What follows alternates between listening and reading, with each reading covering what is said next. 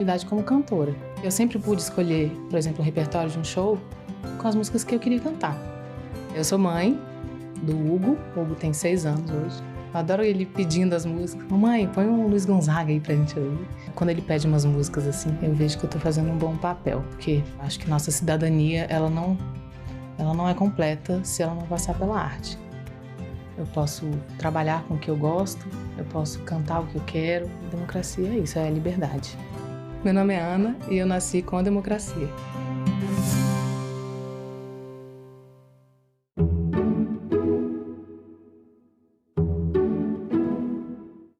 O programa a seguir é livre para todos os públicos.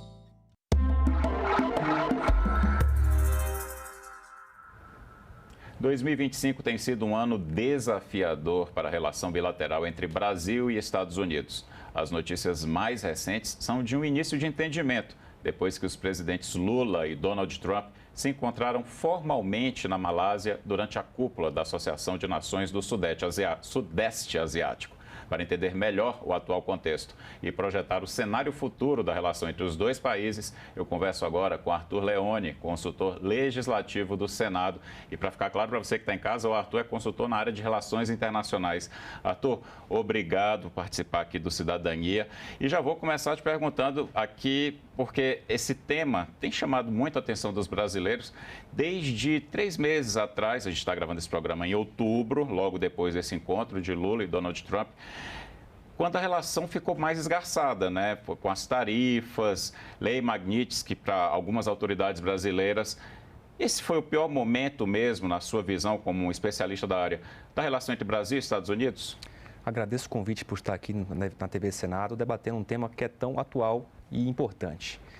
E eu acho que sua análise está correta. Sem dúvida nenhuma, é um dos pontos mais baixos do relacionamento bicentenário entre Brasil e Estados Unidos. A gente pode lembrar, inclusive, que os Estados Unidos foi um dos primeiros países a reconhecer a independência do país. E hoje a gente se encontra nesse impasse econômico, comercial, político, diplomático, que tem causado transtornos para todos os setores da sociedade. E na sua visão, então, esse encontro formal dentro da cúpula de países asiáticos, esse encontro entre Lula e Donald Trump, ele ajuda a melhorar esse cenário que estava se mostrando catastrófico até então? Sem dúvida nenhuma. O caminho é o diálogo, e o diálogo num campo neutro, ele é muito mais proveitoso. Havia um receio muito grande quando o Itamaraty tentou estabelecer um diálogo entre o presidente Lula e o presidente Trump, de que houvesse algum constrangimento, como aconteceu com alguns outros chefes de estados quando essas reuniões ocorreram na Casa Branca. Então, o fato de ocorrer na cúpula da ASEAN também é um fato que deve ser louvado e contribui, sem dúvida nenhuma, para a aproximação entre os dois países. Então, é uma aproximação que não se desenha apenas com o executivo. É importante lembrar, o empresariado brasileiro desempenha e desempenhou um papel fundamental. A CNI, o próprio Senado Federal também tem contribuído nessa aproximação. Na sua visão, porque a gente viu a empolgação ali inicial, lógico que são dois políticos hábeis, né? Mas na sua visão, o pragmatismo da diplomacia brasileira conseguiu finalmente se sobressair, porque estava tendo dificuldade, né? É uma vitória desse pragmatismo, e para quem está em casa, para entender melhor, pragmatismo a política da diplomacia brasileira, ela não tem ideologia, né? Ela trata todos os países como iguais e tem interesses econômicos e políticos para o Estado brasileiro. E se eu tiver falado alguma bobagem, você me corrige, por favor. Esse pragmatismo da nossa diplomacia, ele se mostrou bem sucedido? Sem dúvida nenhuma. O pragmatismo é uma marca da nossa política externa que acompanha o Itamaraty desde o Barão de Rio Branco. E o bolso não tem ideologia, né? O bolso do consumidor brasileiro, o bolso do consumidor americano. E essas tarifas demonstraram quão nocivas são para o consumidor médio de ambos os países. Então, esse pragmatismo reflete isso. Vamos deixar as ideologias, as divergências políticas que cada líder tenha, eventualmente tenha, de lado e contribuir para o bem-estar de nosso cidadão, de nosso país, de nossas indústrias. Existe, na sua visão, a possibilidade, por exemplo, dessas tarifas caírem para o patamar anterior de 10%, que é a tarifa média que o Trump está impondo a vários países do mundo? Eu acho que toda a população brasileira tem essa expectativa, mas fazer previsão é realmente bastante complicado. Vamos falar um pouquinho dessa histórica relação, como você disse, bicentenária. São dois países que realmente as independências são próximas, têm elementos próximos também na sua própria Constituição. São países que lidaram com a questão do racismo, né, de maneira bem contundente. Os Estados Unidos até que teve guerra para acabar com a questão racial entre norte e sul. O Brasil aconteceu por outro caminho, mas que também conseguiu a abolição, que não foi feita da maneira correta, mas enfim, aconteceu, a gente está lidando com esse fenômeno até hoje. Como é que é essa relação Brasil e Estados Unidos? É uma relação bicentenária que resistiu ao tempo. É primeiro dizer isso. São duas grandes democracias do Ocidente, multirraciais, como você bem sublinhou, que guardam grandes afinidades culturais, ideológicas e civilizatórias. Os Estados Unidos, quando lança a doutrina Monroe, lá no início do século XIX, é curioso notar que o Império do Brasil, foi o primeiro país a aderir à doutrina Monroe. Vamos explicar para quem está em casa o que é a doutrina Monroe? A doutrina Monroe foi uma política norte-americana de estabelecer que os assuntos americanos, do continente americano, deveriam ser tratados pelos americanos. Pelos americanos aqui falam do continente, todos os cidadãos aqui. Era uma política, portanto, isolacionista, evitando intromissão europeia em assuntos do continente, mas ao mesmo tempo intervencionista, porque reservava aos Estados Unidos um papel de polícia continental. Foi uma política, portanto, que perdurou por algum tempo, inclusive, com algumas adaptações. Foi boa para eles, né? Mas para os outros países das Américas não foi lá das melhores. Não tanto. De fato, existem algumas condicionantes das relações internacionais no continente americano. Você tem grandes assimetrias de poder militar, assimetrias econômicas, e você tem um país, de fato, que atua de modo mais ofensivo, ao passo que outros atuam de modo defensivo e até com interesses restritos às suas localidades imediatas. Na sua visão, a gente tem um dizer popular de que os Estados Unidos gostam de tratar principalmente a América Latina, né? Ou seja, do México até chegando à América do Sul, como quintal. Isso é um reflexo direto do que aconteceu ali lá atrás com a doutrina Monroe? Pode ser, foi uma política de intervenção, mas isso não se sustenta na realidade. Os Estados Unidos têm claras diretrizes para a política externa no que se refere à América Latina. E ela se assenta sobre 3 pilares: o econômico comercial, o pilar de governança democrática e de segurança. Essas são 3 prioridades que sempre acompanharam os governos americanos, sejam eles republicanos, sejam eles democratas. De fato, recentemente, desde o primeiro mandato de Trump, um outro pilar foi incorporado à política externa americana em relação à América Latina, que é a necessidade de conter a influência de atores extra-regionais, considerados pela política americana como nocivos. Para ficar bem claro, para quem está em casa, a China, né, em especial. Perfeito. China, mas também Rússia, Irã, Turquia.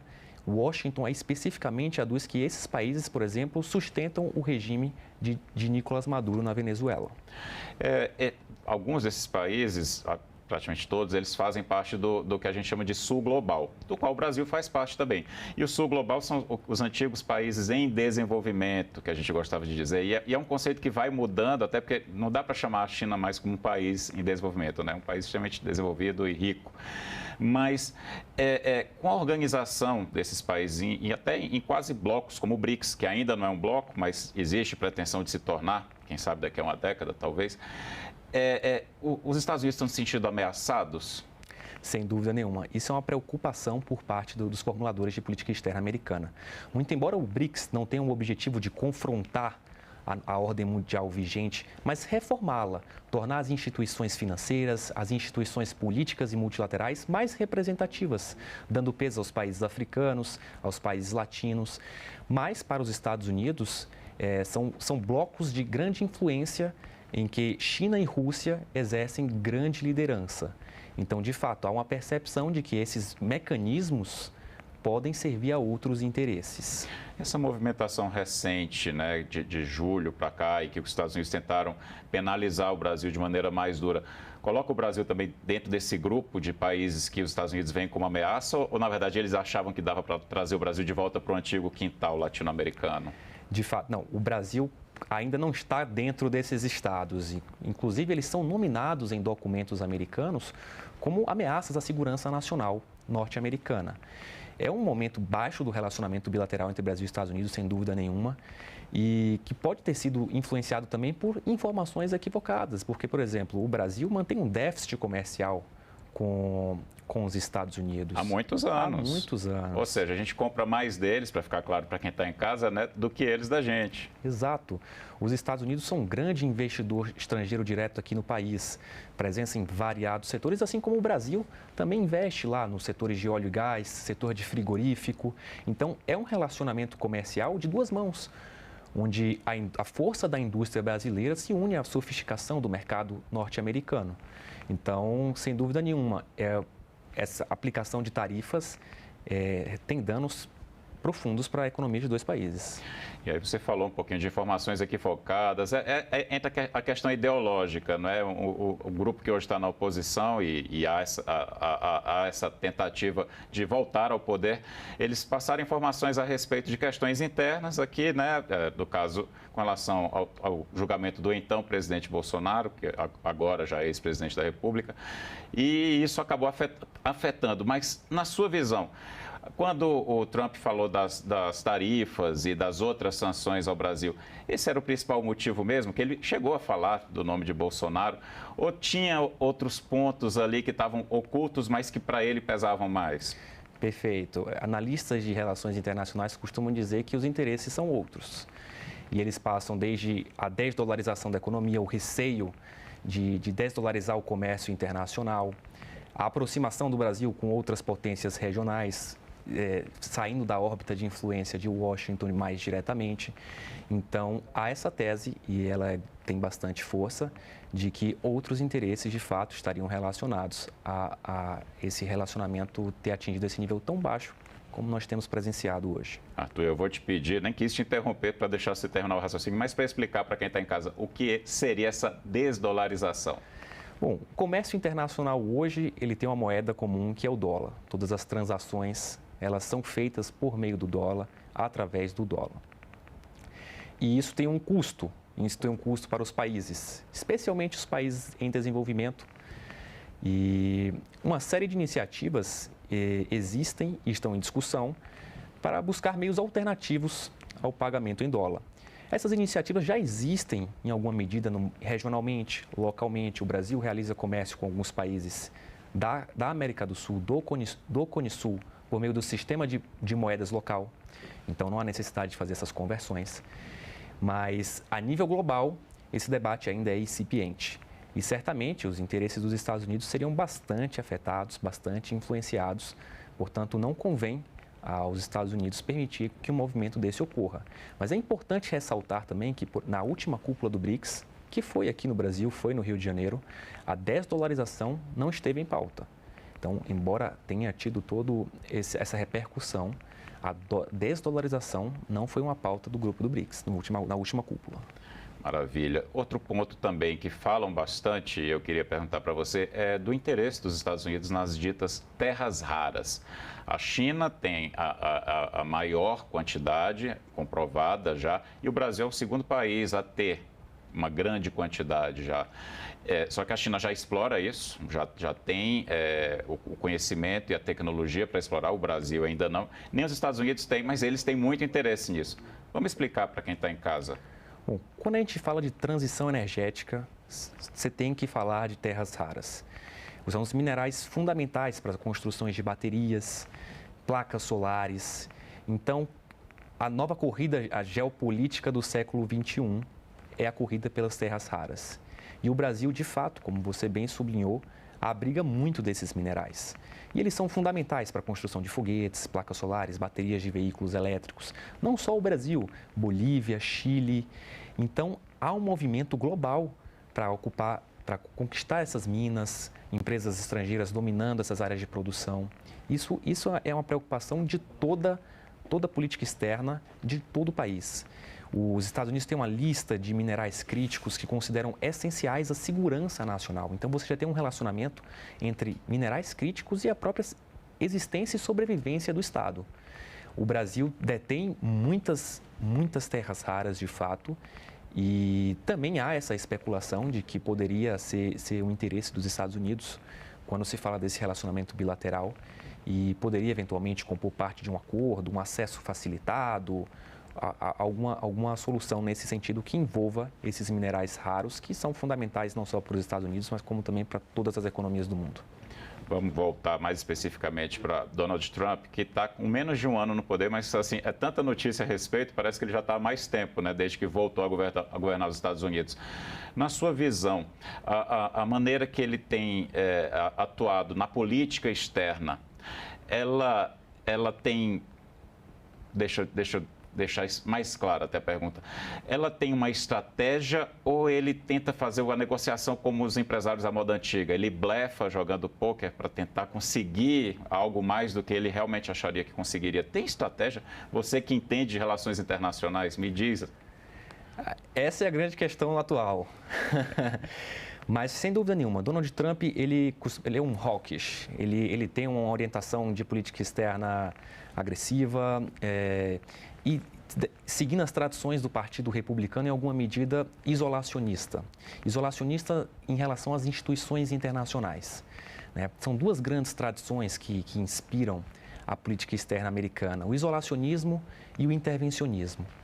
Um intervencionismo pontual, seletivo e judicial, mas um isolacionismo que se refletiu em inúmeros momentos e hoje eu acho que isso aparece de modo mais acentuado, porque o direito internacional, os organismos internacionais, a Organização Mundial do Comércio, todas essas instituições que foram conformadas sob liderança dos Estados Unidos, inclusive, se encontram muitas vezes inoperantes para lidar com os desafios que têm se apresentado atualmente. Então, se há estratégia, bom, é uma pergunta muito difícil de ser respondida. Mas você puxou um outro gancho que eu já ia falar aqui, que é do multilateralismo. Será que ele consegue sobreviver a 4 anos desse esforço do Trump de acabar com ele e retomar as relações bilaterais entre as nações? Olha, o multilateralismo de fato tem sido atacado de uma maneira que poucas vezes vimos desde a conformação desses organismos após a Segunda Guerra Mundial. A gente tinha um sistema internacional bastante estável, sólido e, de alguma maneira, capaz de lidar com desafios de segurança, os desafios do comércio internacional. Mas o multilateralismo já vem sendo enfraquecido há algum tempo. A gente pode lembrar que foi na administração do governo Obama que o sistema de solução de controvérsias da Organização Mundial do Comércio, que é o pilar jurídico, é o órgão judicial da OMC, ele foi bloqueado porque os Estados Unidos recusaram-se a nomear mais um árbitro. Se não há a nomeação desse árbitro, o mecanismo não funciona. Então, ele já vem se deteriorando há algum tempo. É difícil dizer se vai sobreviver, mas esperamos que sim. Porque isso é importante até para poder igualar os poderes das nações mais frágeis, né, com as mais poderosas, né? Para quem está em casa, para ficar mais claro para você, a gente, quando fala multilateralismo, a gente está falando da ONU, Organização Mundial do Comércio, essas várias entidades que reúnem as várias nações, os vários países globais e que são muito importantes nesse sentido. Vamos voltar um pouquinho agora para o início do programa, quando eu falei contigo a respeito desse encontro formal do Lula com Trump na cúpula da ASEAN. E eles dois saíram já falando, os dois falando juntos, que o grupo Brasil e Estados Unidos, né, na verdade, o corpo diplomático brasileiro, com a equipe do Marco Rubio, que é o secretário de Estado dos Estados Unidos, eles já iam começar a fazer reuniões. Você está otimista? Qual é a expectativa? Não precisa prometer nada na resposta, lógico, mas eu queria que você falasse o que é que a gente pode esperar. O que a gente viu foi que uma das demandas do governo brasileiro foi, além da redução das tarifas, também a retirada de sanções a algumas autoridades sancionadas sob a Lei Magnitsky. A gente espera que isso de fato ocorra. Primeiro porque o Poder Judiciário do Brasil é independente e, quando se fala de direito internacional, atos judiciais são atos de império. Portanto, gozam de imunidade de jurisdição. E, por outro lado, sobre o aspecto econômico-comercial, é o que é mais conveniente para a economia dos dois países. Se a gente for lembrar, há 2 dias atrás, o Senado americano aprovou uma resolução que derruba as tarifas de Trump.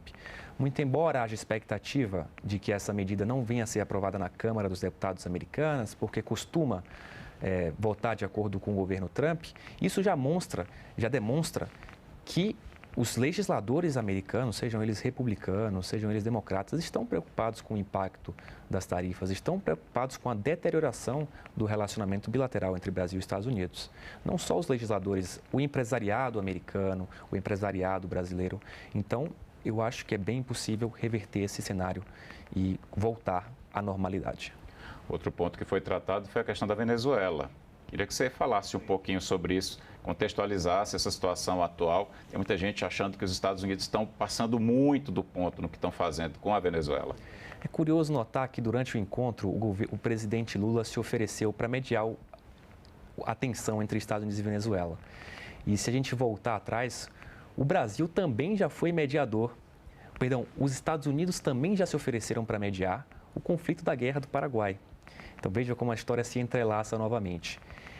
Venezuela e Estados Unidos tinham relações extremamente íntimas e maduras, especialmente no governo de Rafael Caldeira. Se você perceber, o esporte mais popular na Venezuela, inclusive, é o beisebol, não é o futebol. A Venezuela era a principal fornecedora de petróleo bruto para os Estados Unidos. Então havia um intenso relacionamento comercial, político e diplomático entre os dois países. Após a ascensão de Hugo Chávez, de fato, o relacionamento começa a se deteriorar. Com Nicolás Maduro também, as tensões se elevam e os Estados Unidos chegam a reconhecer Juan Guaidó como presidente interino da Venezuela. Os representantes de Maduro, então, deixam Washington. De fato, o relacionamento esfriou bastante. E Trump está com estratégia de pressão máxima na Venezuela, relembrando tempos em que havia intervenções americanas em países latino-americanos. A gente pode lembrar do Panamá, Granada, entre outros episódios que com certeza o continente não quer testemunhar novamente. Mas você acredita que a situação pode se escalar lá na Venezuela, ou você acredita que o pior já passou e entra nessa estratégia do Trump de sempre blefar e não chegar ao limite da ameaça? O movimento que Donald Trump faz na região próxima à Venezuela é preocupante. É o envio de navios, de aeronaves. De fato, ninguém sabe o que ele pode fazer em seguida. Sem dúvida, a declaração de guerra depende do aval do Congresso americano, mas uma intervenção pontual eventualmente poderia ser justificada sem a necessidade desse aval do Congresso e poderia trazer grandes consequências para a região, sem dúvida nenhuma. Antes da gente terminar, você está otimista? A gente vê o mundo num cenário assim que às vezes nos preocupa, né? A gente vem do pós-Segunda Guerra, com a construção de todos esses órgãos multilaterais e um esforço com os direitos humanos ganhando força, a ascensão em vários, isso a gente está generalizando, né? Mas em vários países a ascensão dos povos, né? Erradicação de uma série de doenças, melhoria de condições de vida. Você acredita que esse ciclo virtuoso do multilateralismo que nasceu pós-Segunda Guerra, ele está morrendo e a gente está entrando num novo ciclo mundial e a gente ainda não está percebendo isso? Olha, eu acho que sua análise tem um fundo de verdade, sim. Hoje a gente vê, houve a invasão da Ucrânia por parte da Rússia, o conflito em Gaza entre Israel e a faixa e o Hamas, conflito com o Hezbollah no Líbano, essas tensões no Mar do Caribe, são vários conflitos ao mesmo tempo, demonstrando a inefetividade, em alguma medida, das instituições multilaterais. Então, é um momento bastante delicado para o direito internacional, para os organismos internacionais e acho que isso fortalece a tese de que essas instituições devem ser reformadas, porque elas não são mais capazes de atender os desafios que se apresentam no nosso tempo. Só para ficar claro para quem está em casa, reformada não quer dizer acabar com elas têm que ser, na verdade, recriadas. Exato. Se adequar aos tempos atuais. Elas foram criadas no contexto de 1945. As ameaças à segurança em 1945 eram umas, as ameaças ao livre comércio eram outras e não persistem mais. Os atores mudaram. Então, de fato, essas instituições merecem ter uma representatividade mais adequada. Arthur Leone, muito obrigado pela entrevista. Eu que agradeço. E eu agradeço também a você que nos acompanhou até aqui. Este programa está no site senado.leg.br/TV e também no canal da TV Senado no YouTube. Aproveite, se inscreva no canal para garantir seu acesso à informação de qualidade. A gente se vê no próximo Cidadania.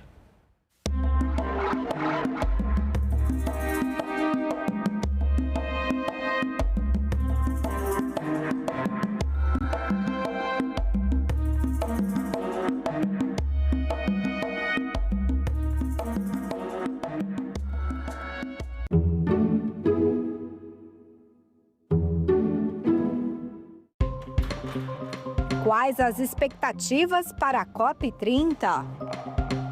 Como deve ser a participação do Senado na conferência? E como o Legislativo tem atuado no combate às mudanças climáticas? Nossos convidados respondem a essas e outras perguntas ao vivo. TV Senado Live, hoje, 9 horas da manhã.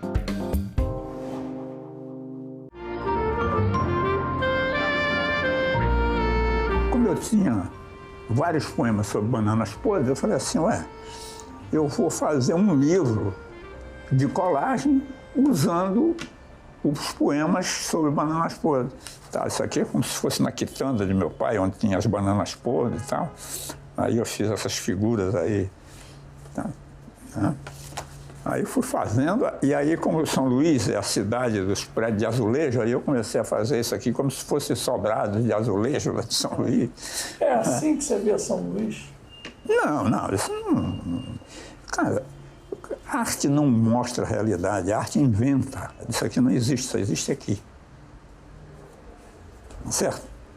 Isso aqui, isso não existe. A arte existe porque a vida é pouca, porque a vida não basta.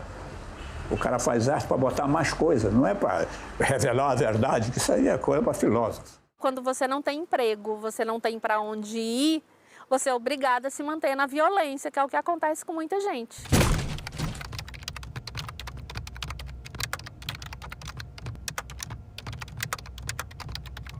Eu fiquei casada por 22 anos. Quando aconteceu de eu denunciar a Maria da Penha, foi quando ele me pegou pelo cabelo, que ele nunca tinha encostado a mão em mim. Assim, tinha tido empurrões, né? Que ele me empurrou uma vez, eu estava grávida da minha filha quando ele me empurrou. Meu ex-marido me acusou de ter um caso com o marido da minha irmã. Qualquer homem que se aproximasse de mim, ou até os amigos que eu, na minha casa, quando ia embora, ele virava e falava: você acha que eu não vi você dando trela para fulano? Que você acaba se afastando dos amigos, da família, você acaba se isolando. A gente se assusta muitas vezes com o feminicídio, mas o feminicídio ele nasce daí. Ele nasce dessas pequenas coisas que vão tomando uma proporção maior. Então, xingamentos, ofensas, essas difamações, não respeitar essa mulher, né, perante terceiros, são um sinal de alerta. Depois que eu passei, que eu fiz o acompanhamento pelos psicólogos e tudo, você acaba entendendo e vendo que se a pessoa não tiver uma ajuda, ela não consegue sair da violência, ela não consegue se libertar. Hoje eu posso falar que a minha vida está maravilhosa, apesar dos altos e baixos, eu tenho paz. A Assembleia de Sergipe debate gravidez na adolescência. Pessoas surdas têm guichê exclusivo na Assembleia de Mato Grosso. Minerais estratégicos. Câmara discute desafios para o Brasil. E a amizade entre os povos. Dia de la Hispanidad é celebrado em Bagé. Tudo isso no Parlamento Brasil. Parlamento Brasil. Hoje, 8 horas da noite, aqui na TV Senado.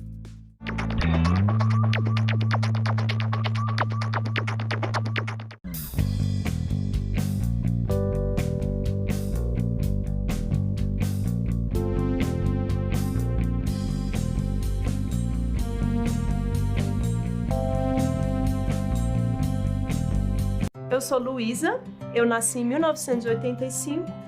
Eu já sabia desde muito nova o que eu queria fazer. Eu era uma péssima aluna e, curiosamente, na vida adulta eu virei uma professora. Talvez por ter sido essa aluna com muita dificuldade, eu tenha desenvolvido uma empatia. Sou professora de artes visuais, me especializei em arte e ditadura, por isso que o tema de democracia é muito caro para mim, é muito importante. A democracia sempre foi um valor, um farol que me guiou. Então eu acho que um sistema democrático saudável, fortalecido, ele deve assegurar os mesmos direitos para todos, independente da sua raça, da sua condição de gênero, sexual, da região, das formas de vida, de como vive. Eu sou Luísa e eu nasci com a democracia.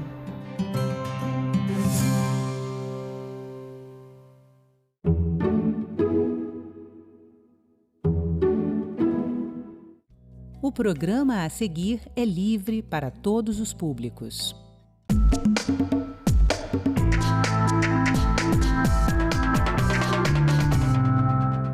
Câmara de São Paulo cobra melhorias para a população de rua. Em Curitiba, Câmara abre as portas em pleno sábado. Cordão de girassol indica pessoas com deficiências ocultas em Pernambuco. E Câmara dos Deputados aprova diretrizes e incentivos para o turismo rural. São previstas ações de planejamento, desenvolvimento e incentivo ao crescimento do setor.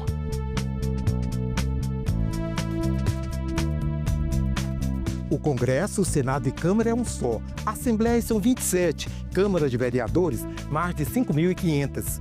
Tudo isso é poder legislativo, com decisões que impactam a sua vida. E a gente mostra aqui, no Parlamento Brasil, um programa que há 19 anos é feito em parceria com TVs legislativas de todo o país. Eu sou André Ricardo, vem comigo!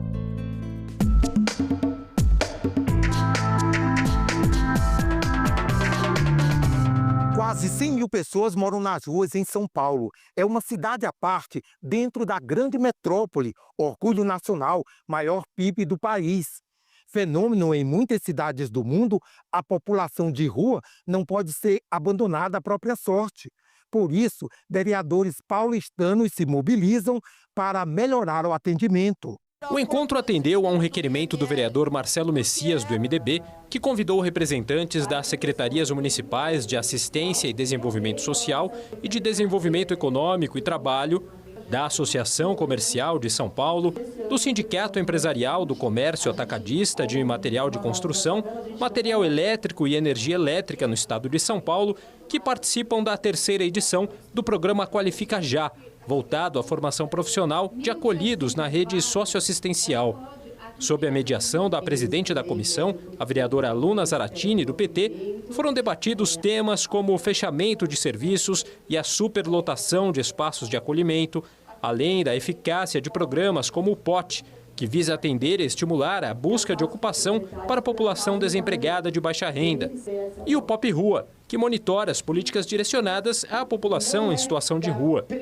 Também foram convidados representantes da sociedade civil acerca de políticas públicas para a população em situação de rua, que expuseram questões relacionadas ao tema. Tudo que é para Pop Rua é feio. Os banheiros são quebrados, mofados. Conclua. Os colchões são que nem pizza. E os móveis enferrujados. A coordenadora de Proteção Social Básica da Secretaria Municipal de Assistência e Desenvolvimento Social prometeu levar à gestão municipal as demandas apresentadas na reunião.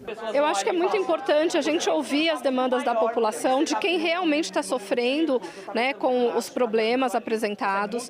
Algumas a gente já tinha conhecimento, outras nós vamos levar para o gabinete agora, vamos tratar esses problemas para dar uma devolutiva. Ao final do encontro, a presidente da comissão, vereadora Luna Zaratini, fez um balanço da reunião. Infelizmente, o que a Prefeitura de São Paulo tem como diagnóstico é muito diferente do que é apontado pela população em situação de rua e também pelos movimentos sociais aqui presentes. Nós vamos encaminhar todas as perguntas oficialmente e cobrar a devolutiva das secretarias, porque o que a gente quer e tem como objetivo nessas reuniões e na Comissão de Direitos Humanos é soluções em relação ao centro de acolhida, em relação aos centros POP, em relação à questão do POT, que é o Programa Operação Trabalho, em relação a uma questão essencial que a gente tem 96 mil pessoas em situação de rua rua na maior cidade do nosso país, uma cidade muito rica, mas com uma extrema desigualdade. E isso é inaceitável para nós, é inaceitável para a Comissão de Direitos Humanos.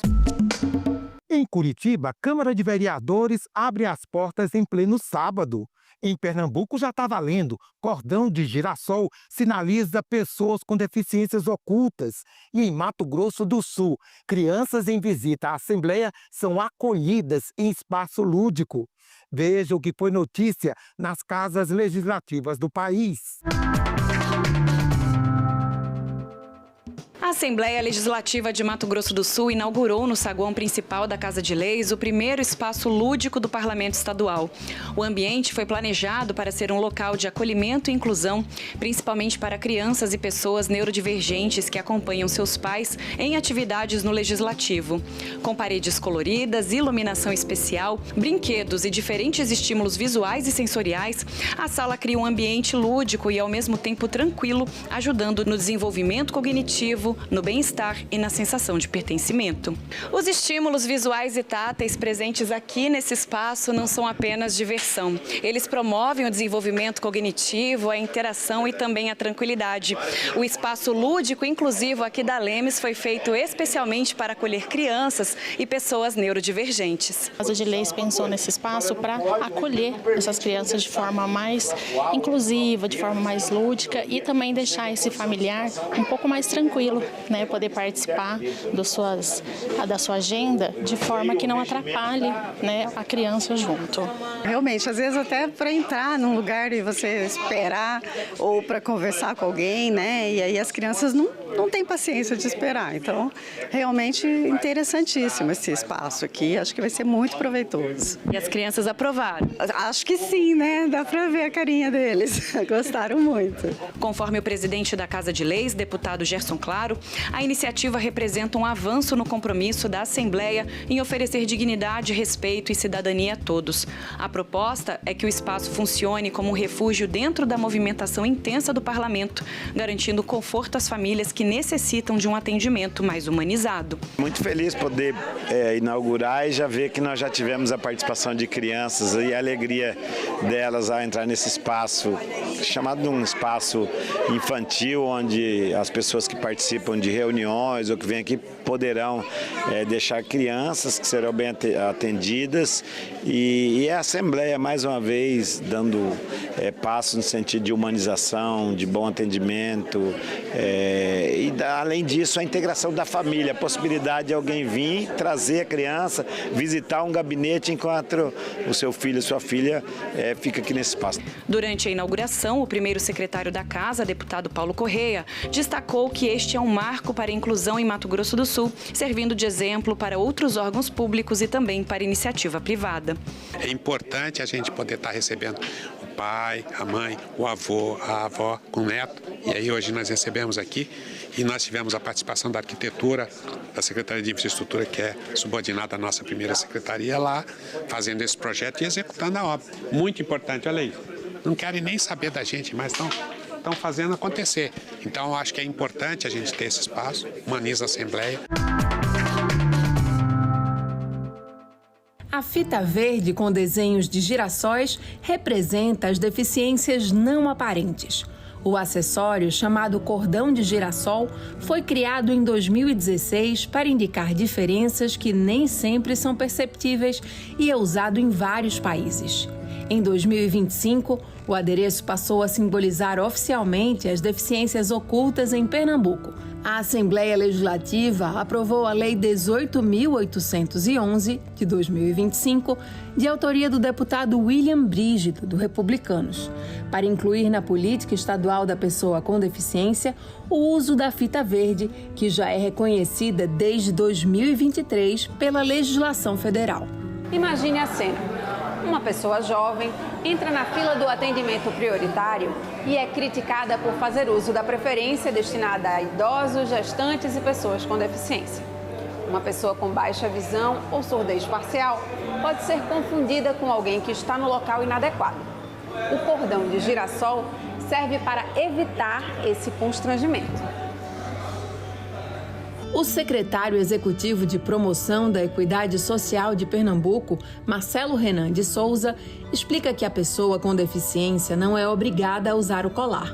Ela pode optar pela sinalização desde que sinta necessidade e esteja confortável em comunicar a condição aos outros.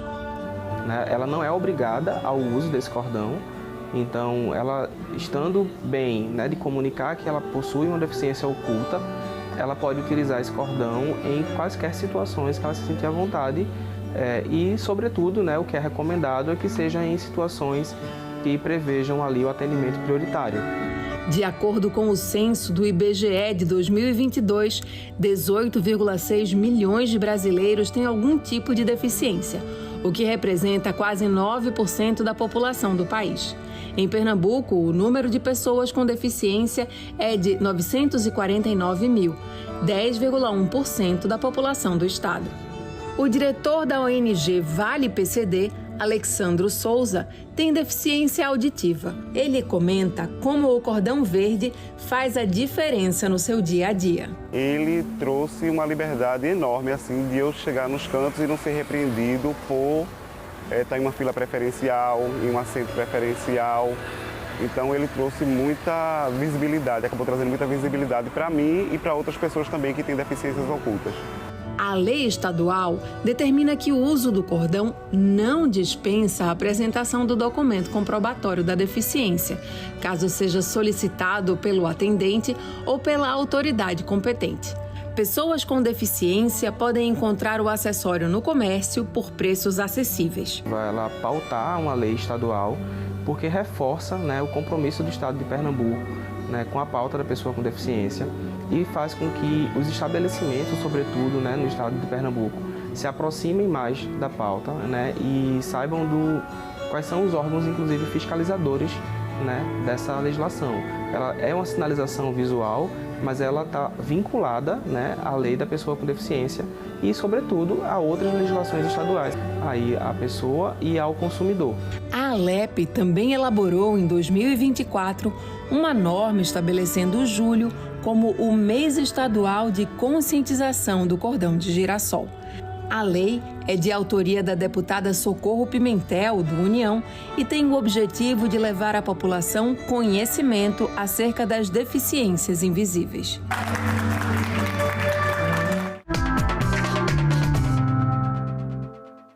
Quando os vereadores abriram as portas do Palácio Rio Branco, eles transformaram a Câmara Municipal de Curitiba em um ponto de encontro entre o poder público e a população.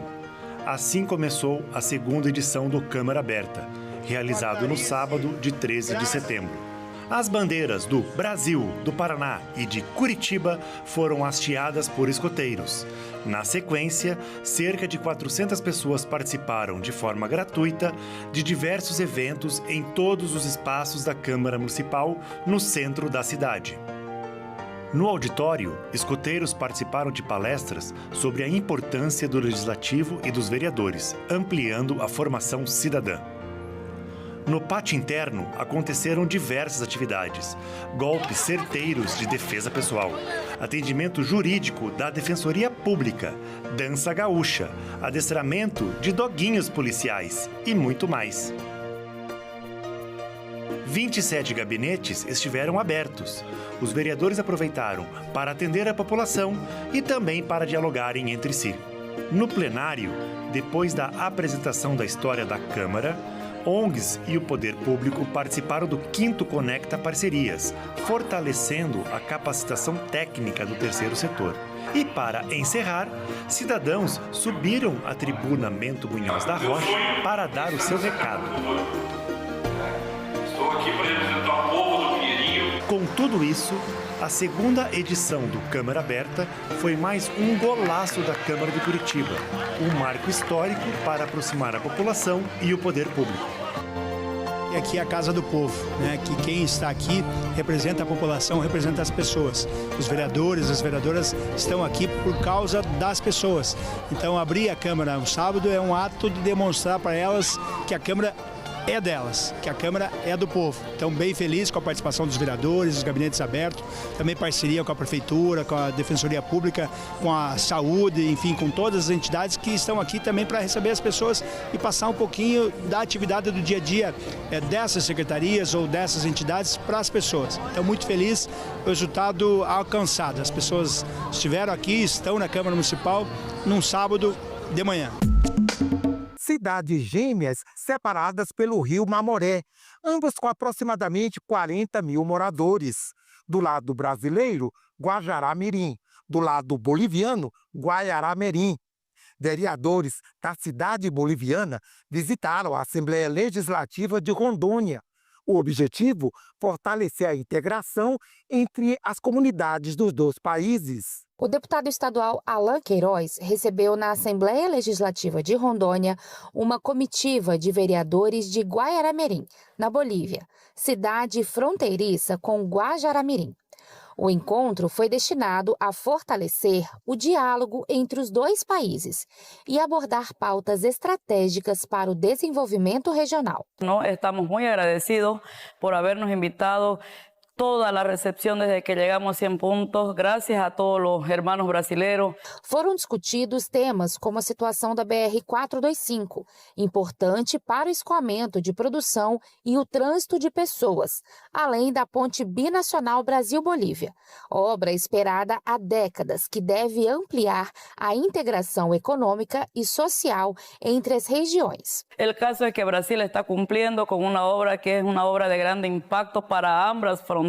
Y aquí estamos representando a Bolivia y una vez más grato porque Brasil está cumpliendo con ese sueño que los bolivianos esperamos, aunque muchas personas e incluso personas bolivianas en un momento dudaron de que esto sea una realidad. Os vereadores também conheceram as instalações da Casa de Leis, passando pelo plenário, plenarinho, gabinetes e outros setores. Alan Queiroz explicou como funciona o processo legislativo e a rotina de trabalho dos parlamentares, promovendo uma maior aproximação entre as instituições dos dois países. Também damos nossa eterna gratitud, nosso agradecimento profundo ao presidente da Assembleia Legislativa, Alex Redano, por habernos abierto las puertas. Hemos conocido todo lo que es la Asamblea Legislativa, una estructura muy hermosa, ¿no? Que quizás los bolivianos un día tendremos la capacidad y el sueño de hacerlo realidad.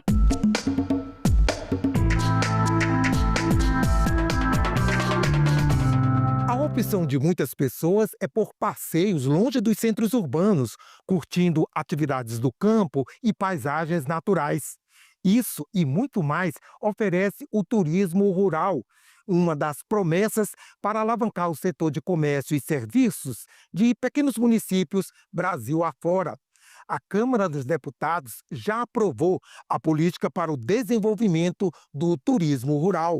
O turismo rural tem uma forte procura por parte de pessoas que querem ter contato com a natureza e com as tradições. É uma atividade com grande potencial para crescer.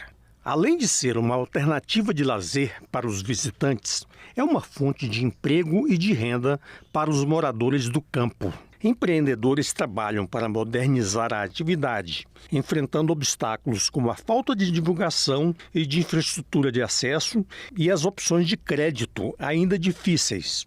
Com o objetivo de fortalecer esse segmento, a Comissão de Constituição, Justiça e de Cidadania aprovou o projeto de lei que cria a Política Nacional de Fomento ao Turismo Rural. São previstas ações de planejamento, desenvolvimento e incentivo ao crescimento do setor. A relatora do projeto, deputada Fernanda Pessoa, do União do Ceará, disse que a política proposta tem um forte caráter social. Através do mercado de trabalho, podendo fazer daquele local um ambiente para aumentar a sua renda, aumentar a renda daquela cidade, porque a geração de emprego e renda é uma preocupação atual de todos os governos. E valorizar a questão da agricultura familiar, que é exatamente esse fomento, para dar oportunidade do pequeno e do médio produtor rural. O projeto segue agora para o Senado.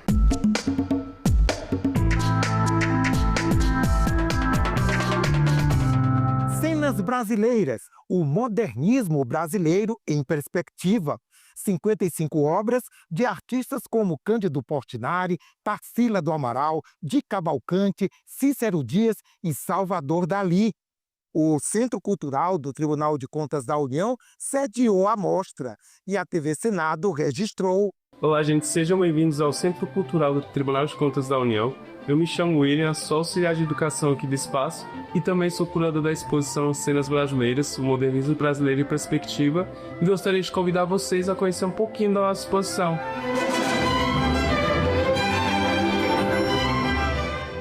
E a nossa exposição ela é dividida em 4 núcleos e hoje nós vamos conhecer sobre quais temas esses núcleos estão falando. Começamos com o núcleo da paisagem. Esse primeiro quadro ele é uma pintura do Aldo Bonadei e esse artista ele vai trazer um pouquinho desse estilo modernista. Seguindo por ele, a gente também tem o Cícero Dias, que foi um artista que ele buscou representar um pouquinho do que seria esse interior do Brasil e como essa paisagem acontecia. E esses quadros aqui, eles também falam um pouquinho sobre a paisagem, apesar de estarem em outra disposição. A gente tem aqui essa pintura do Alfredo Volpi, que faz parte de um período anterior ao que ele ficou conhecido. E a gente também tem essas 2 obras do Cândido Portinari, que aí, esta obra aqui, por exemplo, ela teve um dano, mas ela já traz um pouquinho do que ele queria falar, das suas estruturas, dos seus conceitos.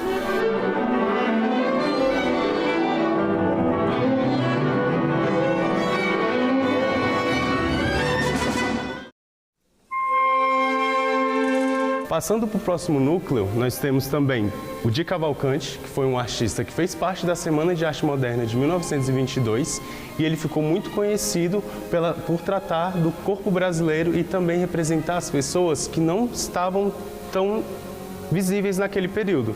Então a gente tem a representação de um corpo feminino aqui e ele dá destaque principalmente pelo uso das formas geométricas e também pela relação que ele tinha com algumas vanguardas europeias.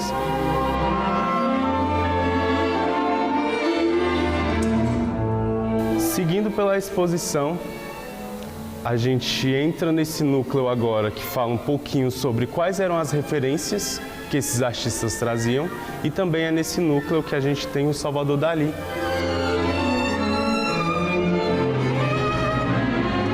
Ele pintava essas gravuras no seu estilo, então a gente vê que tem muito do surrealismo aqui presente, principalmente nas formas, nas cores que ele vai usar também, e nos gestos que a gente vê nessas gravuras. Então é uma representação bem fiel do estilo do Salvador Dalí, que a gente vê um pouquinho do que o Brasil também teve enquanto referência nesse período.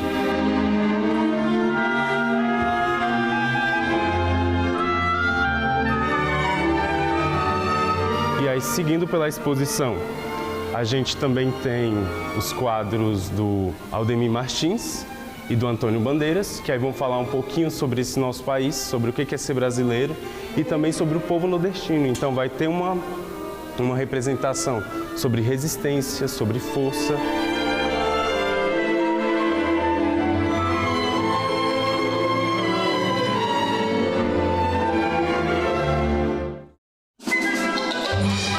Aqui no último núcleo temos o núcleo urbano e nesse núcleo estamos falando um pouquinho sobre o que seriam essas cidades brasileiras. Então a gente tem a representação de cidades do interior, a gente passa aqui pelas festas populares, principalmente no quadro do Fúvio, que mostra um pouquinho como que essa festa junina acontecia nos interiores e como ela era representada. Então a gente tem uma manifestação cultural que ela é muito mais presente e também muito mais evidente, que mudava um pouquinho do que era conhecido e das cidades grandes.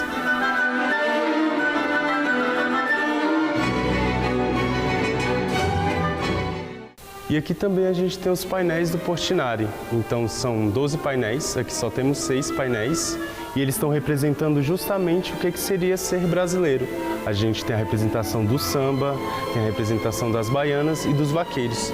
Além disso, esses painéis vão falar um pouco sobre como essa cultura estava presente em outras regiões do país.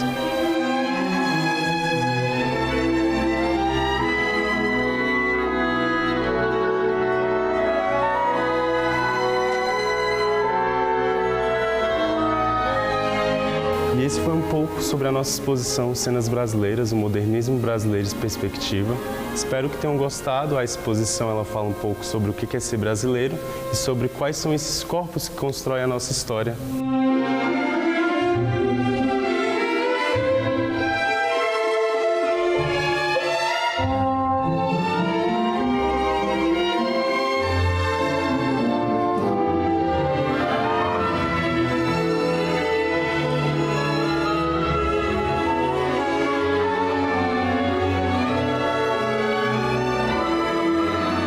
Essa exposição contou com o patrocínio do BNDES, do Sindileges e do projeto Portinari.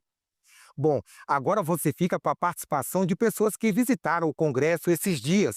Um passeio que mistura arte, história e onde se pode conhecer um pouco a dinâmica de uma casa legislativa.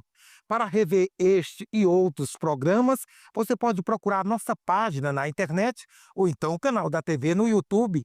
Até a próxima semana. Tchau, pessoal!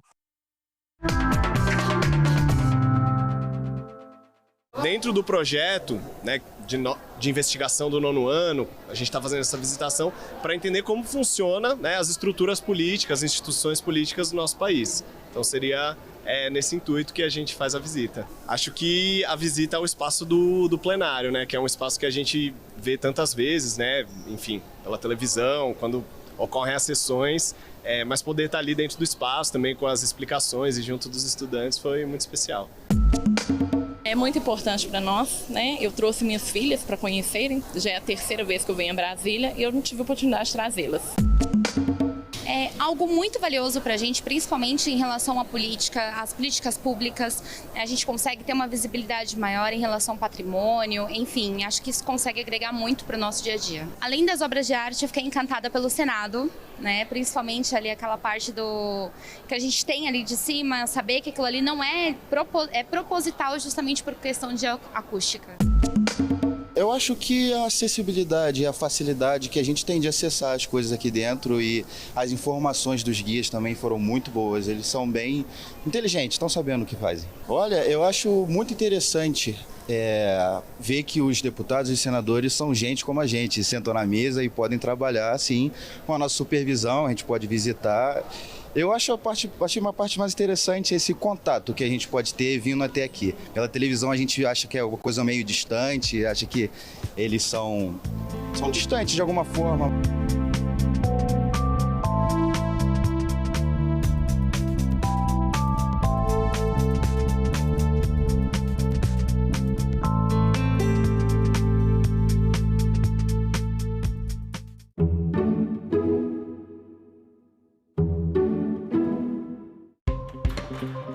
Quais as expectativas para a COP30?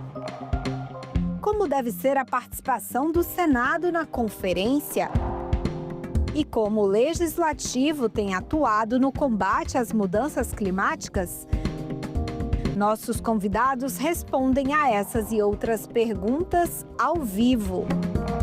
TV Senado Live, hoje, 9 horas da manhã. Nós não queremos só água, esgoto, coleta de água, né? Coleta pluvial e administração de resíduos sólidos nas grandes cidades.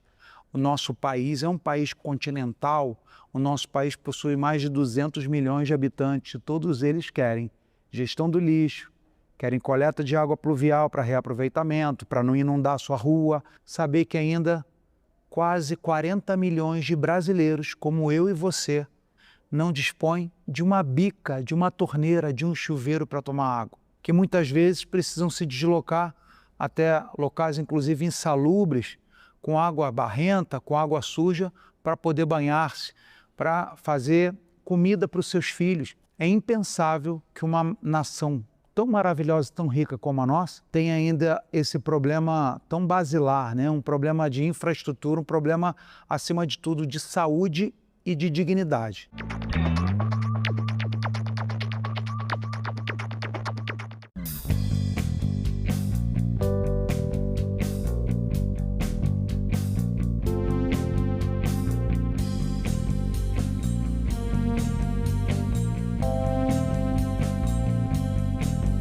Meu nome é Rogério de Souza Eustáquio, nasci em 1985, trabalho de auxiliar de serviços gerais no Senado Federal.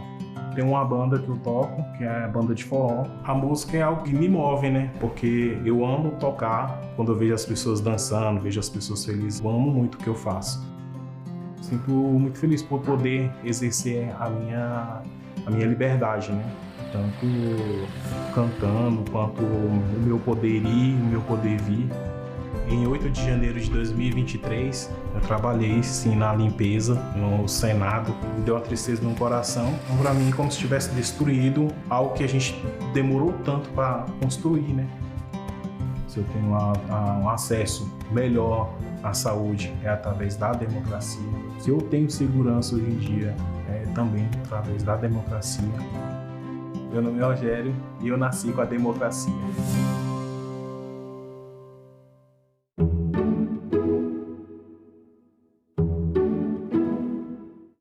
O programa a seguir é livre para todos os públicos.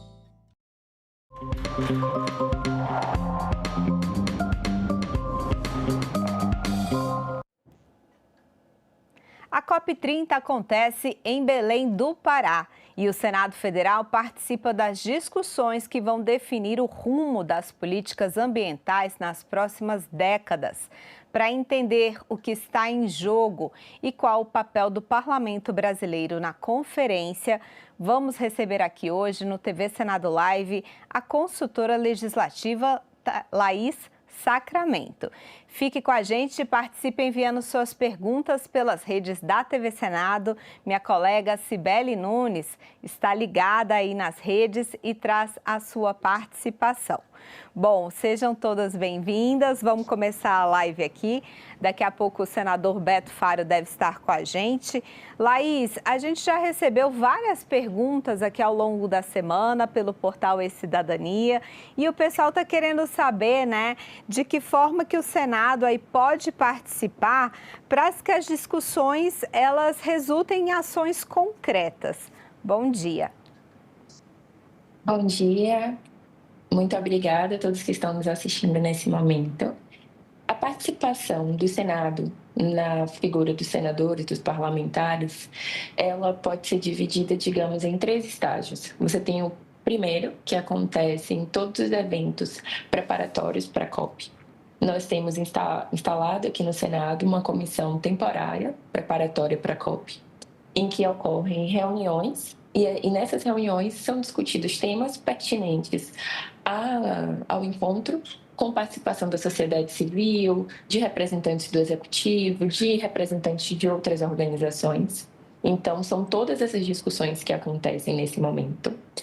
A presença dos senadores também é relevante durante o evento, porque, embora os senadores e senadoras não tenham o poder na mesa de negociação, eles não sejam uma parte negociadora, na condição de chefe de Estado, por exemplo, eles são muito importantes, tanto para as discussões interparlamentares com outros parlamentares de outros países, quanto também para cumprir a agenda junto ao Executivo e para discutir os temas que são pertinentes e o que acontece após. Porque todos os encaminhamentos e todas as deliberações oriundas de um encontro como a COP resultam em políticas públicas, em criação ou alteração de leis, em impactos no nosso orçamento. Então, ainda que os senadores e senadoras não estejam no momento da COP diretamente vinculados à negociação, toda a implementação do que é negociado só é viável pela atuação dos parlamentares. Tá certo, Laís. Bom, essa inclusive era a pergunta da Jéssica, que mora no Pará, né, que é o estado aí que está sediando a COP. A gente também tem uma pergunta do Miqueias, que é do Paraná. Ele fala assim, né, como é que a gente pode conciliar preservação e desenvolvimento econômico? Então tem muita gente preocupada com isso, né? Vamos falar de pauta ambiental, mas de que forma isso pode ser, né, relacionado aí também com o desenvolvimento econômico. Laís, esse é o desafio? Sem dúvidas, esse é sim um desafio. Ele é um desafio quase que assim, teórico em relação às premissas de conservação e também de desenvolvimento. Não à toa surge o conceito de desenvolvimento sustentável, que é um desenvolvimento que leva em consideração tanto o desenvolvimento econômico quanto o desenvolvimento social, mas também a preservação ambiental. E nas discussões multilaterais, ou seja, essas discussões que envolvem os estados e as nações que são signatários desse acordo, esse desafio fica evidente na questão do financiamento climático, esse desafio fica evidente na própria definição das metas de emissão de gases de efeito estufa, porque isso é uma consequência direta das atividades econômicas, dos hábitos de consumo e produção de um país. Então, é quase que impossível se falar assim, do desafio de conservação sem levar em consideração todas essas questões, essas discussões em torno do desenvolvimento. Então, respondendo à pergunta do ouvinte, sim, é possível conciliar, mas essa conciliação acontece através de muitos ajustes, varia conforme o país, porque você também precisa pensar no arcabouço normativo que viabiliza essa implementação do que é decidido. Então, é possível, mas sim, é muito desafiador, até porque exige que nós repensemos toda a nossa cadeia, tanto a nível individual, mas também e principalmente a nível estrutural, de como ali está organizada as atividades econômicas do nosso país, a geração de energia do nosso país, o transporte do nosso país, enfim, tudo que envolve todos esses setores. Cibele? Bom, nós temos uma enquete para mostrar. Nós perguntamos para os nossos internautas ao longo da semana qual deveria ser a prioridade do Brasil na COP30 e tivemos um resultado bem dividido. 56% das pessoas acham que ainda deve ser o desmatamento das florestas e 44% das pessoas já acham que deve ser a transição energética, ou seja, a produção de energia. Fundo Florestas Tropicais para Sempre, que ele tem ali a sigla em inglês TFFF, ele é uma das apostas da COP30. E ele, em que pese não conste na agenda oficial inicial, a expectativa, né, foi a de lançamento na ocasião desse evento. Como é que funciona? O fundo, ele é uma questão mais específica, mas de forma mais ampla. Um dos desafios, mas também mecanismos para viabilizar esse nosso enfrentamento da mudança do clima é o financiamento climático, em que há uma perspectiva em que os países contribuem de formas diferentes para a emissão de gases de efeito estufa e, portanto, as responsabilizações para esses países também. Em uma perspectiva de que países em desenvolvimento sejam auxiliados e sejam incentivados para direcionar os seus esforços no sentido do enfrentamento à mudança do clima. Então, esse fundo, ele é um desses incentivos, um desses instrumentos econômicos e financeiros para viabilizar as ações climáticas, a agenda climática dos países. Qual é o objetivo dele? Compensar os países pela manutenção das florestas em pé. Seria muito na perspectiva de redução do desmatamento, que foi ali, embora apertado, a resposta que ganhou a prioridade da enquete que vocês apresentaram. Então, você teria esse fundo com essa finalidade. E o objetivo dele é um plano para arrecadar até 125 bilhões de dólares e a ideia é remunerar os países por hectare preservado anualmente. E aí, respondendo, como é que os parlamentares atuam? Nós já falamos um pouco sobre a atuação parlamentar, que ela não tem esse protagonismo durante o evento, mas é muito importante antes, durante e principalmente depois. E especificamente em relação ao fundo, o que a gente precisa saber é que assim, a manutenção de florestas em pé no Brasil necessariamente dialoga com todas as nossas estratégias de conservação previstas no nosso Código Florestal, previstas quando nós falamos de licenciamento ambiental, previstas quando nós pensamos em pagamento por serviços ambientais, enfim. Então, tudo isso é disciplinado através de leis. Então, a atuação parlamentar já se inicia nessa parte. De que modo as leis são criadas e alteradas visando a conservação ambiental, visando a agenda climática? É o primeiro ponto. Também é importante a atuação para o monitoramento e avaliação das políticas públicas. A avaliação das políticas públicas. E, por fim, e não menos importante, é a discussão e a participação social.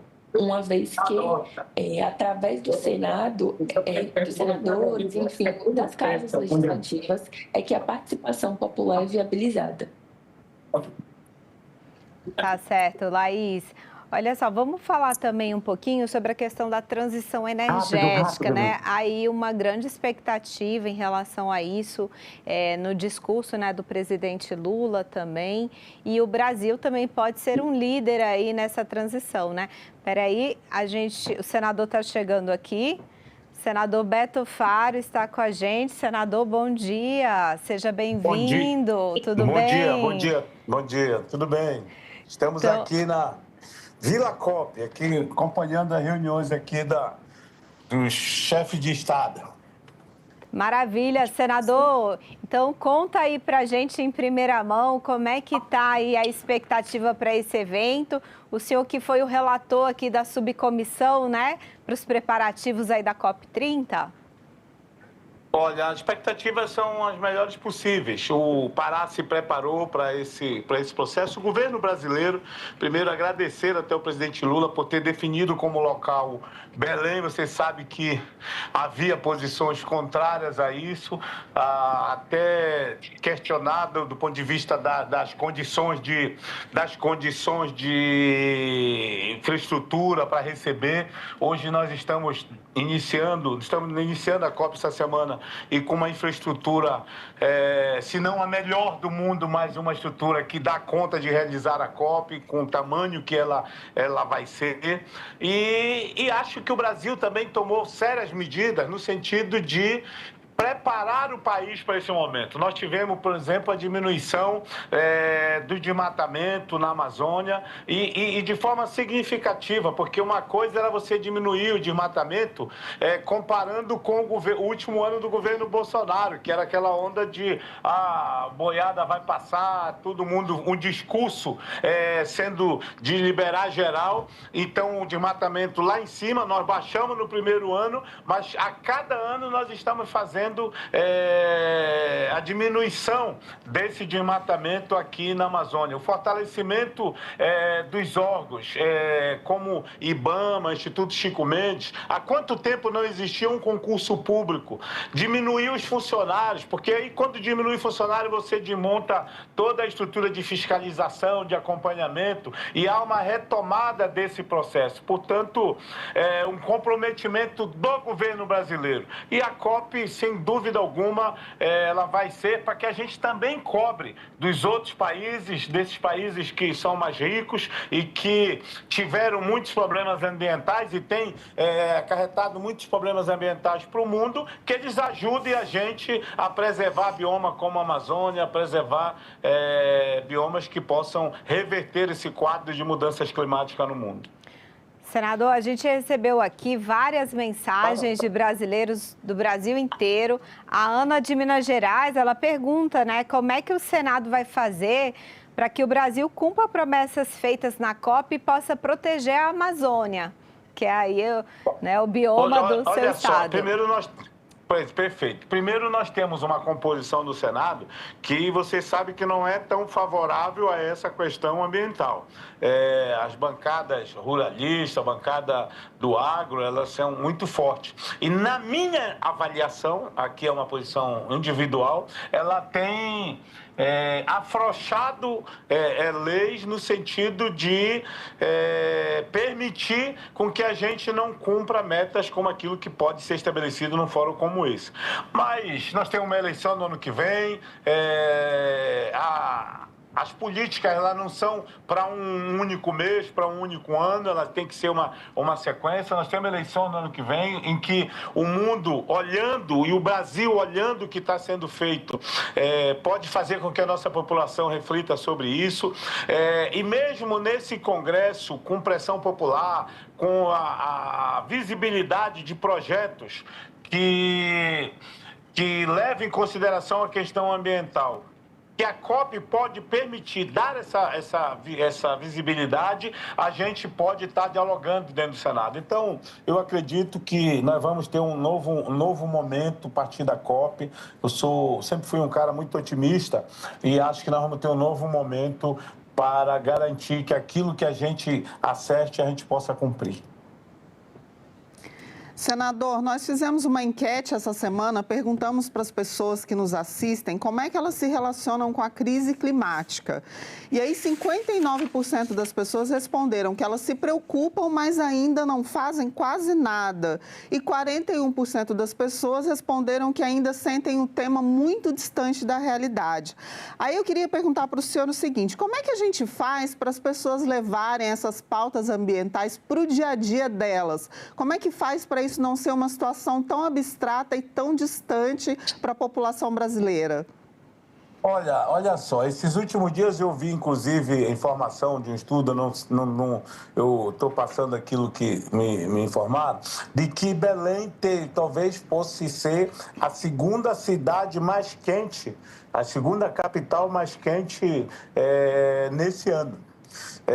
E isso é um sintoma claro dessas mudanças climáticas. O que nós vivemos no Rio Grande do Sul, naquele período ali das enchentes, e que tem se repetido até numa menor fase, mas se repetiu novamente, aqui na Amazônia, rios tendo problemas de falta de água, inclusive dificultando a navegação, que era a navegação, dificultando para os pescadores que sobrevivem dessas áreas, enfim, um conjunto de ações. Eu acho que mecanismos de comunicação, como a nossa TV Senado, e a gente tentar influenciar nos meios de comunicação, nas redes sociais, é fundamental para poder fazer essa relação e a população entender que esses fatos que estão acontecendo não são do acaso, não são questões que aparecem só por uma questão de Deus ou de quem acredita em outras questões, mas é a forma como nós temos tratado efetivamente o meio ambiente que tem levado a essa coisa. Então, eu espero que nós temos conversado isso, por exemplo, com o Camilo, nós temos que dialogar isso na escola, nas universidades, os meios de comunicação têm que dar maior tempo. E o evento como a COP não é só para poder fazer esse concerto político entre o chefe de Estado e a sociedade, mas é para dar essa visibilidade, é para as pessoas entenderem que há um problema climático no mundo e que se a gente não trabalhar agora, as gerações que nós estamos, elas já sofrem desse problema e as próximas vão sofrer muito mais. Hoje se gasta água a quanto para poder se tocar a agricultura, irrigação. Na Amazônia não se trabalhava com irrigação até 3 anos atrás. Hoje não se produz aqui o açaí, tirando a área de várzea, que tem a irrigação de forma até natural, mas tirando essa área de várzea, tudo só se faz com irrigação, coisa que nós não tínhamos dessa necessidade há tempo atrás. As áreas estão mais secas, nós necessitamos efetivamente de ter uma postura até para se produzir diferente daquilo que o modelo que nós trabalhamos no tempo passado. E vocês contribuirão muito para a gente levar essa consciência, porque de fato hoje as pessoas parecem que não é problema deles. Parece que eles não estão vivendo nessa questão. Agora, nós precisamos indicar, informar, e os meios de comunicação são fundamentais para isso. Senador, a gente está aqui no nosso programa também com a consultora do Senado, Laís Sacramento, e eu queria fazer uma pergunta para vocês dois. Primeiro o senador, depois a Laís. Em relação à desinformação, senador, Porque a desinformação já foi aí apontada como um grande desafio para essa COP. Muitas mensagens estão chegando pelo WhatsApp, querendo descredibilizar o evento, querendo criar outras narrativas paralelas aí. Queria que o senhor pudesse comentar, senador, como é que a gente faz para não deixar a desinformação atrapalhar os debates aí?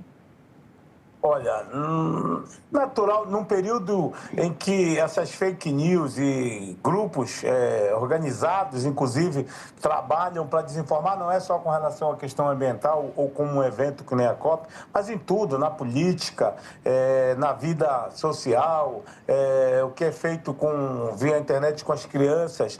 O Congresso Nacional tem se preocupado com isso, acho que se preocupado pouco ainda, mas tem se preocupado com isso, porque nós estamos vivendo essa contra-informação, essa desinformação, até esses crimes. Eu mesmo já sofri tive problemas sérios aqui de desinformação, de ataque pessoais, quando você enfrenta do ponto de vista político. Então, isso. Agora, como eu estava falando há pouco, acho que esses mecanismos de comunicação, eles farão com que a gente possa mudar isso. E a coordenação, e nós temos feito isso. Eu fiquei feliz com o Lula dizendo que essa é a COP da verdade, para que a gente não descredibilize as COPs, a gente tem que sair com um resultado mais claro, com uma negociação mais clara, com metas e com ações programadas para a gente realizar as ações, porque senão daqui a pouco tu está na 30ª COP e os resultados sendo pequenos, aí ela vai se descredibilizando não só pela informação do fake news, mas porque as ações práticas não acontecem. Laís, queria ouvir sua opinião também. A desinformação hoje é um problema para o avanço da pauta, né, que protege aí o meio ambiente? Com certeza, na linha do que o senador falou, nós já observamos em outras situações críticas que nós vivemos, tal qual aconteceu na época da pandemia, que as informações incorretas ou difundidas de modo inadvertido tem um prejuízo muito grande. E no caso da pauta climática, isso é especialmente desafiador por pelo menos 2 motivos. O primeiro motivo é que todas as compreensões relativas ao clima decorrem da ciência.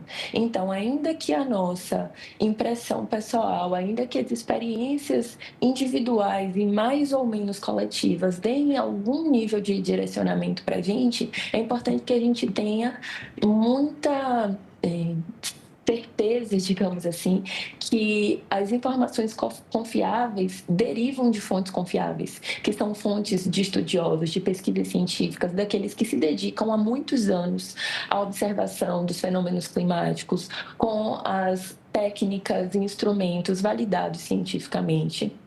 E é importante por um segundo motivo, como eu havia colocado no começo, porque nós sabemos que os assuntos eles são polarizados em torno de divergências partidárias, mas a questão climática ela não é apenas brasileira, ela é uma questão mundial. Então, é importante que superemos a desinformação e eu acredito que, no nível individual, essa é uma das principais ações que as pessoas podem fazer. Refletir antes de encaminhar informações, refletir antes de compartilhar informações em grupo, refletir antes de propagar isso. E a reflexão não parte apenas de uma avaliação individual subjetiva, mas também da conferência da fonte do que é informado, mas também da credibilidade do meio de comunicação, porque nós precisamos superar esse desafio, tanto da desinformação quanto também da difusão de informação correta. Porque não é apenas sobre não compartilhar fake news, mas também sobre produzir e compartilhar a informação correta. Ainda não temos. Exatamente. Então, aqui a gente tem essa vantagem do incentivo também, que é um ponto importantíssimo para a mudança do clima, da valorização e do apoio ao desenvolvimento científico, à pesquisa, à inovação e à educação, em nível básico principalmente. Tá certo, Laís. E lembrando, pessoal, senador, a gente está ao vivo no TikTok, no Kawaii, no X, no Facebook. Muita gente aqui conectada, acompanhando essa live. Vou passar para a Cibele, porque chegou pergunta, né, Cibele? Senador, vamos falar de transição energética. O Brasil busca liderar essa posição globalmente, mas o Miqueias do Paraná está perguntando o seguinte: a gente está preparado para isso? Eu diria que nós estamos nos preparando para poder trabalhar isso. Agora, teve todo esse questionamento, autorização para os estudos da margem equatorial. Nós estamos que os recursos que advêm dessa questão da exploração do petróleo possam servir, inclusive, para que a gente possa organizar os instrumentos de Estado que coordenam as políticas públicas, para que a gente possa ter políticas públicas no sentido de cumprir com as metas que nós temos estabelecido de transição energética. E esse processo de transição ele não acontece de um dia para o outro, de uma hora para outra. Ele é um processo, nós temos que dar os passos iniciais para que a gente possa fazer. Mas eu diria que essa questão não só da transição energética, mas dessa questão do meio ambiente como um todo, o Brasil caminha a passos largos para poder cumprir o seu papel no mundo. Tá certo, senador. Pessoal, agradecer. Mais de 4.000 pessoas aqui só no TikTok nos acompanhando. Isso. Senador, um bom dia aí para o senhor, bom trabalho aí na COP. Traga mais informações para nós aqui também em Brasília. Laís, muito obrigada por estar aqui também com a gente. O TV Senado Live é um espaço para você interagir com a nossa programação. Até o próximo programa. Tchau.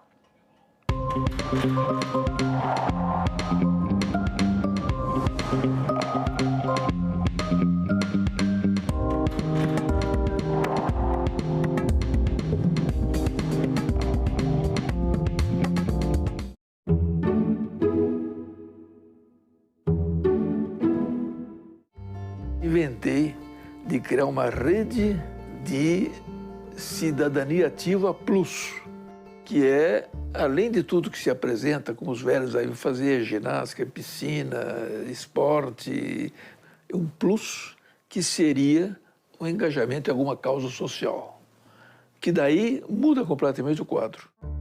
Envelhecer, neste sábado, 7h, aqui na TV Senado.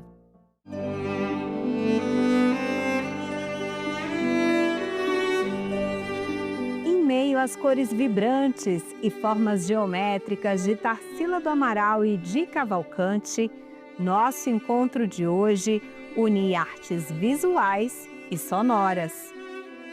Para nos guiar nesse universo, vamos conversar com o pianista Daniel Tarquínio.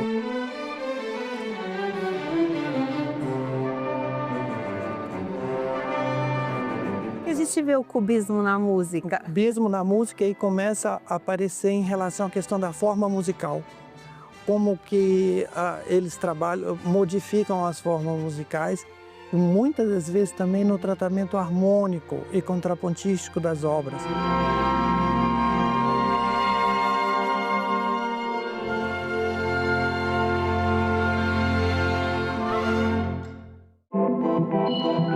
O site do Senado agora mostra projetos de lei em linguagem simplificada. É o Senado Explica, uma ferramenta de inteligência artificial combinada com revisão humana que torna mais fácil entender e acompanhar as leis em debate aqui no Senado. Na página de tramitação das matérias e no portal E-Cidadania, Senado Explica.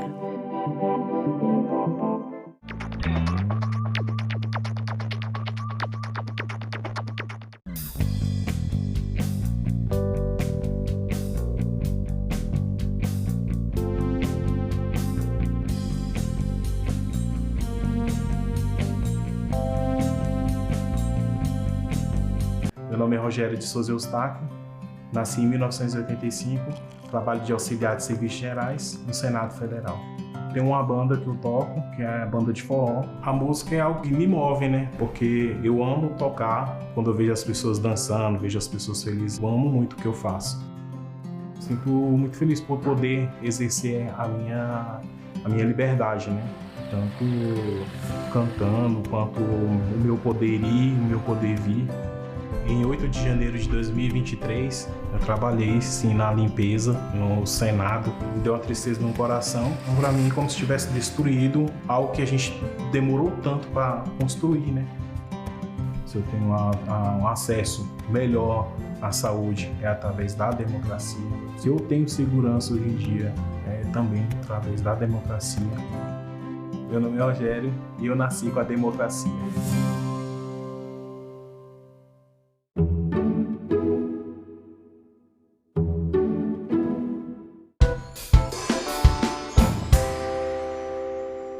Havendo número regimental, declaro aberta a primeira reunião da Comissão Parlamentar de Inquérito, criada pelo requerimento do Senado Federal número 470 de 2025, para apurar no prazo de 120 dias, com limite de despesa de R$30 mil, a atuação, a expansão e o funcionamento das organizações criminosas no território brasileiro.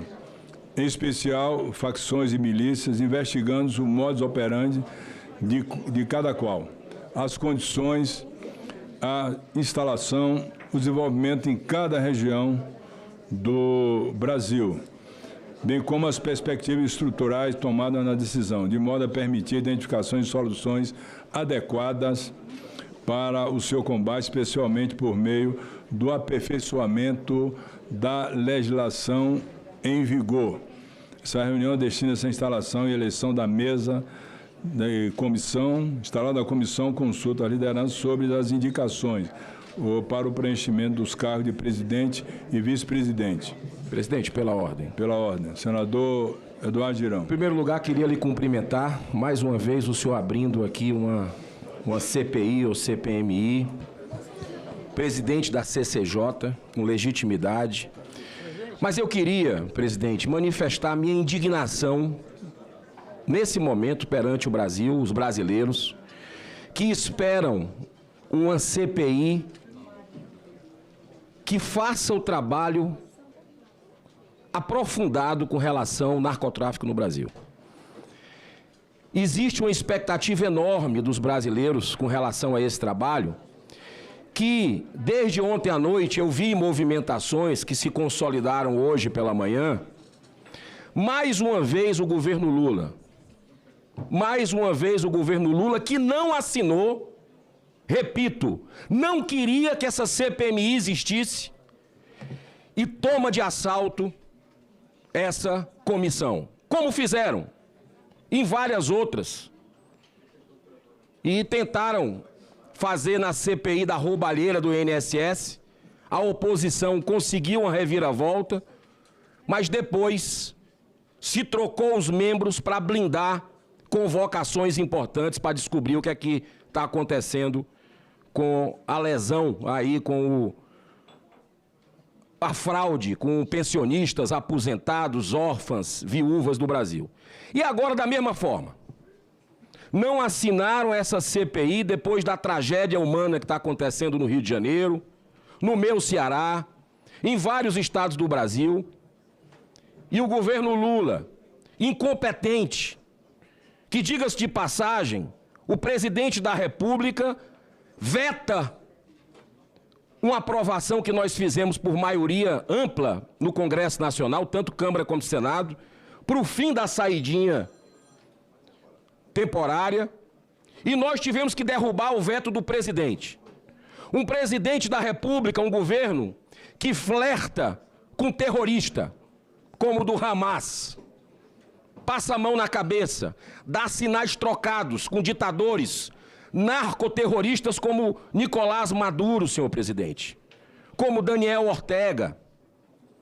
E a gente vê, mais uma vez, uma movimentação pela blindagem, querendo colocar, com todo respeito, um presidente da comissão que seja do Partido dos Trabalhadores.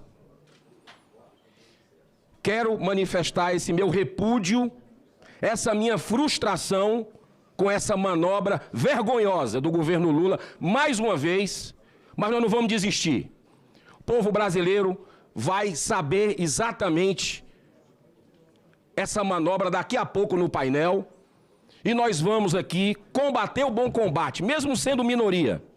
Vamos combater reunião a reunião para que requerimentos sejam aprovados, quebra de sigilos sejam aprovados, algo que a turma, a tropa de choque do Lula não deixa a gente fazer na CPMI do roubo dos aposentados do Brasil. Então eu quero manifestar a minha indignação e esperar bom senso, porque no jogo não acabou. Que nós tenhamos bom senso para ter um equilíbrio. O que eu peço, senhor presidente, é apenas um equilíbrio. Que o governo Lula, que não assinou essa CPMI, coloque, por exemplo, o relator. Mas deixe a presidência dessa comissão com a oposição, porque aí nós vamos ter independência, nós vamos ter autonomia.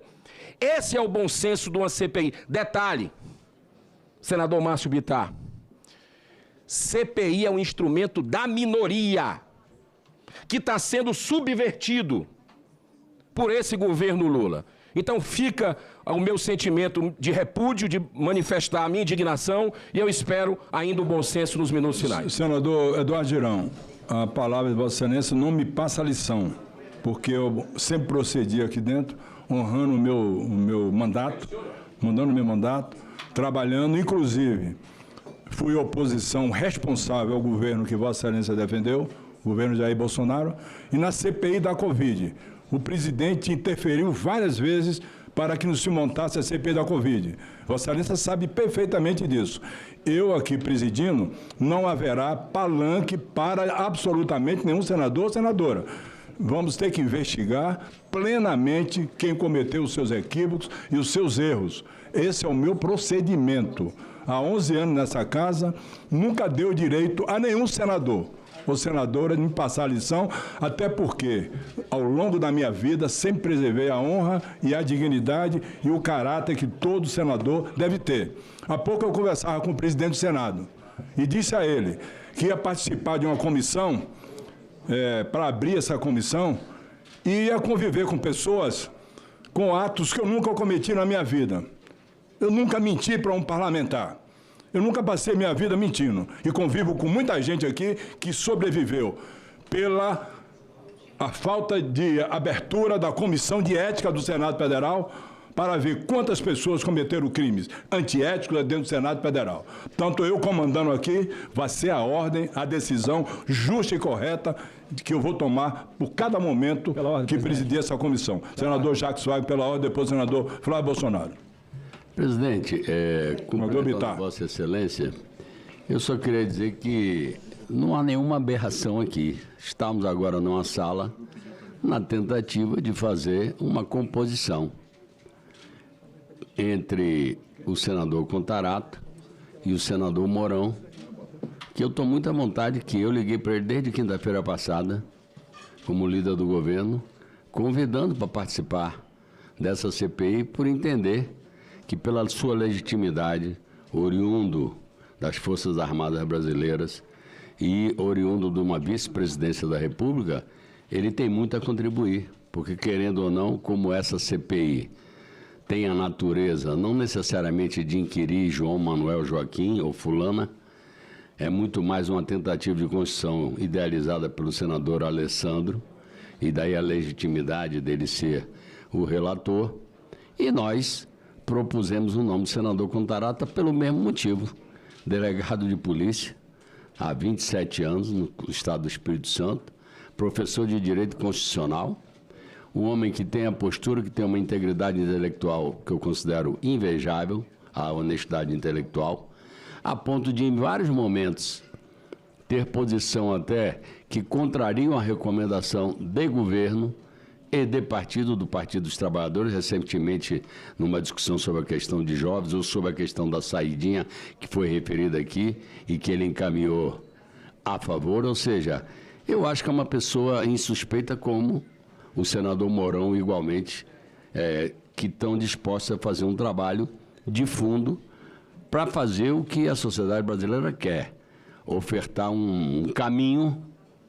É isso que é o objetivo dessa CPI, ofertar um caminho, sugestões, que a gente consiga enfrentar essa chaga que virou o crime organizado no país, com as milícias mandando em vários territórios, com 10, 15% da população brasileira vivendo sob esse comando. São vários os pensamentos, vários os pontos de vista, mas eu acho, presidente, que minha questão de ordem se resume a que essa sessão é chamada, Vossa Excelência abre a sessão pela legitimidade da idade para convocar. Não, mas eu estou perto de você. Mas eu quero, inclusive, apresentar o nome do senador Fabiano Contarato como candidato à presidência, na medida que a relatoria é indicada a posteriori, mas de antemão já acho que quem carrega essa legitimidade é o senador Alessandro, exatamente por ser o proponente. Muito obrigado. Presidente, bom dia a todos. Em primeiro lugar, em homenagem à verdade, já que você citou o presidente Bolsonaro, como se tivesse feito algum movimento para inviabilizar a CPI, não. É um contexto completamente diferente, em que todos nós sabemos que ela seria politizada como foi politizada, né? O que era verdade na época, hoje já não é mais, e vice-versa. Hoje você tem vacina, inclusive, que saiu de circulação. O meu líder na época, senador Flávio, era o Nelsinho Trade. Ele recebeu pressão do presidente Jair Bolsonaro para me retirar da titularidade várias vezes. Várias vezes. O seu pai, presidente da República, pressionou. E outra coisa, além disso, foi a única vez na minha vida que eu tive ameaça. Qual presidente que quer uma CPI contra o seu governo instaurado, o senador Otto? O ponto aqui não é esse, porque eu imagino, pelo menos, que essa não vai ser uma CPI politizada, que tem que ser uma CPI suprapartidária. Eu, como senador do Rio de Janeiro, estou aqui para isso. Eu acho que eu posso colaborar muito aqui. Infelizmente, no meu estado, acontece o que está acontecendo por interferência judicial, inclusive, do Supremo. Problemas políticos não são de agora. Então, não dá para comparar as CPIs. O ponto não é esse. O ponto que nós discutimos aqui é qual é a mensagem que passa para fora. E a nossa preocupação foi essa. Todos os integrantes dessa comissão têm um perfil de segurança pública, entendem um pouquinho do assunto, têm interesse, têm legitimidade, todos têm legitimidade para estar aqui nessa comissão. Agora, não dá, a gente deixou isso bem claro, nós da oposição não temos nenhum conforto em votar em alguém do PT para presidir essa comissão, até porque ninguém do governo assinou essa CPI. Só quem assinou aqui foi o senador Alessandro Vieira, que tem consenso. Se ele quisesse ser presidente, ele seria. Se ele quisesse ser o relator, ele seria, como será, com o nosso voto, porque tem a legitimidade, é o autor desse requerimento. Assim como o PT teria dificuldade em votar em Flávio Bolsonaro se fosse o candidato a presidente. É só esse o ponto, porque passa para fora uma preocupação do governo Lula com o tema dessa CPI que já causa estranheza, não era para ter.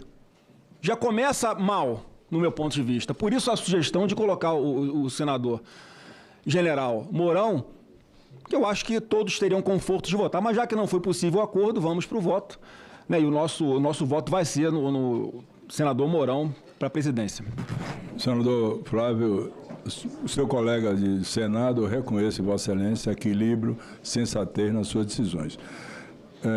Senador, pela ordem de inscrição, o senador Márcio Bittar, depois o senador Cajuru, em seguida o senador Ângelo Coronel.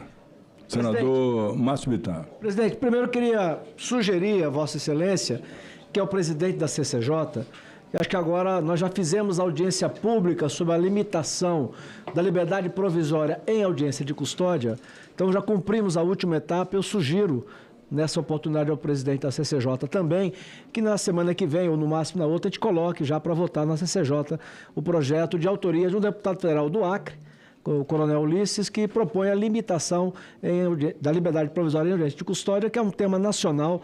Eu acho que já está maduro o suficiente para a gente votar, inclusive com o apoio de Vossa Excelência. Essa é uma sugestão. Mas veja, é normal, né? A gente não pode transformar o que é normal na política numa coisa anormal. É do jogo que os governos, quaisquer que sejam eles, queiram ou não queiram instalação de apuração contra si mesmo. Então é natural, isso não é para ser espanto de ninguém, isso é uma coisa natural. Agora, nós tínhamos ali, na oposição, 2 encaminhamentos. E eu quero aqui, por dever de lealdade aos colegas, dizer que a minha opinião de encaminhamento era nos afastarmos dessa comissão. Todos nós. Nos afastarmos dela. Porque é jogo político legítimo também. Para ficar clara a opinião pública, quem não quis essa CPI, quem não quis é o governo. É o governo do PT que não quis a instalação dessa CPI, o que é legítimo. Não é ilegítimo, não. Se o governo Bolsonaro não queria a instalação da CPI da Covid, porque sabia que era um instrumento contra si próprio e foi, também é legítimo e faz parte do jogo. Então, o que eu acho mais importante é seguir, e eu acabei seguindo a orientação do senador Flávio Bolsonaro, de participar da CPI. Até porque nós já sabemos que vamos lançar o general Mourão, porque faz parte da nossa legitimidade, mas depois eu vou dar um voto de confiança em você, Contarato, porque, entre outras coisas, já tem atitudes no Congresso Nacional que demonstram um grau de autonomia que aponta para que o trabalho da CPI cumpra a sua razão de existir, como, por exemplo, na CPMI, que apura roubalheira no INSS. Vossa Excelência foi o único senador da base do governo do PT que assinou para ela existir, como, naturalmente, sabemos que quem vai ser o relator do PT? Mas Vossa Excelência não é do PT. Da base, desculpa, é do PT, foi apenas o senador Contarato que assinou. E o senador Alessandro, que será escolhido como relator, também acumula, Alessandro, atitudes no parlamento que demonstram que a finalidade vai ser aquela que nos move. Então, eu acho assim, o governo não quis, mas a CPI vai acontecer e o que é fundamental nós vamos esclarecer. E o que é fundamental? Hoje, a própria mídia dá conta de que 50 milhões de brasileiros, quase um quarto da população nacional deste país, está submetida ao mando de facções criminosas. Então, nesse caso, o Estado de Direito está quebrado, porque ali não manda Estado, ali manda facção criminosa, que eu comparo com terroristas, sim. O Estado do Ceará, por exemplo, está noticiado fartamente, mas não é exclusividade do Ceará, a expulsão de famílias inteiras das suas moradias. Isso não é, está muito caracterizado no Ceará, mas não é exclusividade do Ceará. Portanto, eu entendo de acompanhar os meus pares, mas em seguida vou dar o meu voto de confiança, porque entendo que o comportamento do senador Contarato e do senador Alessandro garantem que essa CPI, com a nossa participação e com a nossa ajuda, vai mostrar à população brasileira e chegar àquilo que atormenta todos nós, que é a insegurança pública do Brasil. Muito obrigado. Agradeço a Vossa Excelência e passo a palavra ao senador Cajuru. Inicialmente, Deus e saúde a todos e todas presentes e que nos acompanham. Senador Otto Alencar, tenha certeza que nesta vida o único pecado que ninguém confessa é a inveja. E os seus exemplos, sempre comandando comissões, sempre à frente de qualquer trabalho desse Senado Federal, tenha certeza que causa inveja a maneira como o senhor age, a sua postura. Então eu fico muito tranquilo nesse momento, queria até que fosse o mais rápido possível para a votação, porque eu troco as palavras manobra e blindagem por inteligência, por capacidade, por escolha correta. Uma CPI que tem um homem como o Alessandro Vieira na relatoria, não tem como discutir. O próprio Pittara aqui agora disse que vai dar toda a força a ele e ao Contarato. Assim como eu, o primeiro a me pedir voto foi Contarato. E eu dei a minha palavra a ele. E o general Hamilton Mourão conhece a minha palavra. Se ele tivesse pedido o meu voto, eu daria meu voto a ele. Ele sabe da minha relação com ele pessoal. E ninguém do governo ligou para mim. Tem 20 dias que o Jacques Wagner nem telefona para mim. Ele não telefona, eu também não telefono para ele. Ele está com um problema no pé e eu estou com um problema em toda a minha saúde. Então ninguém do governo ligou para mim, é verdade. Ninguém ligou do governo para mim para falar que aqui tem blindagem, que aqui tem que saber quem que escolhe. Até porque todo mundo tem medo de ligar para mim, porque sabe que eu posso estar gravando, né? Então nada mais a acrescentar, vamos logo escolher, começar a trabalhar. Isso aqui é uma CPI espinhosa, que vai precisar de coragem, principalmente dessa palavrinha mágica chamada coragem. E é isso que a gente vai fazer. Eu, de acordo com o meu estado de saúde, trabalharei nela para ser minha última CPI, porque não é fácil trabalhar numa CPI, você tem que dedicar realmente a ela. E a gente que já participou, eu com 9 anos de vida pública participei de 4, então não vou de forma alguma deixar de colaborar com a sociedade brasileira que espera de nós uma CPI independente, séria e, como o senhor bem colocou no comício, sem palco e sem circo. Obrigado. Agradeço a Vossa Excelência. A palavra do senador Ângelo Coronel. Presidente, estou vendo muito questionamento. Nada como 2 delegados de polícia experientes para assumir uma CPI de tamanha magnitude. Pena que o general Mourão também talvez não queira ser o vice, que completava aí uma tríade importantíssima, 2 delegados de polícia e um general das Forças Armadas. Agora, presidente, eu estava aqui analisando... Senador Coronel, se o general Mourão fosse escolhido presidente, eu indicava Vossa Excelência como coronel para ser o vice. Seria um prazer muito grande, eu sempre gosto de manter a hierarquia. Mas, presidente, eu estava ouvindo aqui atentamente a fala do senador Girão. Senador Girão. O senador Girão usou um termo que eu acho que é muito desabonador. Disse que o presidente Lula tomou isso aqui de assalto. Olha, o Girão eu conheço, é um gentleman. Eu acho que ele exagerou nessa colocação, porque assalto é um sinônimo de roubo. E eu não vi ninguém aqui entrar com a arma ou com a peixeira para roubar nada, senador Girão. Então, eu acredito que Vossa Excelência deve ter se exacerbado, cometido aí um pecado, o excesso da emoção, e que o Senado merece as suas desculpas, porque eu me senti ofendido e não vi, olhei para um lado, olhei para o outro, não vi revólver, não vi facada. Então, eu fiquei assim, como é que tomou isso aqui de assalto? É isso que eu tinha falado, senador Girão. Espero as suas reconsiderações. Eu posso, presidente? Senador Girão para a réplica ao senador Coronel. Não, em primeiro lugar, eu queria dizer o seguinte, que não é a primeira vez, senador Ângelo Coronel, que isso acontece. E não precisa de peixeira, não precisa de arma, não. É uma manobra mesmo, sabe? E lá no meu estado, a gente tem sofrido, como colocou o senador Márcio Bittar, famílias inteiras sendo expulsas de casa. Tem bairros fantasmas, distritos do interior completamente abandonados. É um estado paralelo. E o senhor é da Bahia. O senhor é da Bahia, como o nosso presidente. Dos 12 municípios mais violentos do Brasil, segundo o Fórum Brasileiro de Segurança Pública, 10 estão entre a Bahia e o Ceará, apenas. E ambos são administrados pelo PT. Então isso, alguns podem dizer que é coincidência. Mas quando a gente começa a ver os sinais trocados desse governo, eu, com todo respeito, eu quero fazer aqui uma homenagem ao senador Fabiano Contarato, que realmente ele tem uma postura independente em muitos casos.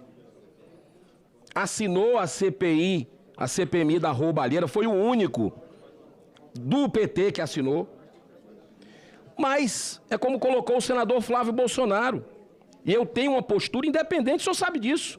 Muitas coisas do governo Bolsonaro eu critiquei. Eu votei contra. Agora, vai politizar. A partir do momento que coloca o PT no comando de uma CPI que tem que investigar o próprio governo Lula, a gente perde. No meu modo de entender, eu respeito quem pensa diferente, a gente perde a legitimidade. Então, da mesma forma que o senador Flávio Bolsonaro, que está vendo o que está acontecendo no Rio de Janeiro, população apavorada, horrorizada, não é de hoje, são décadas. E a gente tem a oportunidade de passar limpo isso aqui. Não seria bom que fosse ele, porque politizaria. O que eu queria era apenas a independência dessa comissão. Mas vamos dar o voto de confiança. Caso seja eleito Fabiano Contarato, nós vamos aqui estar juntos para tentar fazer o nosso melhor. Senador Alexandre Vieira, senador com a tréplica, senador Ângelo Coronel. Eu estou aguardando ainda as desculpas do senador Girão, que disse que essa CPI foi tomada de assalto. Eu estava lendo aqui na IA, assalto tecnicamente chamado de roubo. É caracterizado pela subtração de um bem de uma outra pessoa com uso de violência grave ou ameaça à vítima. Eu estou procurando saber onde é que eu vou encaixar a palavra assalto aqui nessa... Do INSS de assalto. Roubaram os aposentados, não teve arma, não teve besteira. Eu tenho certeza, senador Girão, que o Ceará está de olho. Vossa Excelência não vai convencer o senador Eduardo Girão, até porque o senador Eduardo Girão, lamentavelmente, se refere ao CNPJ, a um partido. O partido, quem ocupa o cargo é a pessoa física. Eu, por exemplo, ocupo o cargo de presidente da Comissão de Constituição e Justiça, como ocupei a presidente de vários cargos. E vou me pautar dentro da ética, não haverá nenhum momento que eu não vou deixar de prestigiar a oposição, tanto quanto o governo.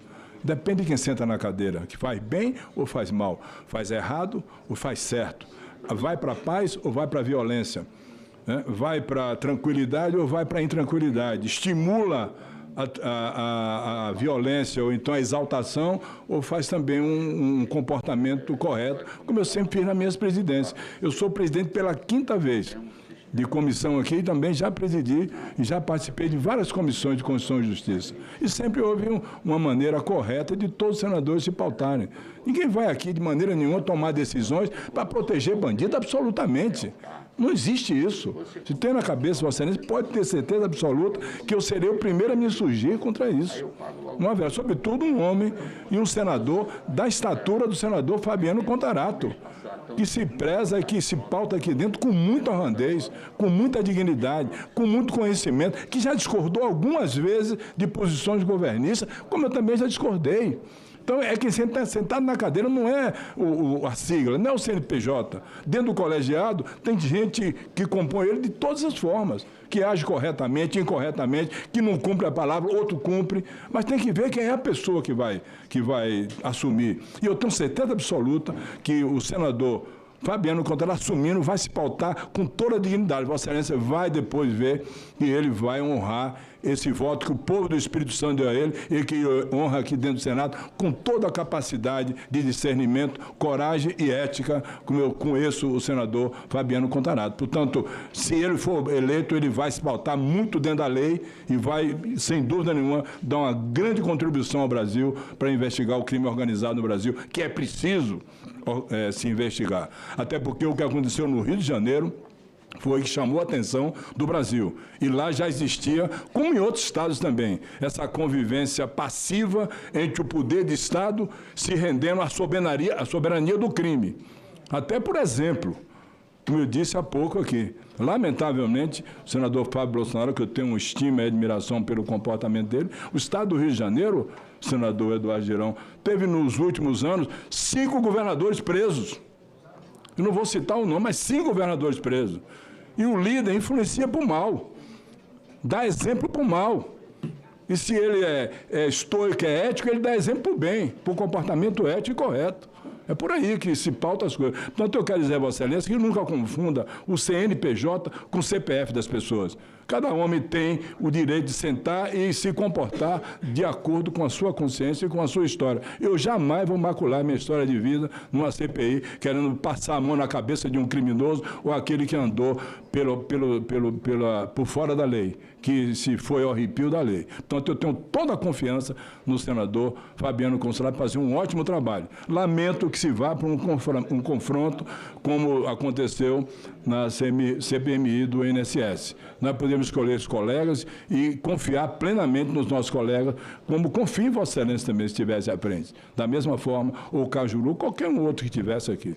Portanto, eu peço a Vossa Excelência que entenda a minha posição como presidente para eleger um presidente e um relator, mas que seja dentro de um ambiente que seja saudável e que aquele que for presidente cumpra as obrigações de acordo com a lei. Senador Alessandro Vieira.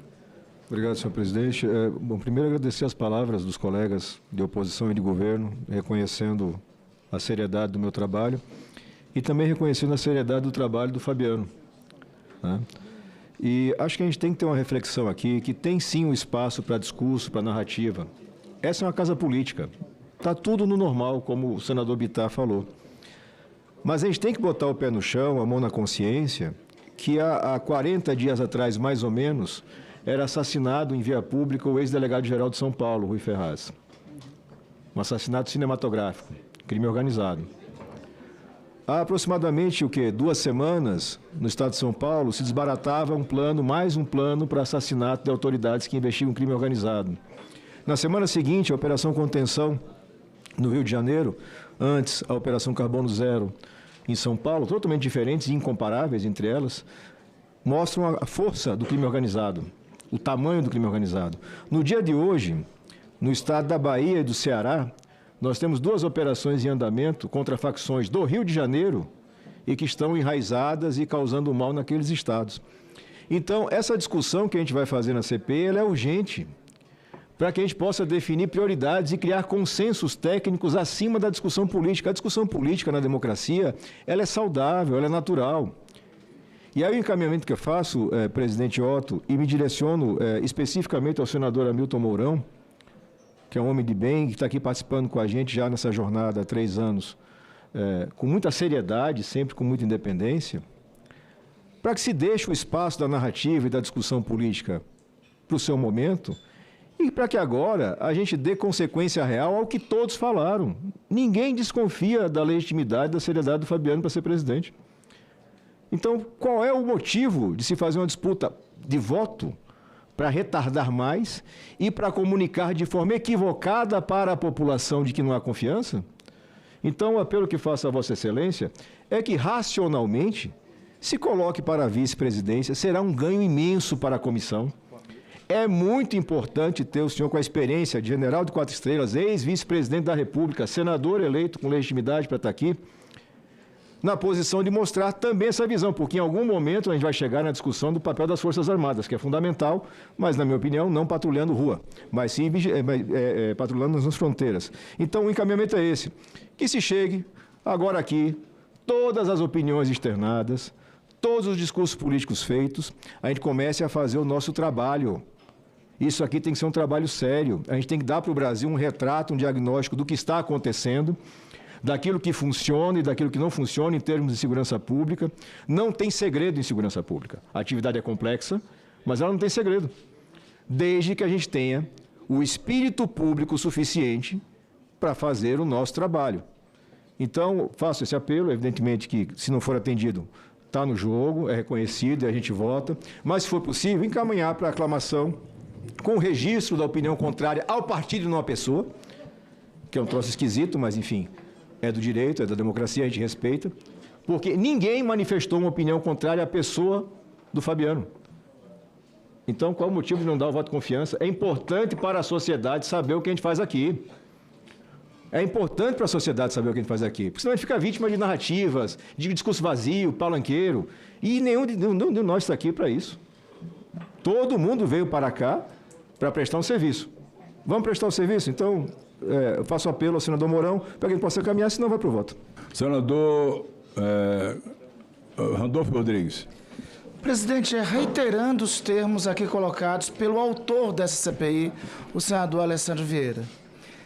Veja, essa CPI não é para um tema de governo ou oposição. Nós estamos debatendo aqui um problema central, um dos problemas mais graves que nós enfrentamos no país nesse momento. Eu fico assustado com 2 aspectos, presidente. Primeiro, o seguinte, a acusação leviana. O governo Lula quer se blindar. Blindar de quê? O governo Lula foi o responsável pela Operação Carbono Oculto, ainda há pouco, que desbaratou o esquema de financiamento de parte do crime organizado. Esse tipo de leviandade, eu acho que não contribui com a qualidade do debate político que temos que fazer aqui. A segunda contradição em si é que eu vejo vários colegas da oposição dizerem: senador Fabiano é independente. Mas é independente, mas não é do nosso partido. Quem está partidarizando a CPI? Será que somos nós? Se há o reconhecimento da independência do senador para assumir isso, e o símbolo que este Senado, com essa CPI, pode dar à República nesse momento, ter um presidente dessa CPI, delegado de polícia, ter um relator, delegado de polícia, e reiterando os termos da proposta do senador Alessandro, incluindo um general de exército na vice-presidência. Que composição mais adequada pode ter para uma CPI que se propõe a combater o crime? Então, alguns vieram aqui com a intenção, claramente, e não fomos nós, de politizar a CPI.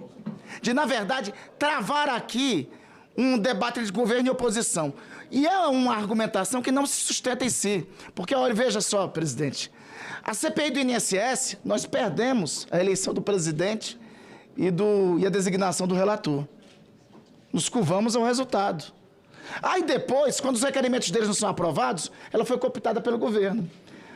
Eu até entendo, às vezes, porque alguns tentaram dar golpe de Estado em 8 de janeiro de 2023. É porque não se curva à vontade da maioria, seja lá fora na sociedade, seja aqui dentro, quando o voto é colocado. Está sendo apresentado aqui, na verdade, está sendo apresentado, acabou de ser apresentado, por alguém inconteste, que é independente, que é o senador Alessandro Vieira, uma proposta de composição para que a CPI fique acima de qualquer tipo de politização. Porque o problema do crime organizado e de enfrentamento com o crime organizado não é um problema de direita, da esquerda, de governo, da oposição. É um problema do Brasil, que nós temos que tratar com seriedade e enfrentar com a técnica que somente 2 delegados de polícia podem ter para enfrentar uma questão gravíssima como essa. Por fim, presidente, nesse momento que aqui nós estamos, foi citada agora pelo senador Alessandro, a Operação Freedom. Foram 90 mandados de busca e apreensão, entre outros.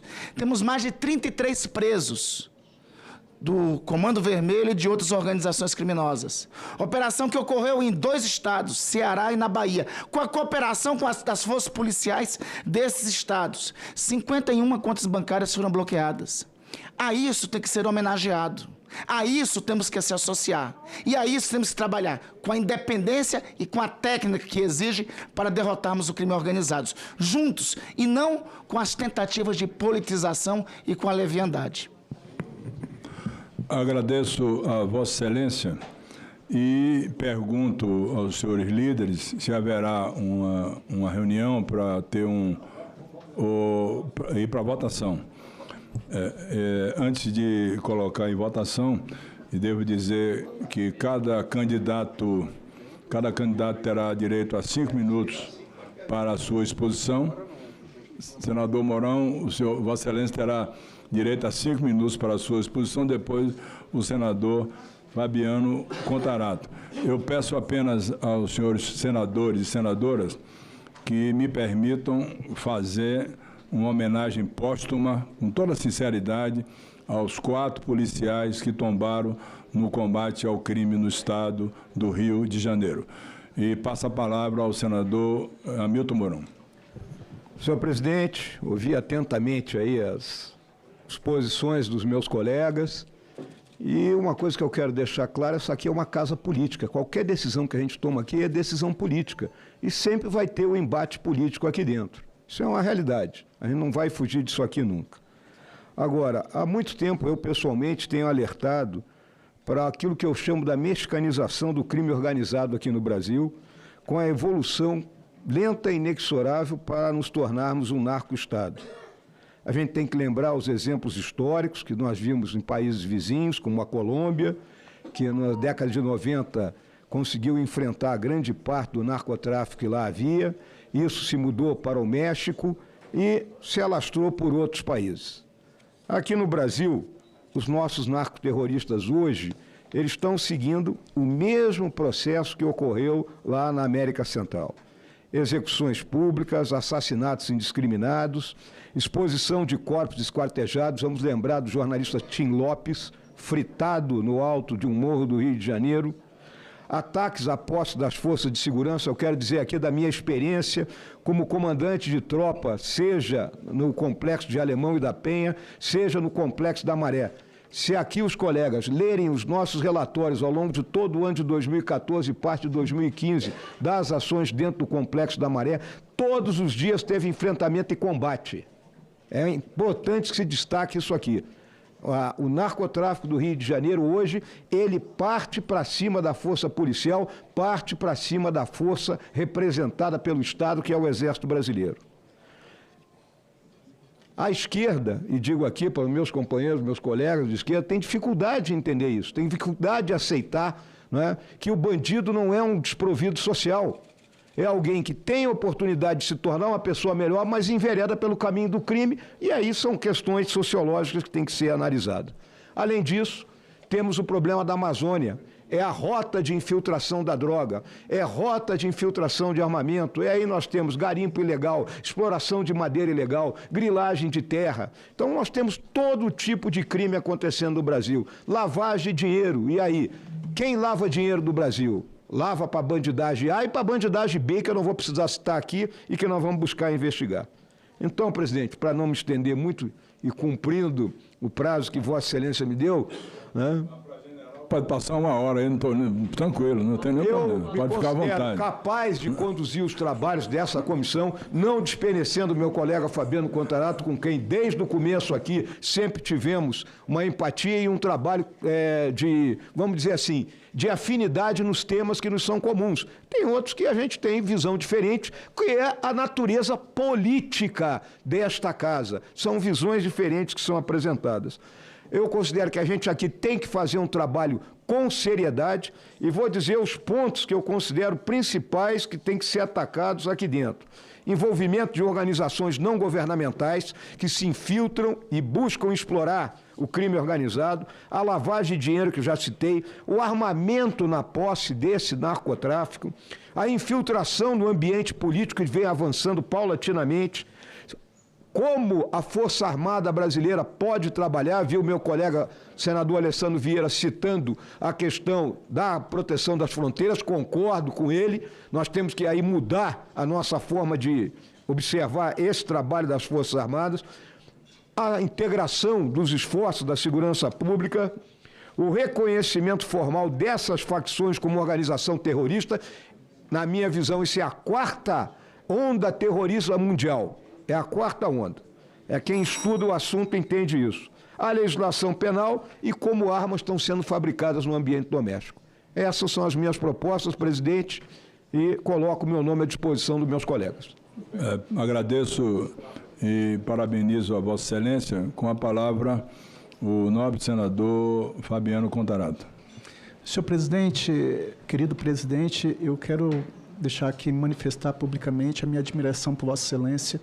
Eu acho que Platão falava que a sabedoria está na repetição, enquanto a gente tem que sistematicamente falar. O senhor inspira a todas as pessoas que almejam ser políticos, porque a boa política é essa. Ao passo que quero também agradecer a confiança do meu líder, senador Jacques Wagner. Eu sempre falo para ele que uma das coisas que a política me deu boa foi nossa amizade, que transcende isso daqui. Quero agradecer também ao senador Alessandro e parabenizá-lo pela iniciativa. E todos os colegas que aqui se dirigiram a mim, obviamente que eu entendo isso, as colocações do senador Flávio com relação à sigla partidária, mas os atos falam mais que as palavras. Eu falei com isso ao senador Jacques Wagner, algumas vezes eu citei para ele que eu jamais renunciaria às minhas convicções. Eu tenho uma história de vida de 27 anos como delegado. Eu passei novo no concurso aos 24 para 25 anos.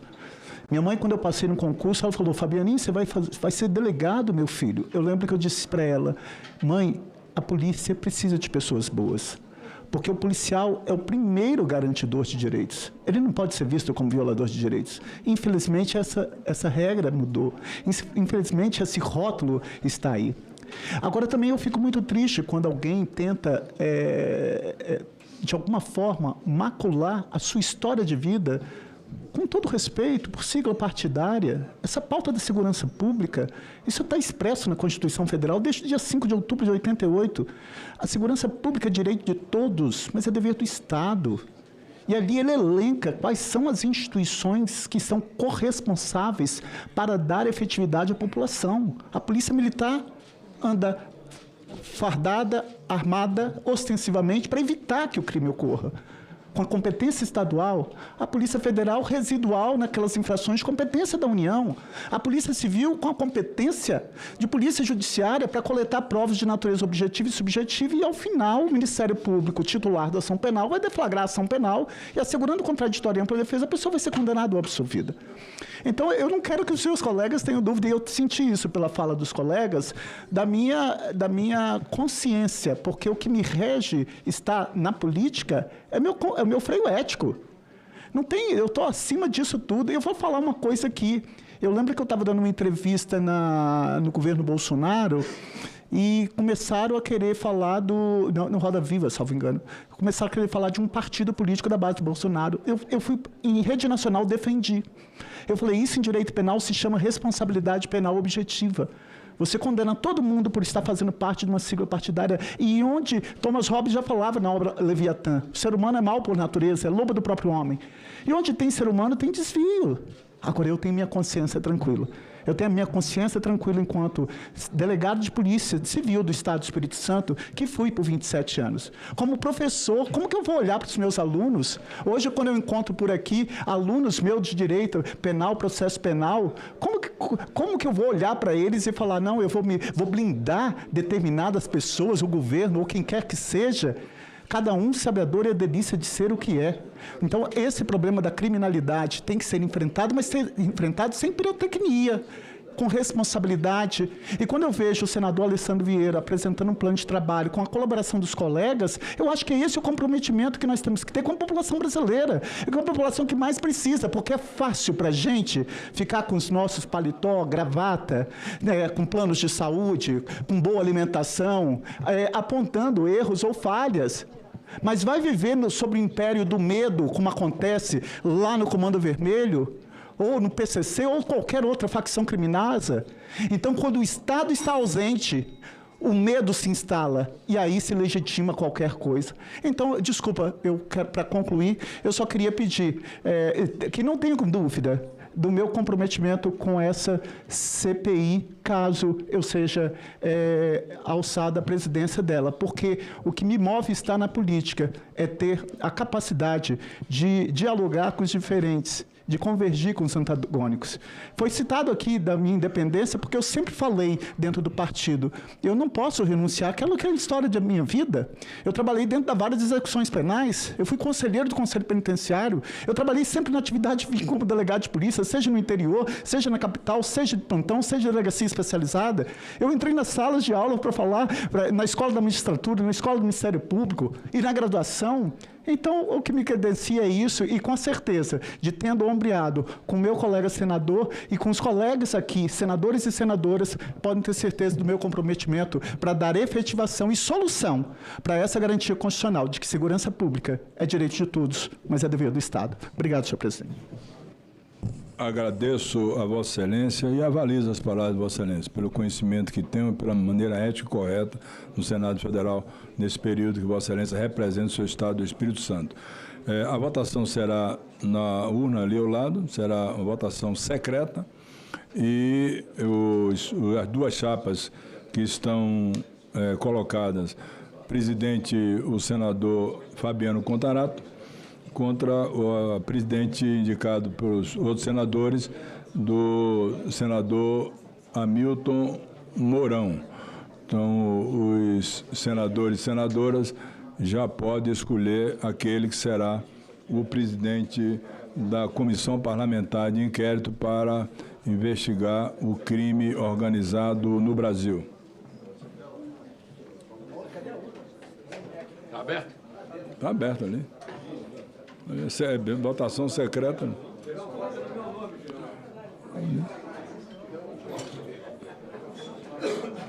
O senador se dirige ali à urna, ali dentro, e vai lá e vota.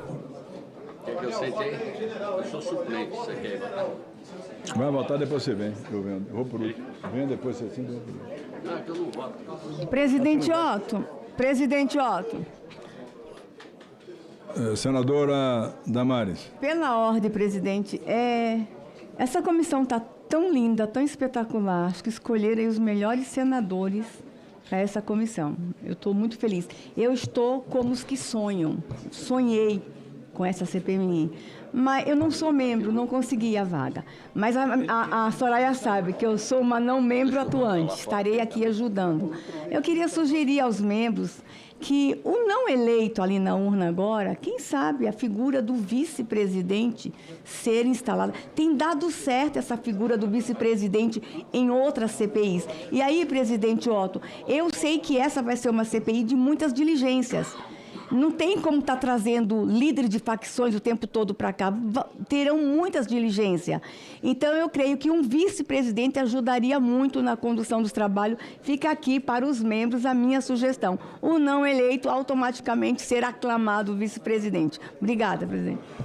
Olha, Vossa Excelência faz uma colocação que eu concordo. Não sei se todos os senadores e senadoras vão concordar.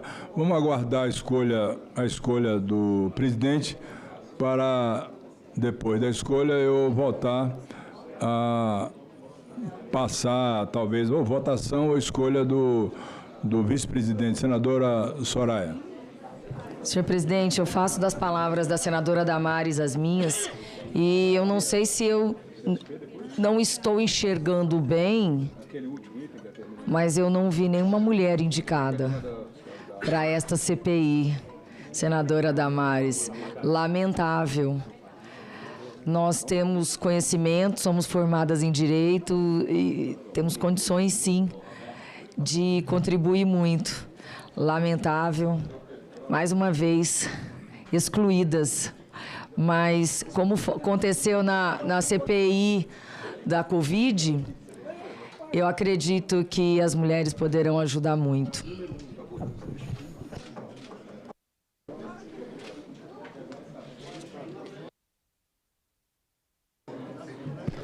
Bom, eu assumi aqui a presidência temporariamente só porque o senador Otto vai votar, mas nesse ato aqui de instalação dessa CPI,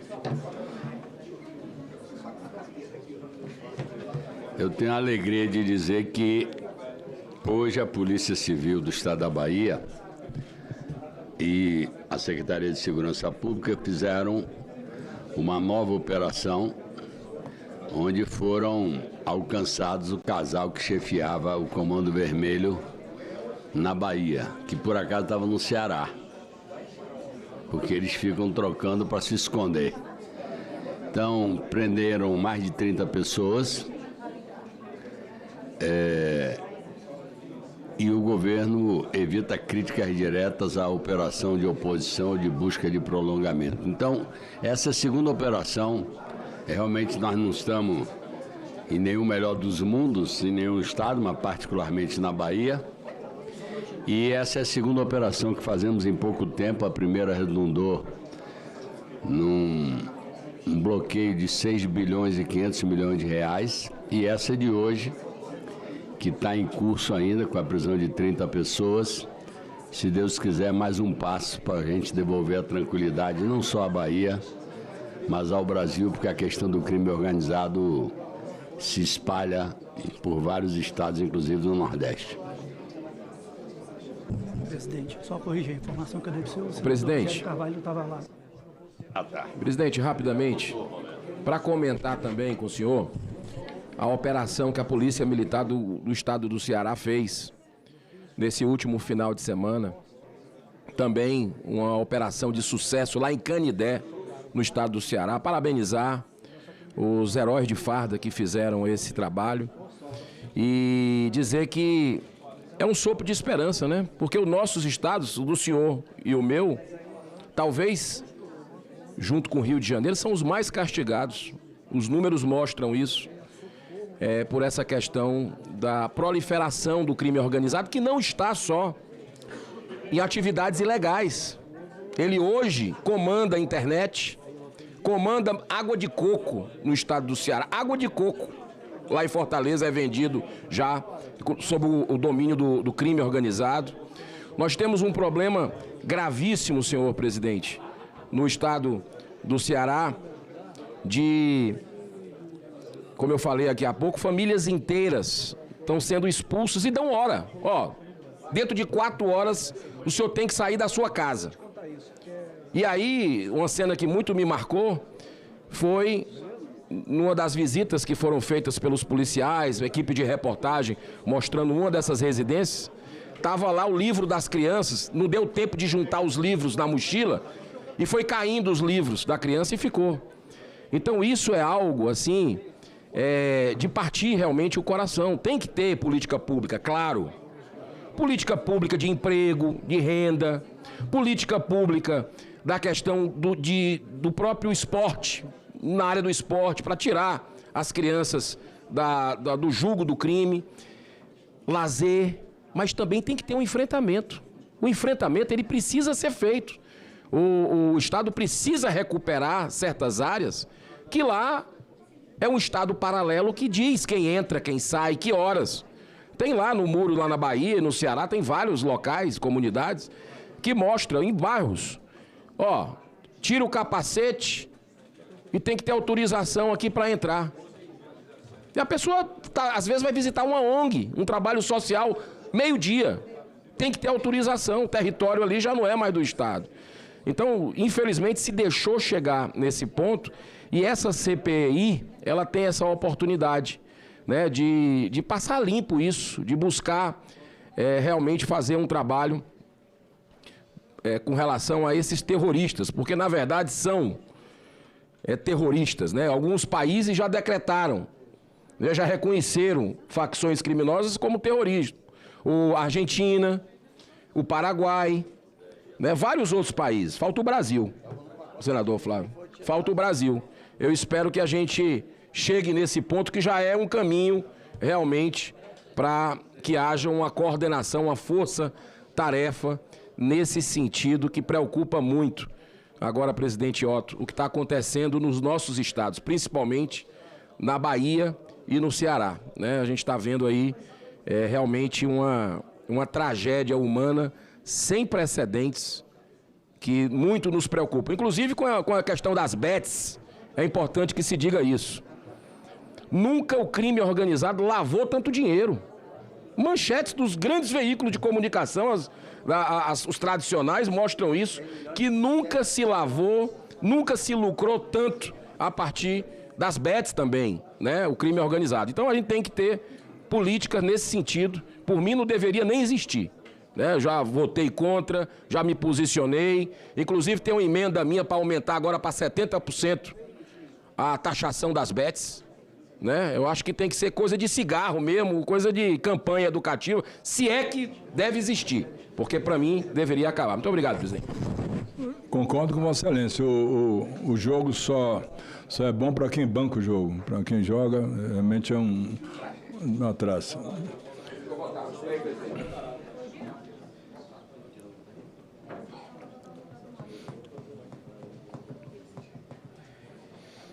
Ô, Fabiano. Está votando.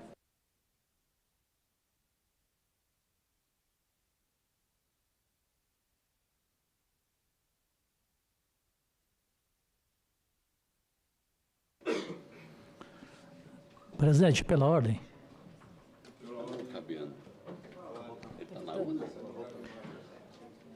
Presidente Otto Alencar. Pois não, senador Cajuru. Eu estava conversando com alguns companheiros só para avisar a sociedade brasileira que, exceto eu nesta CPI, que quero distância oceânica do mundo político, e terminando o meu mandato, eu volto para a minha carreira artística, graças a Deus, todo o restante da CPI tem eleições o ano que vem. Então a sociedade pode ficar tranquila que ninguém aqui quer manchar a sua carreira. Todo mundo quer fazer um belo trabalho aqui e quer deixar esse belo trabalho para ser julgado nas urnas, nas eleições no ano passado. Então isso é muito óbvio. Qualquer pessoa desconfiar que não haverá o enfrentamento e que não haverá a liberdade, a independência de cada integrante desta CPI. Creio que o Alessandro concorda comigo, creio que o Contarato concorda comigo e os demais companheiros também. Presidente, pela hora também, enquanto não conclui o processo de votação. Senador Flávio. Bem, eu quero agradecer aqui as mais de 15 mil pessoas que fizeram doações à campanha que a gente criou, chamada Heróis do Rio, apoio às famílias dos policiais tombados. Até o momento, R$1.066.215,48 foi arrecadado para as famílias desses quatro policiais tombados. Eu peço aqui de público a plataforma vaquinha.com.br, que é onde nós fizemos, para dar toda a transparência, enfim, que pudesse ter todo o acompanhamento sobre esses recursos, porque eles cobram uma taxa de aproximadamente 7% desse valor para a plataforma. O que eles puderem ceder para que possa ser doado esse valor integralmente a essas famílias, o montante aqui de taxa já está ultrapassando os R$84 mil. Então, presidente, agradecer as pessoas que doaram. Assim que a plataforma finalizar todo o processo aqui de checagem, auditoria, imediatamente nós vamos transferir esse valor integralmente às famílias desses 4 policiais tombados no Rio. Muito bem. Parabenizo a Vossa Excelência, senador Flávio Bolsonaro, pela iniciativa. Todos os senadores e senadoras já votaram. Determino a mesa que abra o painel para verificarmos o resultado da votação. Oi?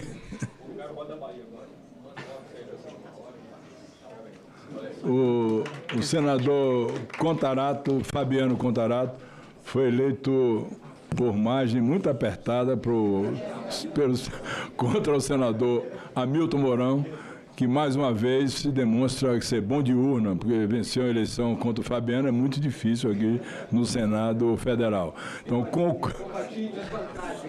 concluindo o meu trabalho que presidi essa eleição, eu quero passar a presidência ao senador Fabiano Contarato, para que ele possa presidir. E há uma proposta, senador Fabiano Contarato, da senadora Damares Alves, para que o vice seja o senador Hamilton Mourão. Então, Vossa Excelência concorda, os senadores, todos os senadores concordam. Então, está eleito como vice-presidente para uma grande contribuição o senador Hamilton Mourão, meu general. Muito obrigado, presidente. Meu general de 4 estrelas, que honrou o Exército Brasileiro, honrou muito o Exército Brasileiro. Eu, como fui convocado certa feita, quando me formei para ser médico do Exército, toda vez que eu entro no plenário, senador Mourão, minha continência, viu? Toda vez que eu entro lá, bato continência para ele. Não bato para coronel, mas para o senador Hamilton Mourão, eu bato continência. Muito obrigado, presidente. Senador Fabiano venha ocupar a presidência da comissão. Obrigado a todos. Na verdade, presidente, para ocupar os assentos, o presidente e o vice.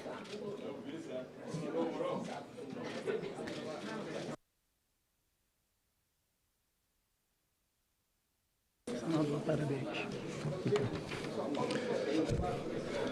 Passo a presidência para o senhor e aqui na sequência o senhor faz a designação da relação. Boa tarde. Nos termos regimentais, designo o senador Alessandro Vieira como relator dos trabalhos dessa comissão, a quem convido para tomar assento nessa mesa e usar a palavra posteriormente. Quero aqui mais uma vez, senador Alessandro, parabenizar pela iniciativa e tenho certeza que com serenidade, sobriedade, dentro da legalidade, os trabalhos dessa comissão serão conduzidos de forma muito tranquila, com a ajuda de todos os senadores e senadoras. Ao passo que também aqui quero fazer um convite ao senador Mourão, como vice-presidente, agradecer todos os senadores e senadoras que, respeitando, obviamente, a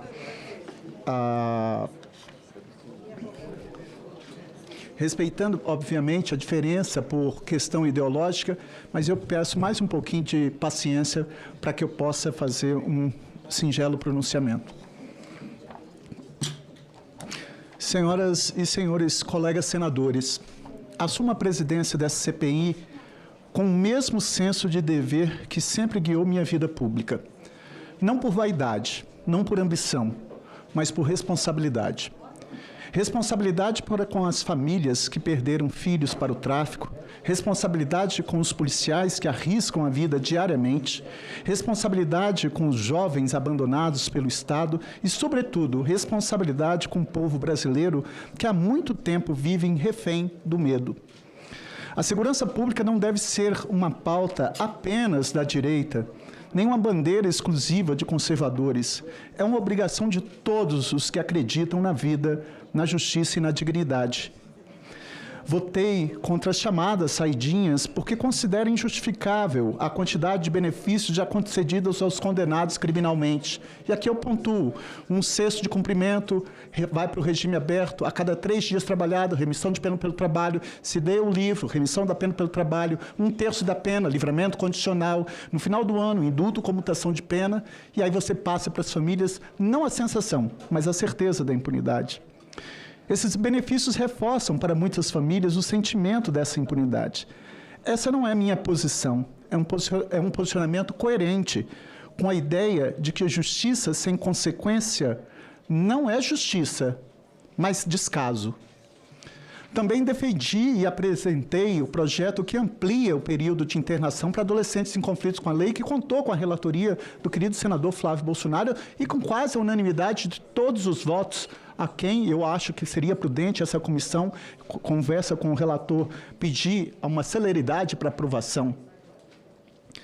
Novamente, confesso aos colegas que eu fui muito mal interpretado por quem insiste em confundir progressismo com permissividade.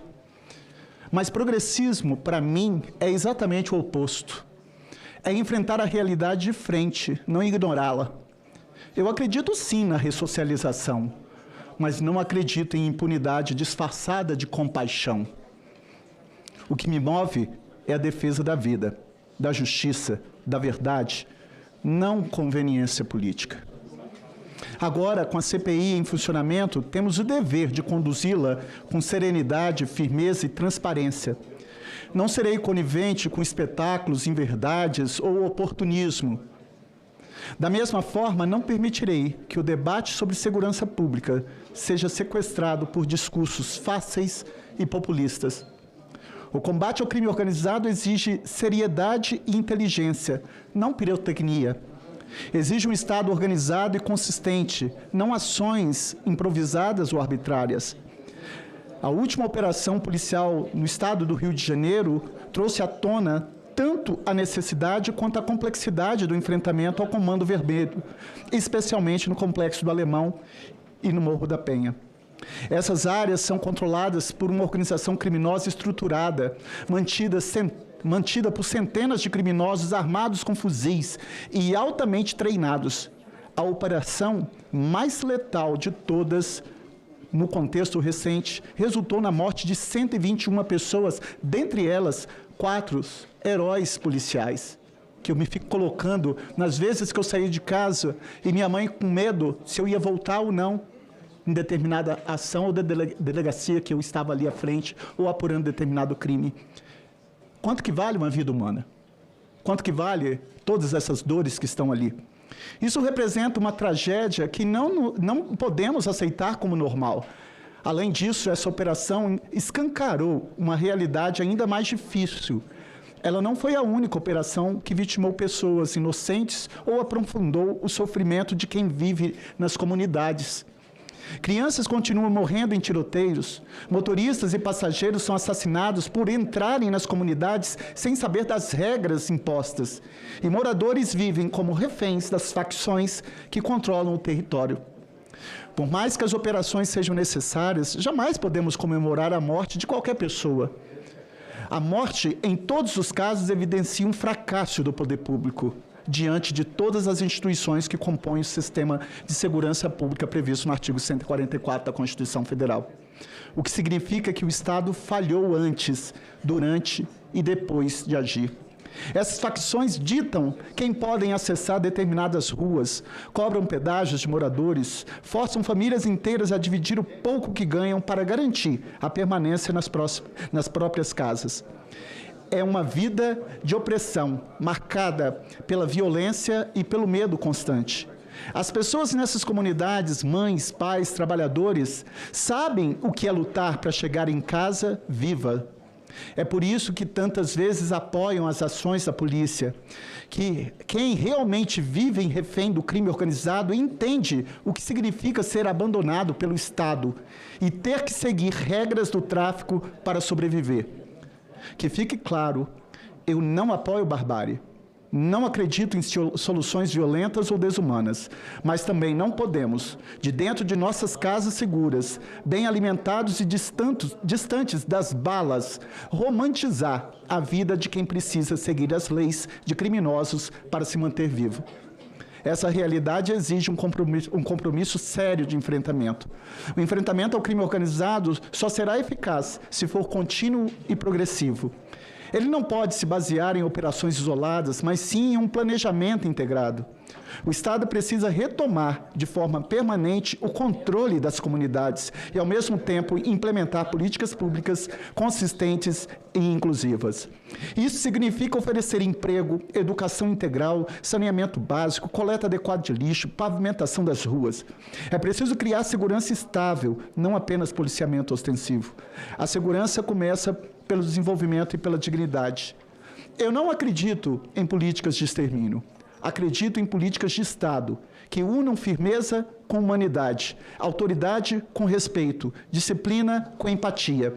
É preciso unir forças das polícias, dos ministérios, enfim, de todos os entes federativos, porque o crime é organizado e o poder público não pode continuar desorganizado. Faço aqui um apelo às lideranças progressistas. É hora de ocuparmos esse espaço de debate com coragem, técnica e empatia, porque enquanto hesitamos, o medo avança. Enquanto o Estado recua, o tráfico cresce. E enquanto a política se divide, vidas se perdem. Assumo essa presidência com a convicção de quem acredita no poder do parlamento e na sua capacidade de transformar realidades. Que essa CPI não seja palco para acusações vazias, mas uma oportunidade concreta de reconstruir a presença do Estado onde ele falhou, nas periferias, nas escolas, nas fronteiras, nas famílias que enfrentam uma guerra sem nunca terem empunhado uma arma.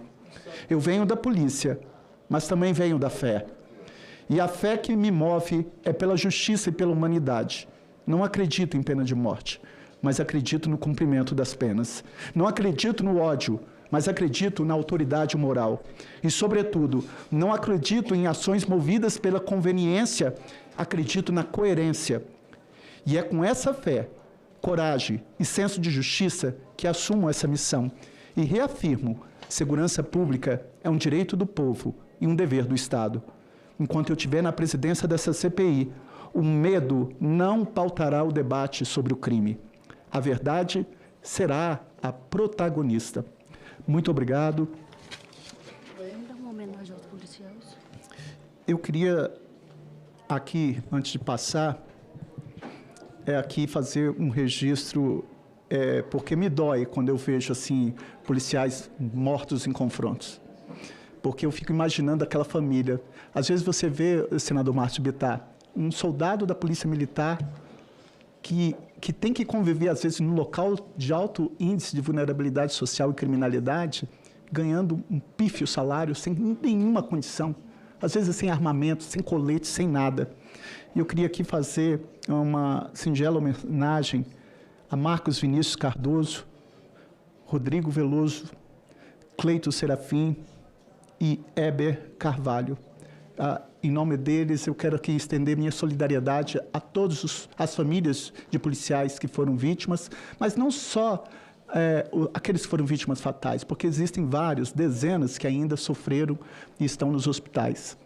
Eu volto a falar, eu acredito na ressocialização, mas eu acredito numa punição que seja contundente de acordo com o mal praticado. Então, eu quero agora passar a palavra ao senador Alessandro Vieira. Vamos fazer um minuto de silêncio, então, em homenagem a eles. Pode ser, perfeito. Por favor.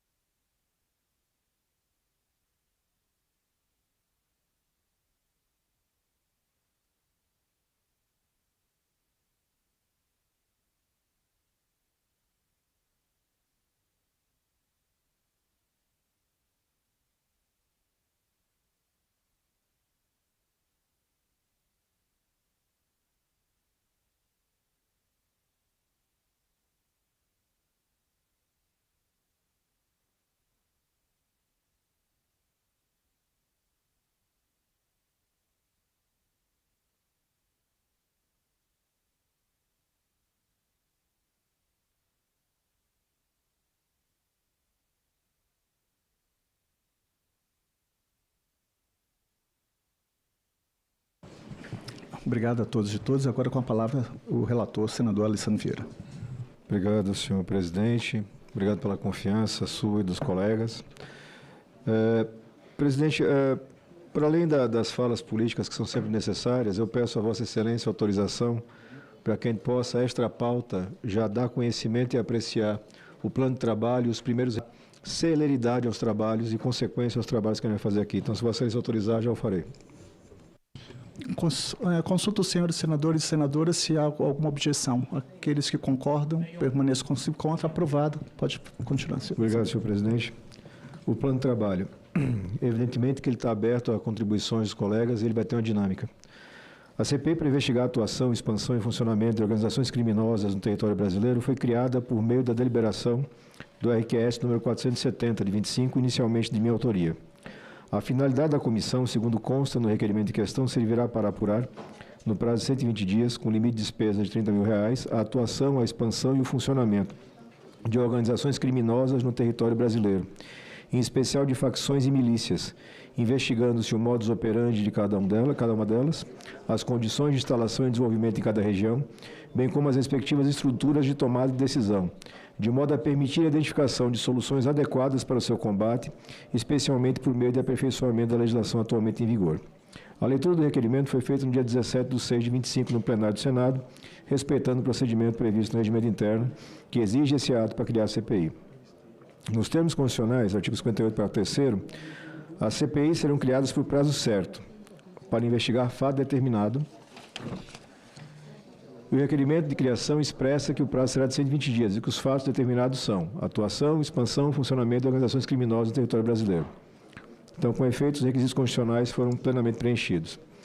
O Congresso Nacional já se debruçou sobre esse tema, ainda que de modo indireto, em outras oportunidades, apontando sua imensa importância para a segurança pública e a paz social. De fato, a atuação criminosa de grupos organizados em suas diversas vertentes é a preocupação central dos brasileiros, conforme as mais recentes pesquisas de opinião pública ao apontar violência e corrupção como as maiores preocupações nacionais. Aí faço citação aqui das pesquisas da Genial Quest e também da Ipsos, Atlas Intel, Bloomberg, todas elas vão jogar acima de 50% a preocupação dos brasileiros com violência e corrupção. As ações de prevenção e repressão, não obstante, avanços pontuais que serão objeto de exposição ao longo dos trabalhos se revelam absolutamente insuficientes, em particular no tocante à crescente ocupação territorial por milícias e facções, ao avanço exponencial dos crimes digitais, às formas sofisticadas de lavagem de dinheiro e à infiltração criminosa em todas as esferas do aparato estatal. No ponto dos objetivos, essa Comissão Parlamentar de Inquérito se propõe a fazer um rigoroso diagnóstico da situação atual da criminalidade organizada no Brasil, da infraestrutura e arcabouço legal disponíveis para o combate ao crime e das experiências exitosas dentro e fora do país na prevenção e repressão à ação das ORCRIM. Um ponto fundamental do presente plano de trabalho será dar voz aos profissionais que efetivamente atuam na prevenção e repressão aos crimes praticados pelas organizações criminosas, sem abrir mão do rigor técnico e sem abrir mão do conhecimento acadêmico. Merecerá especial atenção o acelerado ingresso da criminalidade organizada nos mercados aparentemente lícitos.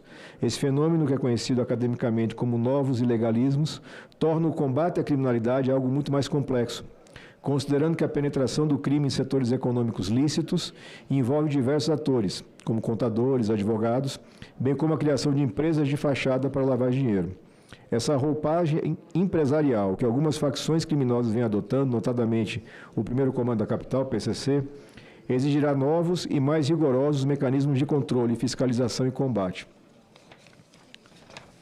Para que seja possível organizar os trabalhos de forma mais eficiente, a fim de atingir os objetivos propostos, proponho a seguinte divisão de tópicos temáticos. Primeiro tópico, a ocupação territorial, que é executada pelo tráfico, pelas milícias e pelos autores de crimes ambientais. No segundo tópico, a lavagem de dinheiro, com ênfase em fintechs e criptomoedas, patrimônio sem lastro, bancas de advocacia e segmentos econômicos lícitos, como combustíveis e lubrificantes, bebidas, garimpo, mercado imobiliário, cigarros e produtos fumígenos e produções artísticas. No terceiro eixo, vamos avaliar a questão do sistema prisional, que hoje funciona como depósito de gente e escritório do crime. No quarto ponto, fundamental, a investigação das questões ligadas à corrupção ativa e passiva em todas as esferas e setores. No quinto, o esclarecimento sobre as rotas utilizadas para transporte das mercadorias ilícitas. E no sexto, crimes praticados pelas facções com destaque para tráfico de drogas e de armas, contrabando, sonegação, extorsão, roubo, furto, receptação, estelionato e crimes digitais. E faço sempre esse registro de crimes digitais porque as facções vêm migrando fortemente para crime digital em razão do grande ganho e do baixo risco. Sétimo ponto, e aí o nosso vice-presidente terá um papel fundamental para nos ajudar a elucidar esse caminho, a necessidade de integração entre os órgãos de segurança pública e as Forças Armadas, com destaque para a atuação em fronteiras e nas rotas mais utilizadas pelas facções. A droga e a arma não brotou no Morro da Penha ou no Complexo do Alemão. Lá não se produz droga, não se produz arma. Se é verdade, efetivamente, que naquele complexo se destina e se distribui 10 toneladas de entorpecente por mês, essa droga chega lá, todos os meses, todos os dias. Então, essa integração é fundamental. No oitavo ponto, vamos tratar das experiências bem-sucedidas de prevenção e repressão ao crime organizado. E no nono, fundamental, vamos tratar de orçamento. Segurança pública e defesa são atividades caras. É uma escolha que o Brasil tem que ter conhecimento, informação e tem que fazer. Registrar aqui a presença da senadora Margarete.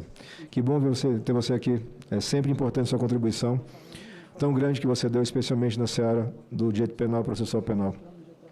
A comissão buscará o aperfeiçoamento da legislação de regência para conferir estrutura e força necessária para melhor orientar os agentes públicos da área de segurança pública, além de dimensionar a real demanda orçamentária para o enfrentamento efetivo da criminalidade organizada. Diante desse quadro, entendemos que as primeiras providências a serem tomadas para a CPI deveriam ser a aprovação de requerimentos, e farei a leitura de alguns requerimentos em seguida, que contribuam para a ilustração dos fatos, inclusive a convocação, convite de autoridades que detêm conhecimento profundo sobre o assunto ou têm responsabilidade sobre o tema. E o intuito é que essa relatoria funcione como um sistematizador e centralizador desse conhecimento difuso, adquirido por diversas autoridades do Brasil afora. Ao concentrar as experiências teóricas e práticas desses diversos agentes, o nosso objetivo é angariar o maior número possível de ideias propositivas para melhorar o atual sistema de segurança pública, voltado, nesse caso, especificamente para o combate a organizações criminosas. No que couber a esse relator, procuraremos afastar qualquer discussão motivada por questões partidárias ou eleitoreiras. A atuação será voltada exclusivamente para o atendimento do interesse público. Concomitantemente, é importante reunir o maior número possível de informações institucionais, que são produzidas hoje por diferentes órgãos de segurança, dada a triste constatação de que um dos mais graves problemas que nós enfrentamos é justamente a ausência de comunicação entre os diversos órgãos e a falha na troca informacional entre esses órgãos que já compõem hoje o SUSP, o Sistema Único de Segurança Pública, embora você tenha uma lei do ano 2018 que determine esse compartilhamento de dados. Então, teremos no plano de trabalho duas linhas em paralelo: oitivas, audiências e requerimentos de informação. E, a partir disso, como natural desdobramento, a investigação e elucidação de fatos elencados no requerimento que embasou a instauração da CPI. Ao final, a CPI apresentará seu relatório, oportunidade que espera averiguar e elucidar os fatos e, conforme o caso, apresentar propostas de alteração legislativa, incremento orçamentário e responsabilização de autoridades, encaminhando nossas conclusões às autoridades competentes, sem prejuízo de outras medidas previstas no âmbito da competência de uma CPI. Esse é o plano de trabalho, senhor presidente, que eu submeto à opinião de vossas excelências. Pela ordem, o senador Marcos Duval. Quero parabenizar aqui o senador Alessandro Vieira pela organização dos trabalhos e queria sugerir grupos de trabalhos, porque tem aqui algumas operações feitas contra o PCC, que está junto à Polícia Federal Brasileira, à Polícia Federal Americana e à Polícia Federal Europeia. Então, tem setores que eu acho que se fizéssemos grupos de trabalho para cada para cada plano do seu trabalho, acho que seria interessante, uma sugestão, e parabenizo pelo projeto. Eu agradeço pela sugestão, senador Marcos Duval, e sugiro também, em contrapartida, que se aguarde os requerimentos e, a partir daí, a gente vai fazendo a definição dessas prioridades, porque a gente solicita justamente, dentre outras coisas, informações com relação a essas atividades de colaboração, porque existe muita desinformação, aí falando para vocês e para quem nos acompanha. O Brasil não precisa mudar a Constituição para ter integração entre as forças. Essa integração já existe, ela é falha, ela é mal feita, mas ela já é totalmente viável. E, segundo, já existe cooperação internacional constante entre as forças policiais, a justiça e autoridades do exterior. Então, na medida em que essas informações cheguem, que a gente discute aqui os profissionais da área, vai ficar cada vez mais claro que o Brasil enfrenta é a consequência de décadas de omissão. de omissão, de equívocos e de corrupção. Então, a gente aguarda, você pode inclusive formular a sua sugestão e a gente vai apreciar em conjunto nas próximas audiências. É só para dar uma continuidade, relator, agradeço o acolhimento da sugestão e dizer que reafirmo a sua posição, que já há órgãos internacionais contribuindo, inclusive eu fui o relator do pacote anticrime, que também colocou essa abertura de órgãos internacionais juntando as investigações ao PCC, passou de 100 milhões de dinheiro sendo lavado para descobriram e apreenderam hoje cerca de 60 bilhões de reais, com a ajuda dos órgãos internacionais. Então, como Vossa Excelência falou, já há essa cooperação entre órgãos internacionais com o Brasil e nós vamos fazer, então, uma apresentação, uma proposta de montagem desse grupo, após a apresentação das... Obrigado, senador. Consulto os senhores e senhores senadores, podemos votar em votação simbólica o plano de trabalho. Senhores senadores e senadores que concordam com o plano de trabalho, permaneçam como se encontra. Aprovado o plano de trabalho. Concedo a palavra ao senador para a leitura dos requerimentos. Obrigado, senhor presidente. Primeiro requerimento, eles estão em etapa de numeração pela secretaria e serão numerados oportunamente. Mas requerimento 1, requer, nos termos do artigo 58 da Constituição Federal, que sejam convidadas a comparecer a esta comissão e nós vamos iniciar o trabalho com as autoridades utilizando a modalidade convite. Caso seja necessário, serão convocados. Da mesma forma, estamos solicitando as informações. Caso seja necessário, utilizaremos a força da CPI para ter acesso às informações. Então, para que colaborem com essa comissão parlamentar de inquérito, a partir das experiências dos casos que ocupam atualmente, as pessoas abaixo. O excelentíssimo senhor Ricardo Lewandowski, ministro de Estado de Justiça e Segurança Pública. O excelentíssimo senhor José Múcio Monteiro Filho, ministro do Estado de Defesa. O excelentíssimo senhor André Augusto Passo Rodrigues, diretor-geral da PF. O excelentíssimo senhor Leandro Almada da Costa, diretor de Inteligência Policial da PF. O excelentíssimo senhor Antônio Glauter de Azevedo Moraes, diretor de Inteligência Penal do Senapem. E o excelentíssimo senhor Luiz Fernando Corrêa, diretor-geral da BIM. Esse é o requerimento 1 que peço a aprovação dos senhores. Consulta aos senhores senadores e senadores se há alguma objeção nesse requerimento. Eu só queria fazer uma sugestão aqui para organizar os trabalhos. Se ele puder já ler os requerimentos todos, a gente acha que vota em bloco. Eu não acredito que haverá discordância. Perfeito. E só uma dúvida depois também, quando puder. Os dias que nós vamos funcionar, que horário? Presidente, rapidamente, pela ordem. Hoje pode sim. Pode? A presidência autorizou fazer extra pauta para colocar o plano de trabalho e os requerimentos, não é isso? Presidente, pela ordem, rapidamente. Para cumprimentar o senador Alessandro pela relatoria, o senhor pela presidência, e aproveitar esses requerimentos que estão... Nós concordamos sem nenhum problema com relação a esses requerimentos, eu só queria pedir para incluir outros que nós demos entrada, já que estamos votando esses. E eu acho que a gente não vai ter nenhuma dificuldade com relação a isso, então nós entramos com requerimentos. Eu queria só pedir para... Senador Eduardo Girão, essa presidência não vai indeferir esse pedido do senhor, porque hoje é para deliberação do plano de trabalho e os requerimentos do relator. O senhor apresenta no tempo oportuno os requerimentos, então, oportunamente, essa presidência vai avaliar quais são os requerimentos que serão submetidos à apreciação dessa comissão. Peço a compreensão de Vossa Excelência. Mas hoje nós vamos votar os requerimentos do relator e o plano de trabalho. Tá bom? Obrigado, hein? Então, o requerimento 1, vocês observaram, ele fez o recorte da esfera federal. Passamos à esfera estadual. Requer, nos termos do artigo 52, parágrafo 2º, 5 da Constituição, que sejam convidados a comparecer a essa comissão, a fim de, em conjunto com a sua equipe técnica das áreas de inteligência, investigação e sistema prisional, apresentar sua visão sobre o crime organizado no Brasil e a sua experiência própria. E o recorte que a gente fez foram os estados mais seguros e os estados menos seguros, levando em consideração os indicadores do Ministério da Justiça e do Fórum Nacional de Segurança Pública. Nesse sentido, a gente convida o senhor Clécio Luiz, governador do estado do Amapá, o senhor César Vieira, secretário de Justiça e Segurança Pública do Amapá, o senhor Jerônimo Rodrigues, governador do estado da Bahia, o senhor Marcelo Werner Derschum Filho, secretário de Segurança Pública da Bahia, a senhora Raquel Lira, governadora do estado de Pernambuco, o senhor Alessandro Carvalho Liberato de Matos, secretário de Defesa Social de Pernambuco, o senhor Eumano Freitas, governador do Ceará, o senhor Antônio Roberto Cesário de Sá, secretário de Segurança Pública e Defesa Social do Ceará, o senhor Paulo Dantas, governador do estado de Alagoas, o senhor Flávio Saraiva, secretário de Estado de Segurança Pública de Alagoas. Esses que eu li agora são estados considerados os menos seguros pelos indicadores oficiais.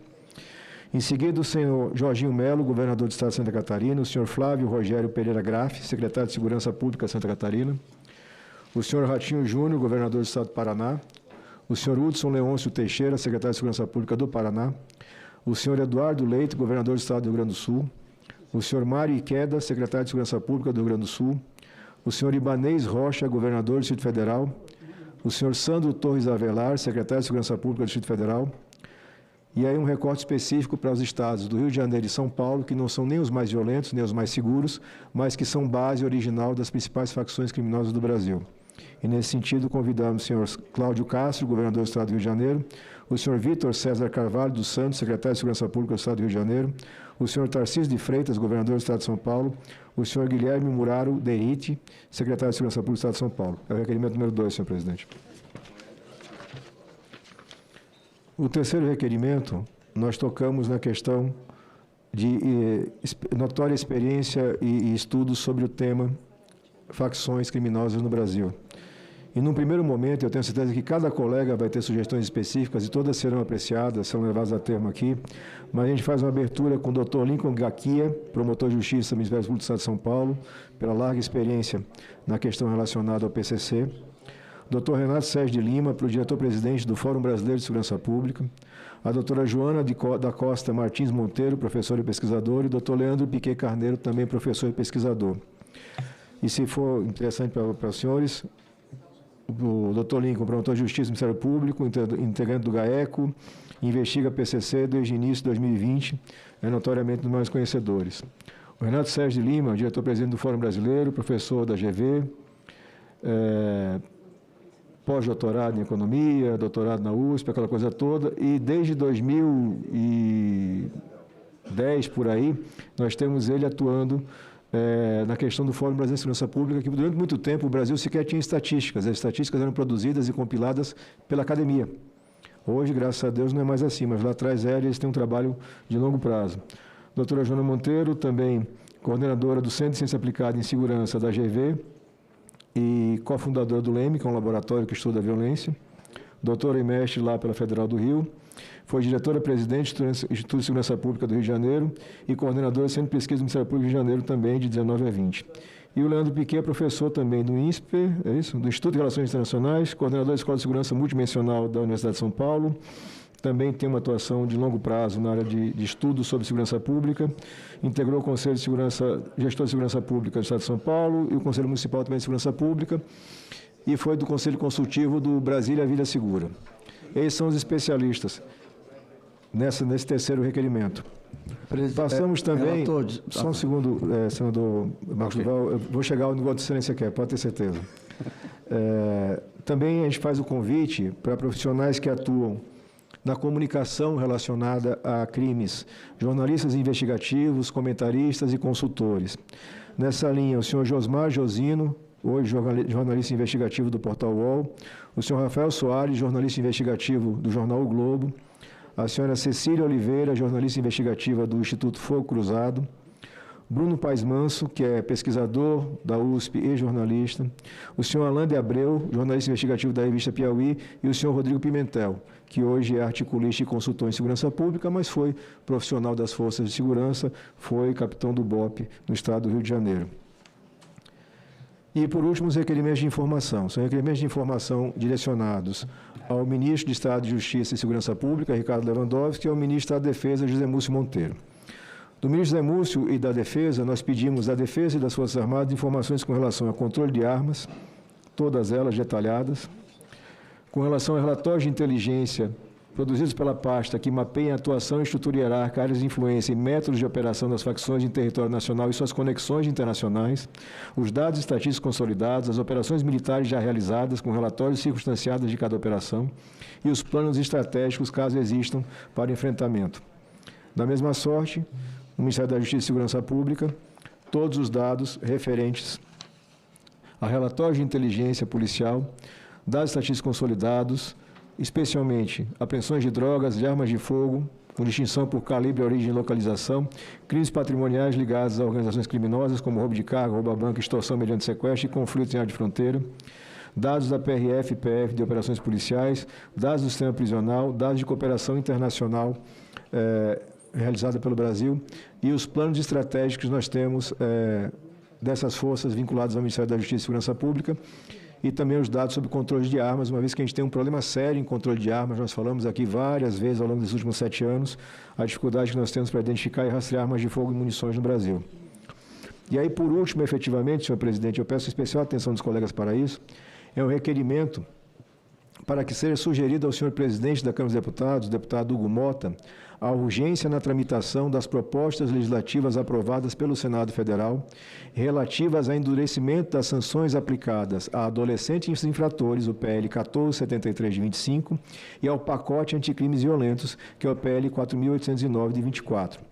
O Senado aprovou recentemente esses 2 projetos, eles têm muita qualidade na sua produção, eles foram objeto de exaustiva análise aqui, e o pacote anticrimes, ele propõe aumento geral para crimes graves como homicídio, roubo qualificado e constituição de milícia, cria novos tipos penais, endurece o cumprimento da pena, reduz a margem para regimes iniciais alternativos e endurece a questão da progressão de regime para membros de organizações criminosas.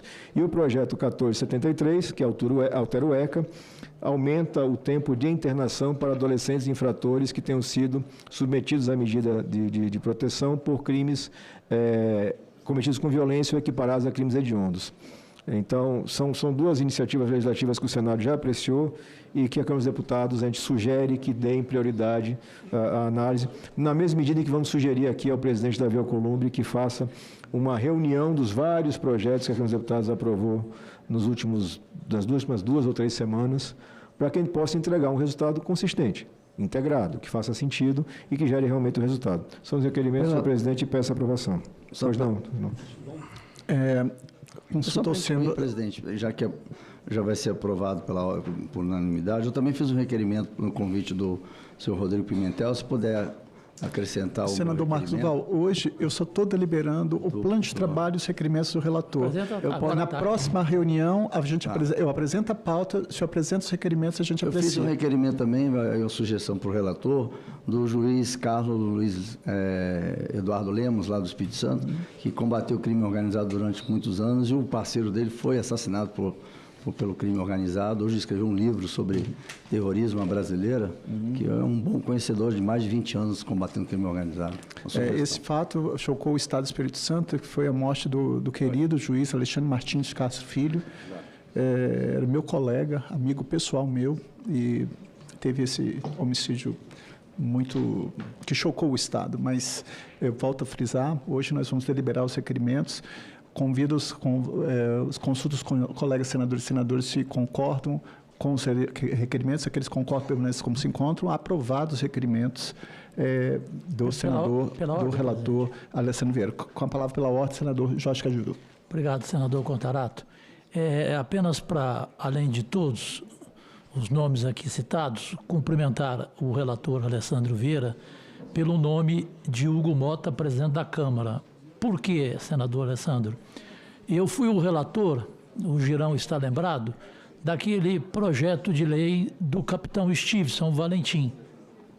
E ali a gente apresentou várias sugestões, apresentamos vários projetos neste meu relatório, aprovado por unanimidade aqui no Senado, e até hoje a Câmara não se pronunciou, nem com Arthur Lira antes, e nem agora com o Hugo Mota.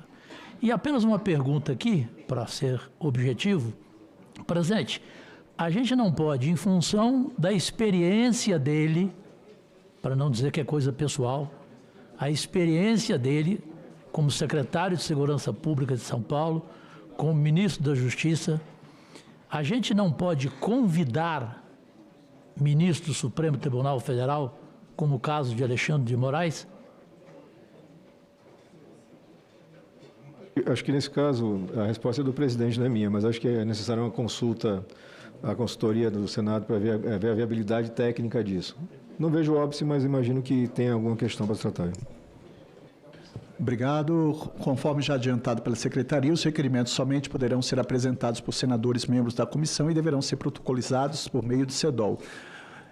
Eu consultei o senador, o vice-presidente, com muito orgulho. Eu quero deixar claro, senador Mourão, que eu tenho uma admiração e um respeito muito grande pelo senhor.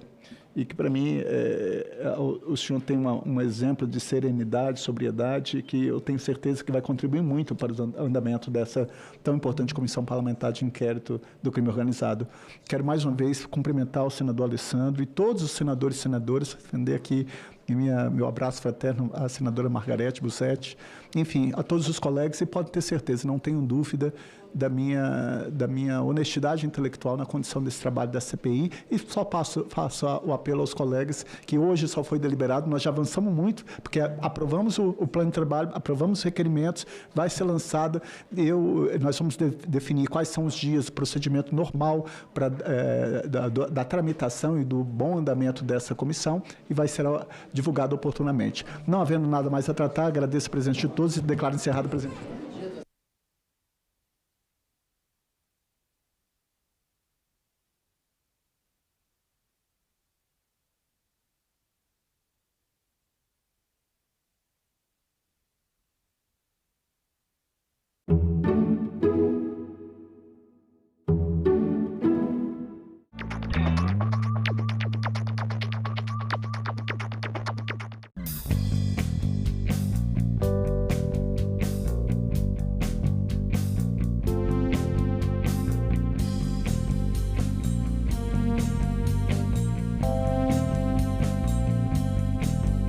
Meu nome é Ana Reis, eu nasci em 1985 e sou farmacêutica e cantora. Eu também sempre segui essas duas profissões, né? Completo 20 anos da minha carreira como cantora e também tem 20 anos que eu entrei na UNB para o curso de farmácia. Dos direitos, dos que eu mais prezo, é a liberdade de expressão. Eu posso trazer em todos os âmbitos da minha vida, assim, mas principalmente na minha atividade como cantora. Eu sempre pude escolher, por exemplo, o repertório de um show com as músicas que eu queria cantar. Eu sou mãe do Hugo. O Hugo tem 6 anos hoje. Eu adoro ele pedindo as músicas. Mamãe, põe um Luiz Gonzaga aí pra gente ouvir. Quando ele pede umas músicas assim, eu vejo que eu tô fazendo um bom papel, porque acho que nossa cidadania, ela não é completa se ela não passar pela arte. Eu posso trabalhar com o que eu gosto, eu posso cantar o que eu quero. Democracia é isso, é liberdade. Meu nome é Ana e eu nasci com a democracia.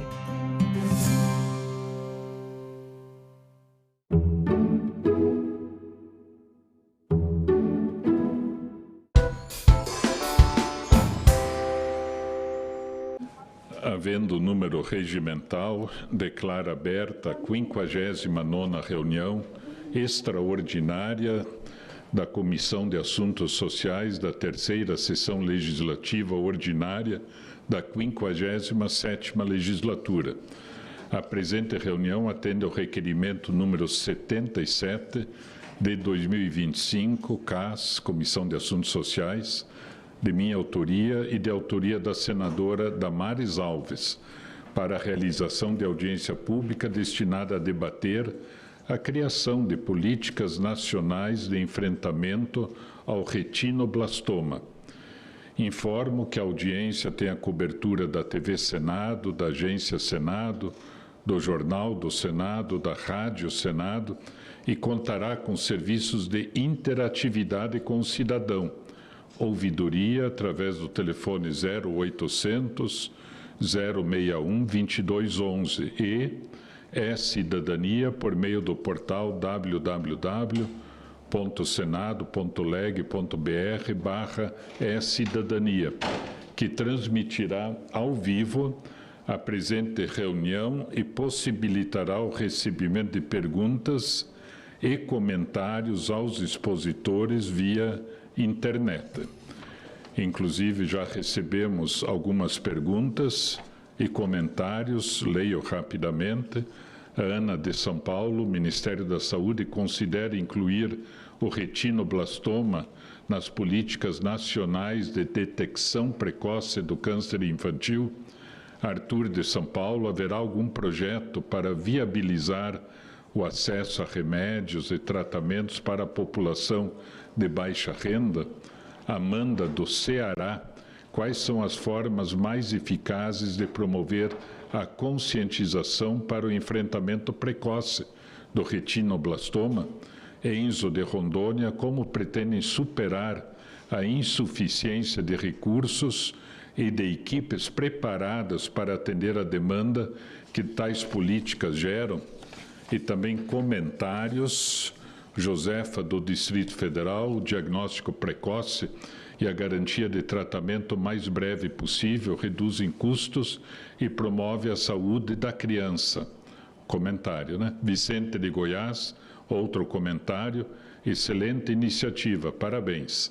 A conscientização e a prevenção do câncer são de extrema importância. A descoberta precoce é o melhor. Participam desta audiência pública remotamente, e quero dar as boas-vindas aos expositores e expositoras, Tiago Leifert, diretor-presidente da ONG De Olho nos Olhinhos. Seja muito bem-vindo, Tiago, obrigado por ter aceitado o convite. Eu sei que você está na Europa e participando da Europa para esclarecer toda essa iniciativa, né, muito bem desenvolvida por você, pela sua esposa, né, Daiane, também pela filha que inspirou vocês na campanha Lua. Que bom que você está participando dessa audiência pública e poderá explicar todo o contexto da área. Participa também a Ângela Souza, que é presidente da organização Retina Brasil. Parabéns, Ângela, pelo trabalho todo desenvolvido. Uma alegria tê-la conosco. E a Retina Brasil é uma entidade de muita credibilidade em nosso país. Parabéns pelo trabalho. A Vilma Leles Barbosa Lorenzo Acácio, doutora Vilma, presidente do Conselho Brasileiro de Oftalmologia. Seja muito bem-vinda, Vilma. Uma alegria ter o Conselho participando dessa audiência pública. Bruna Bragança Borelli Volpone, assessora técnica da Coordenação Geral de Atenção à Saúde das Crianças, Adolescentes e Jovens da Secretaria de Atenção Primária à Saúde do Ministério da Saúde. Obrigado, Bruna. Uma alegria tê-la também participando dessa iniciativa. Suiane Camille Caldeira Monteiro, servidora, né, do Departamento de Atenção ao Câncer do Ministério da Saúde. Ieda Castro, diretora do Departamento, seja bem-vinda também, Suiane, muito bom estarmos juntos. Ieda Castro, me desculpem, diretora do Departamento de Gestão do Cadastro Único do Ministério do Desenvolvimento e Assistência Social, Família e Combate à Fome.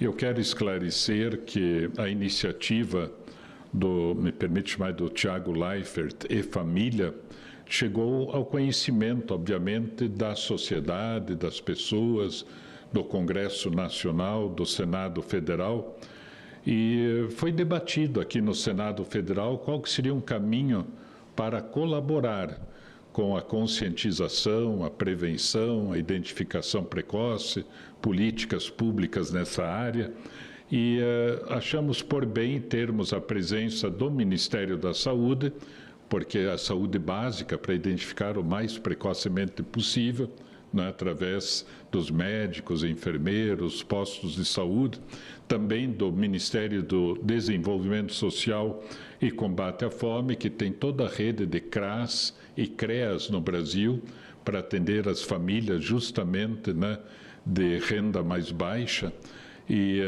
que podem ser orientadas também sobre eventuais identificações feitas. E o Ministério da Educação, que, aliás, a gente tem que aprofundar esse debate também, por causa das crianças em creches, né, que a creche vai se tornar obrigatória, né, dentro do Plano Nacional de Educação, sendo proposto para os próximos 10 anos. Então, aí há uma grande possibilidade de disseminação da informação.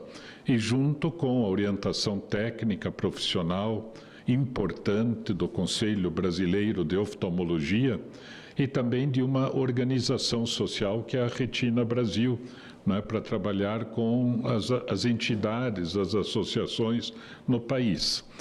Então, Tiago, nesse sentido que nós pensamos em colaborar, né, ao seu apelo, né, o apelo que você faz ajuda a disseminar a informação.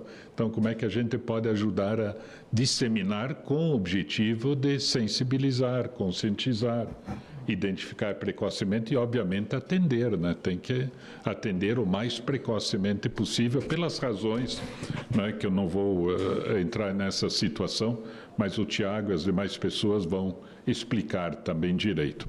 Só antes de passar a palavra a você, Tiago, agradecendo novamente, está em reuniões aí na Europa também pelo Champions League, né? Então, é importante isso. Eu quero dizer que somos seus fãs, sabe?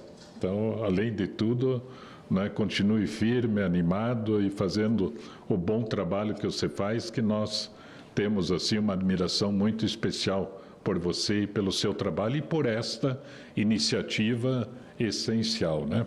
Mas eu quero passar antes a palavra ao Jorge Cajuru, que está aqui no meu lado, como eu já falei, né, senador pelo estado de Goiás, muito atuante, muito ligado a todas essas áreas, né, de populações mais vulneráveis, pessoas com deficiência, autismo, né? E é um grande companheiro também para ele também fazer as considerações dele. Bom, inicialmente, Deus e saúde a todos e todas presentes e os ausentes que nos acompanham. Flávio Arnes, ser.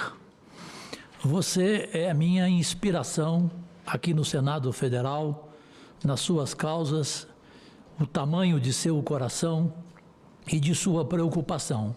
Objetivamente, eu queria dizer a todas as expositoras, e em especial ao Tiago Leifert, que eu considero o melhor apresentador esportivo da história da televisão brasileira, e depois de você, Tiago, sou eu, hein, Cajuru, mas você é o primeiro.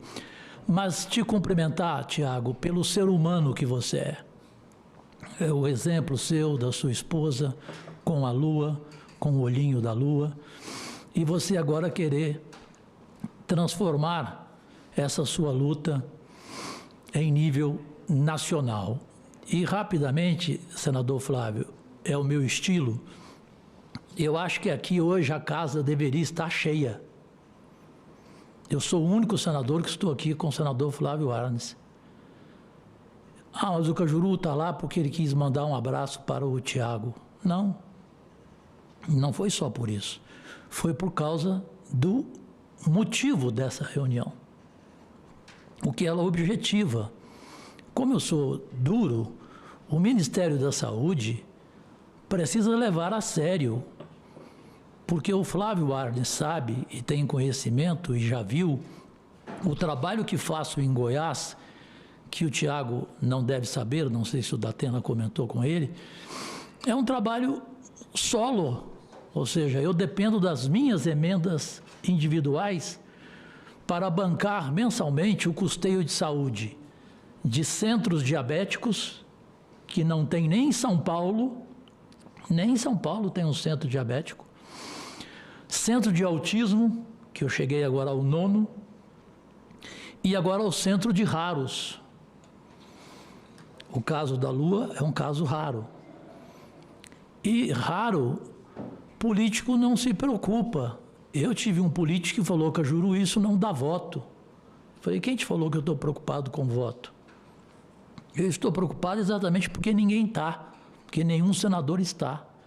Então, por isso que o Flávio, eu tenho como inspiração, por essa preocupação. O meu projeto do diabetes foi aprovado por unanimidade, foi sancionado no governo Bolsonaro, porém Jair Bolsonaro não o regulamentou. O presidente Lula acompanha o erro de Bolsonaro. Até agora não o regulamentou. É simples, é o SUS dar o primeiro atendimento ao diabético e fornecer a insulina, que é o que eu faço em Goiás. O autismo, também no Brasil, não existe um centro de autismo realmente completo, porque nós tomamos conhecimento, o Tiago deve saber disso, o Flávio já sabe, a partir de agora, a cada 35 crianças nascidas, uma é autista, Flávio. Uma, antes era a cada 100. E graças a Deus também tive o orgulho de ser o primeiro parlamentar a inaugurar um centro de raros em Anápolis, Goiás, porque tomei conhecimento, e aí concluo, de algo que eu nem sabia o nome, num distrito de Goiás,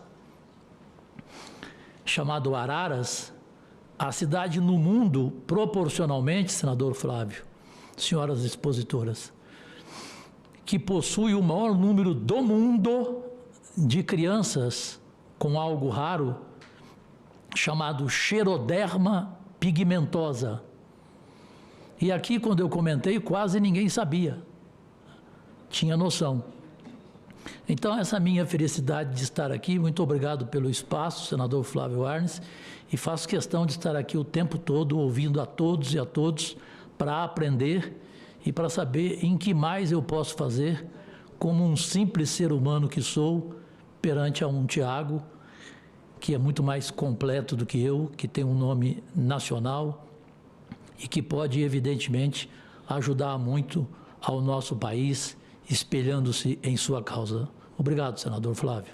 A gente que agradece a você, Jorge Cajuru, né, companheiro, líder, e sempre envolvido com as causas sociais também, de desenvolvimento, mas também particularmente com as pessoas mais vulneráveis.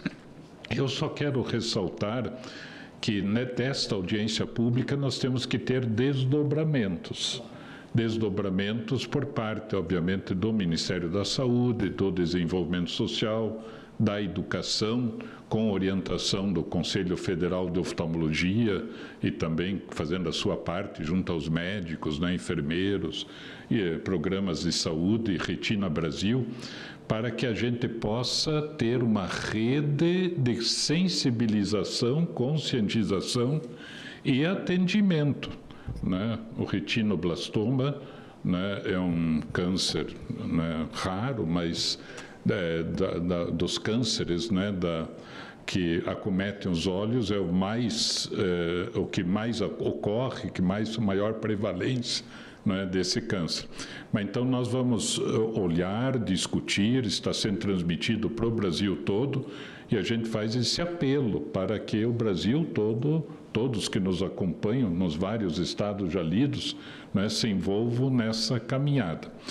Mas para a gente iniciar, então, tudo isso em função de uma campanha de olho nos olhinhos, comandada pelo Tiago, né, pela Daiane e pela Lua. Então, o Tiago começa explicando para a gente o que você espera de tudo isso e tudo aquilo que você julga importante. Com a palavra, Tiago. Boa tarde a todos. Senador Flávio, muito obrigado pela oportunidade. É uma honra estar aqui com vocês. Embora a circunstância seja essa, sim, eu preferia, claro, que o retinoblastoma nunca tivesse cruzado a minha vida, mas já que ele cruzou, é uma missão que eu e minha família, a gente aceitou com muita energia.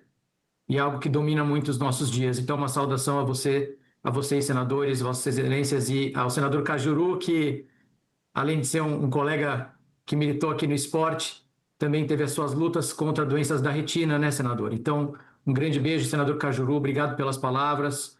Doutora Vilma, que é uma grande parceira da campanha de Olho nos Olhinhos, está aqui com a gente, senhora Ieda, Bruna, o Ministério da Saúde, doutora Suiane, Ministério do Desenvolvimento Social, e uma saudação à senadora Damares, que não está com a gente, mas que nos ajudou também a chegar aqui hoje. Eu estou aqui como diretor-presidente da ONG de Olho nos Olhinhos, mas essa função é impossível separá-la da minha condição de pai, né? Eu sou, acima de tudo, o pai da Lua, e é por ela que eu estou aqui hoje. E com muita humildade também representando, senador, as centenas de famílias que nos pediram ajuda nesses últimos anos, através da nossa ONG, com quem a gente conversa diariamente, e que nos trazem reclamações, dores, sugestões que acho que podem ser úteis para nós todos aqui hoje. O caso da Lua, a gente diagnosticou ela com 11 meses e era um estado já bem avançado da doença, nos 2 olhos. Ela ainda nem andava, muito pequenininha, e foi um momento bem difícil para nós todos, para a família inteira, muito devastador. Por uma ironia cruel, a minha esposa, ela era repórter de saúde e na carreira dela nunca tinha aparecido o tema retinoblastoma, na vida dela. Eu também nunca tinha escutado falar. Depois do choque inicial, a gente resolveu falar. A gente resolveu contar para as pessoas, primeiro através das redes sociais, todas as informações que a gente gostaria de ter tido, coisas que a gente gostaria de ter escutado. dicas que a gente gostaria de ter recebido quando a Lu ainda era pequenininha, recém-nascida. Coisas que hoje a gente sabe e martela muito durante as nossas campanhas. A campanha foi crescendo, a gente tem uma estimativa bem conservadora de que a gente conseguiu atingir mais de 100 milhões de brasileiros através de WhatsApp, rede social, mídias, telas em prédios e shoppings e elevador, aeroporto, ônibus. Mas a campanha de conscientização acabou sendo pouco para nós. Então a gente montou essa ONG para realmente ajudar as famílias. Porque assim que a gente faz a campanha, muitas famílias procuram ajuda de oftalmologistas, vão ao médico e depois elas nos dizem, olha, eu estou saindo aqui do consultório e eu não sei o que eu faço, porque eu acabei de receber a notícia de que minha filha pode estar com retinoblastoma e o que eu faço agora? Então a nossa ONG ajuda tanto no setor privado, com os planos de saúde, quanto com o TFD, com o tratamento fora de domicílio do SUS. A gente ajuda essas famílias a chegarem o mais rapidamente possível no centro de excelência para tratar o retino. E a gente também tem um braço que a gente não comenta muito, porque nunca ninguém perguntou, mas a gente também ajuda com pesquisa, a gente ajuda a comprar máquinas para os hospitais, quando estão precisando, pagar consulta se precisar também para as famílias. E uma curiosidade é que quando a gente fez a campanha a primeira vez, senador, muitos políticos mandaram mensagem para a gente, na melhor das intenções, falando, olha, vamos fazer uma lei. Vamos fazer uma lei do reflexo vermelho.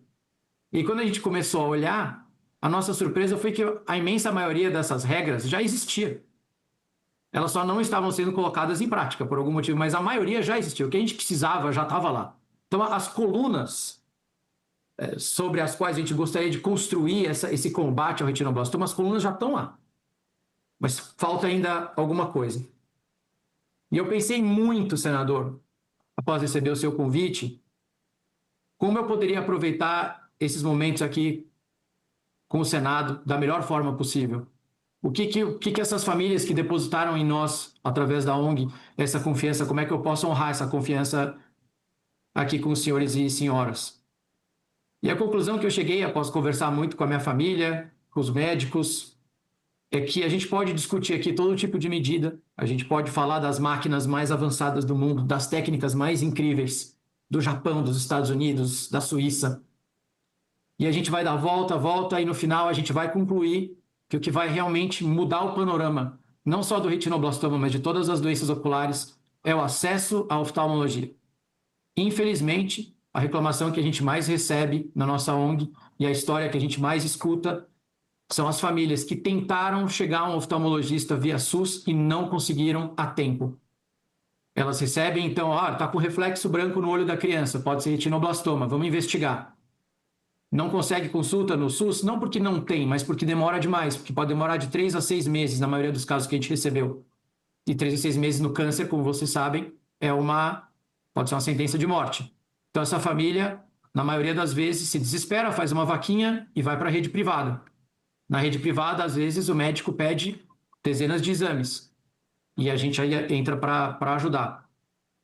Se a gente tivesse, desde cedo, acesso a oftalmologistas na rede pública, eu acho que ali seria o nosso primeiro passo para combater o retinoblastoma. Porque ele vai continuar acontecendo. Ele, às vezes, é uma doença genética, mas ele é inevitável. Nós teremos retinoblastoma para sempre. A gente só precisa descobri-lo o mais rapidamente possível. E como sabemos, né, senadores, a gente precisa também ter o pé no chão, entender a realidade do Brasil, os custos envolvidos, para que a gente possa fazer isso da maneira mais eficiente e inteligente possível, certo? A gente tem que ser pragmático na hora de... Porque o desespero também não ajuda, né? Vamos fazer uma triagem em centenas de milhões de crianças. A gente sabe que isso é inviável. Mas o legal de estar aqui hoje e de poder falar do retinoblastoma é que ele é apenas uma das doenças da retina. A mais perigosa, a fatal, a única que pode matar uma criança. Só que a forma da gente se prevenir contra ela, ou pelo menos descobri-la rapidamente, é o mesmo jeito de descobrir todas as outras doenças da retina. Então, se os senadores conseguirem, junto com o Ministério da Saúde, mais acesso à oftalmologia e mais regras para que a gente consiga investigar o olhinho das crianças desde cedo, a partir do 6º mês, por exemplo, do 3º mês, como vocês acharem melhor com os médicos, que eu não sou médico. Mas se não tiver um retinoblastoma ali, pode ter uma miopia, pode ter uma toxocaríase, uma toxoplasmose, pode ter um descolamento de retina por um motivo não especificado, pode ter uma doença de Coates, pode ter glaucoma, pode ter catarata congênita, que é um problema gravíssimo no nosso país. Tem muita gente com catarata congênita, muitos bebês que estão na fila esperando a cirurgia. E o método para você descobrir todas essas doenças é o mesmo do retinoblastoma. Então, ao atacar o retino, nós vamos acabar descobrindo tantas outras coisas e melhorar tanto a vida dos nossos cidadãos do futuro, que realmente vale a pena discutir como é que a gente pode melhorar o diagnóstico, sim, e a descoberta dessas doenças. A nossa preocupação, então, em salvar a vida dessas crianças vai acabar diretamente salvando a visão de milhões de outros, dos nossos cidadãos do futuro, que vão poder ter uma vida mais saudável, mais ativa, porque lá atrás um senador do Paraná resolveu agir contra o retinoblastoma. Um dos grandes centros dos Estados Unidos, que é o Sloan Kettering, em Nova York, ele salva 99% das vidas das crianças que chegam lá. E eles conseguem salvar os 2 olhinhos, senador Cajuru, quer dizer, não precisa enuclear, não precisa fazer prótese, 95% das vezes. É um número melhor do que o nosso. Só que nós aqui no Brasil, nós temos as mesmas máquinas, os mesmos remédios, os mesmos tratamentos na rede pública e na rede privada. O tratamento de retinoblastoma na rede pública é espetacular, fantástico. Nós temos tudo, mas por que eles conseguem números melhores do que os nossos? Eu perguntei a um médico americano que veio aqui para o Brasil numa conferência, ele era do Texas, falei, mas como é que vocês conseguem? Porque lá os casos chegam antes e chegam mais rapidamente depois ao tratamento. É só isso. Eles têm mais, apesar da saúde pública americana ter seus problemas e suas críticas, e a privada também, eles ainda conseguem consultas no oftalmologista e triagem antes do que nós conseguimos. E por isso eles melhoraram. Esse número, 99%, a gente consegue atingir aqui no Brasil. Falta muito pouco. Salvar 95% dos 2 olhinhos, a gente consegue também. Nós temos a estrutura, a gente precisa melhorar o diagnóstico. Eu fico à disposição de Vossas Excelências aqui para ajudar no que for possível, quando for, no combate ao retinoblastoma, porque é a minha vida, mesmo. É o mais importante para mim. Não tem 1 segundo da minha vida que eu não pense nisso. Não tem 1 segundo da minha vida que eu não olhe para minha filha e não seja grato pela vida dela. Não tem 1 segundo que eu não olhe para ela e reconheça a sorte que eu tive, senador. Eu tive muita sorte de descobrir a doença. Quando eu descobri, foi Deus, foram os anjos da guarda. De chegar aos médicos rapidamente, de estar em São Paulo, perto dos médicos, perto do centro de referência, tive muita sorte. E a missão da minha vida é evitar que a lua do futuro, a próxima lua, eu quero que ela não tenha que contar com a sorte, senador. Eu quero que ela tenha tudo estruturado para que ela chegue ao tratamento muito antes do que a minha filha conseguiu. Só para quem também ficou curioso e está nos assistindo, a minha filha completou 5 anos agora no dia 28. Ainda não teve alta 100%, a gente não pode dizer que ela está curada, mas ela está indo bem, porque ela é um milagre e porque a gente deu muita sorte. E, mais uma vez, obrigado pela oportunidade, é uma honra estar aqui com vocês. Olha, Tiago, brilhante também, e eu quero que saiba que esta é uma missão familiar, né? Sua esposa, Lua, quer dizer, você já é um profissional reconhecido, estimado no Brasil, mas você se torna ainda melhor por causa da Lua, né? A Lua fez com que você, a esposa e tanta gente, né, fossem melhores ainda do que são, né, como profissionais, como pessoas, né, e a gente deseja que tenham sucesso na caminhada e na caminhada de apoio às demais famílias, né, que apresentam um problema parecido ou não, né, que nem você colocou muito bem, né? O diagnóstico é para todas as dificuldades que podem surgir no olho, né? Obrigado por enquanto, viu, Tiago?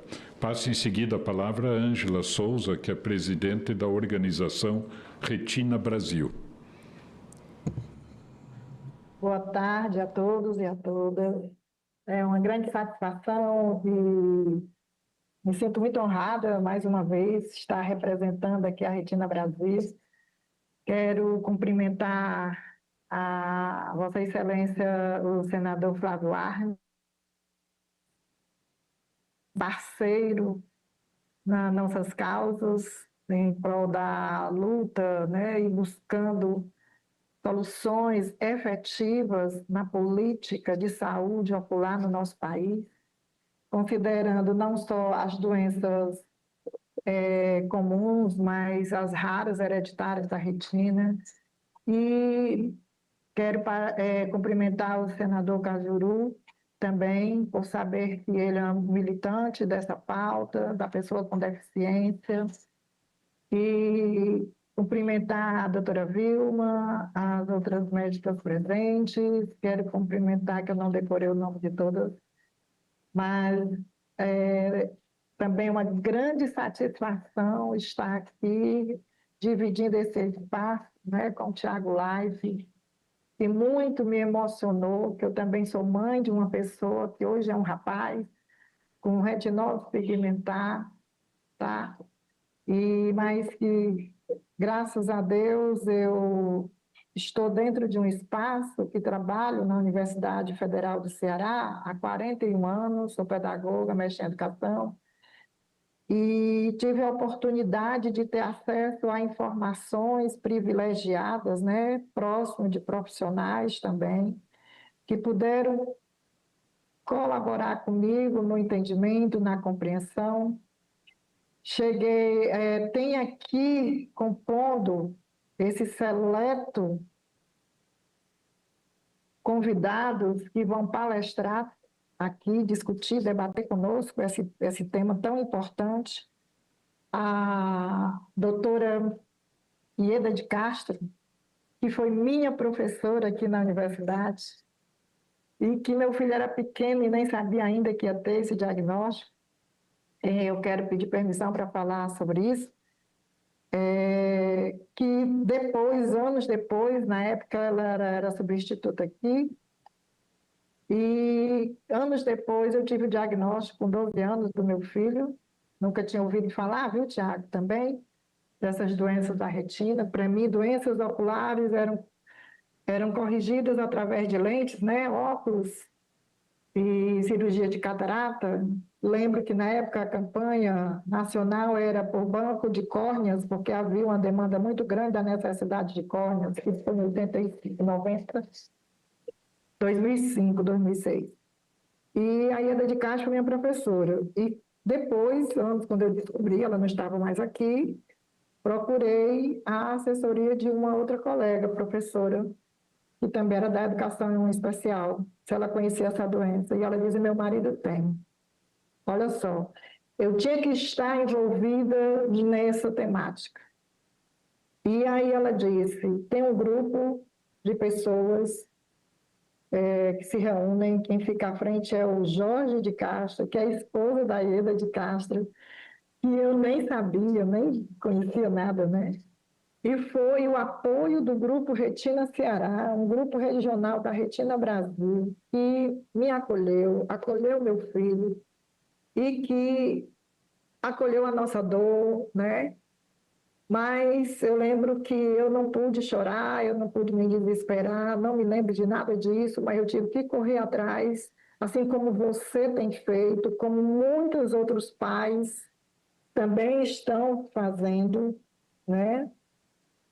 Atrás de soluções. E que bom! Hoje eu agradeço a Deus ter acontecido comigo e não com dos meus irmãos, somos 6, tá? Porque eu consigo, né, buscar informações e acessar determinados instrumentos do poder público nessa luta. E eu quero aqui dizer que logo no início, o nosso querido senador Flávio Arne listou o que os participantes já encaminharam para ele, está muito alinhado no que a gente vai debater e discutir, né? Eu sou também uma paciente oncológica, tá? Mas não é retinoblastoma, certo? Sou usuária do SUS porque todos nós somos usuários do SUS, certo? Mas ainda tenho o privilégio de ter um plano de saúde. Então, eu tive um diagnóstico precoce e acessos a exames de primeira ponta por conta do plano. Mas eu desejo isso, eu desejaria estar sendo assistida pelo próprio Sistema Único de Saúde. E trazendo a temática aqui, e a nossa discussão do retinoblastoma, na nossa opinião, enquanto Associação Nacional de Pacientes com Doenças Raras Hereditárias da Retina, que nós vemos lutando desde 2002 a nível de associação nacional. Nós conseguimos chegar no Conselho Nacional de Saúde, temos assento lá desde 2022, fomos reeleitos agora em 2024, chegamos no mesmo período no Conselho Nacional dos Direitos da Pessoa com Deficiência, vamos tentar ser reeleitos agora, né, na próxima semana, na eleição. Já nos colocamos à disposição, Tiago, e a toda a comunidade, a todos os pais que têm filhos com esse diagnóstico, também ao senador, né, Flávio Arnes, Cajuru. A doutora Vilma, o CBO é um grande parceiro nessa luta, nesse advocacy da saúde ocular no nosso país, desde o diagnóstico precoce. Sim, Tiago, é difícil chegar a um oftalmologista. Olha, enquanto nós estávamos aqui conversando, eu estava muito emocionado com a sua fala, porque é a voz de muitos pais, de muitas mães, de jovens que chegam com o diagnóstico da retina, achando que é o único ser humano do mundo que tem aquela doença, tá? E que ainda não está perdendo a visão, ainda não conseguiu ter um exame, certo? Não tem o teste genético ainda pelo SUS, estamos lutando, tá? Eu creio que está próximo isso acontecer. Já teve muitas discussões, né, com a Retina Brasil, o Conselho Nacional de Saúde, ao Ministério, e principalmente na coordenação de doenças raras, doutor Natan, ele está muito parceiro com esse compromisso de colocar. O senador Flávio Arnes, ele recebeu em 2024, passa rápido, né? Não, 2024. Um manifesto nosso, onde tem listado muita coisa que vai ser falada aqui. E que ele encaminhou e que abriu as portas para que a gente pudesse, né, chegar a este momento. Então, eu penso, na minha opinião, criar uma política pública nacional, acho que até que a gente consegue. Agora, não basta ela estar só no papel, né? Agora mesmo eu estava aqui com, não é uma criança, não é mas é um senhor, né, de 67 anos. Ele está perdendo a visão. Ele não sabe o que é que ele tem. Ele estava trabalhando de Uber, com o carro emprestado. Ele ligou para mim, alguém deu meu número, dizendo o seguinte: eu estou andando, as pessoas eu estou vendo em dupla, duas pessoas, eu olho para uma pessoa, eu vejo duas pessoas, vendo a mesma pessoa. As linhas, né, das vias, as marcações, né, eu vejo elas cruzando. Eu estou com medo. O que é que eu tenho? Eu não tenho condição de ir a um oftalmologista. Quer dizer, o caso desse senhor é de urgência, de emergência, de um atendimento e de exames que devem ser de imediato. Então, eu penso que a política nacional, como foi colocada, né, aqui no requerimento, de enfrentamento ao retinoblastoma é uma medida urgente, que você sinalizou, você esclareceu muito bem. Porque você vive essa realidade, Tiago, e muitas outras famílias também, assim como nós da Retina Brasil, que nós estamos também com um grupo de mães com glaucoma congênito, certo? Crianças, eu fiquei assim, nossa, como é que essa mãe pode? Eu trabalho com pessoas com deficiência visual, certo? Aqui na universidade. Tem duas mães que eu conversei que tem um filho com síndrome de Down, glaucoma congênito e autismo. Olha só a complexidade dessa mãe trabalhar, conviver, cuidar desse filho. A outra da mesma forma, certo? Bom, então, é urgente criar essa política. Ela é estratégica para garantir o diagnóstico precoce. Tudo isso que a gente fala, para poder ter o tratamento oportuno, né? O acompanhamento integral, né, das crianças afetadas por esse câncer terrível, né? Ocular muito agressivo, que leva à morte, como você falou. E que bom que você descobriu com 11 meses. Foi bem precoce. né? A Lua, ela teve essa... Eu vou usar essa palavra sorte não, mas ela foi, graças a Deus, né? Foi percebido. Porém, igualmente essencial a essa política, meus amados, você que está nos escutando também, não se limita só ao retinoblastoma, nós precisamos ampliar, mas que entregue também, seja integrada nesta política outras doenças. Agora, é muito importante, a Retina Brasil fica muito feliz de estar aqui, Tiago, sabe por quê? E senadores e demais convidados. Porque trabalhar em parceria, em 15 segundos. É importante, tá? Essa política ela tem que ser transversal, não só na saúde, mas na educação, na atenção básica, certo? Capacitando os profissionais nessa temática, capacitando professores nessa temática. Para que eu fiz o teste do pezinho, não tinha o teste do olhinho quando meu filho nasceu. Ele já é um rapaz de 35 anos. Mas nunca me explicaram para que significava aquele resultado daquele teste do pezinho. Eu vim descobrir anos e anos depois. Então, quero a Retina Brasil se colocar à disposição, tá? Nós temos que traçar essa política. Gostaríamos de trabalhar junto com parceiros de olho nos olhinhos, né? Você tem um material muito bacana que eu, não agora, mas meses atrás, eu te acessei no seu site, viu, Tiago? E já compartilhei, baixei e já compartilhei com várias famílias, inclusive não só no público do Grupo Retina Brasil, mas com todos, tá? Então, concluo aqui dizendo que temos que acessar todos os ministérios, tá?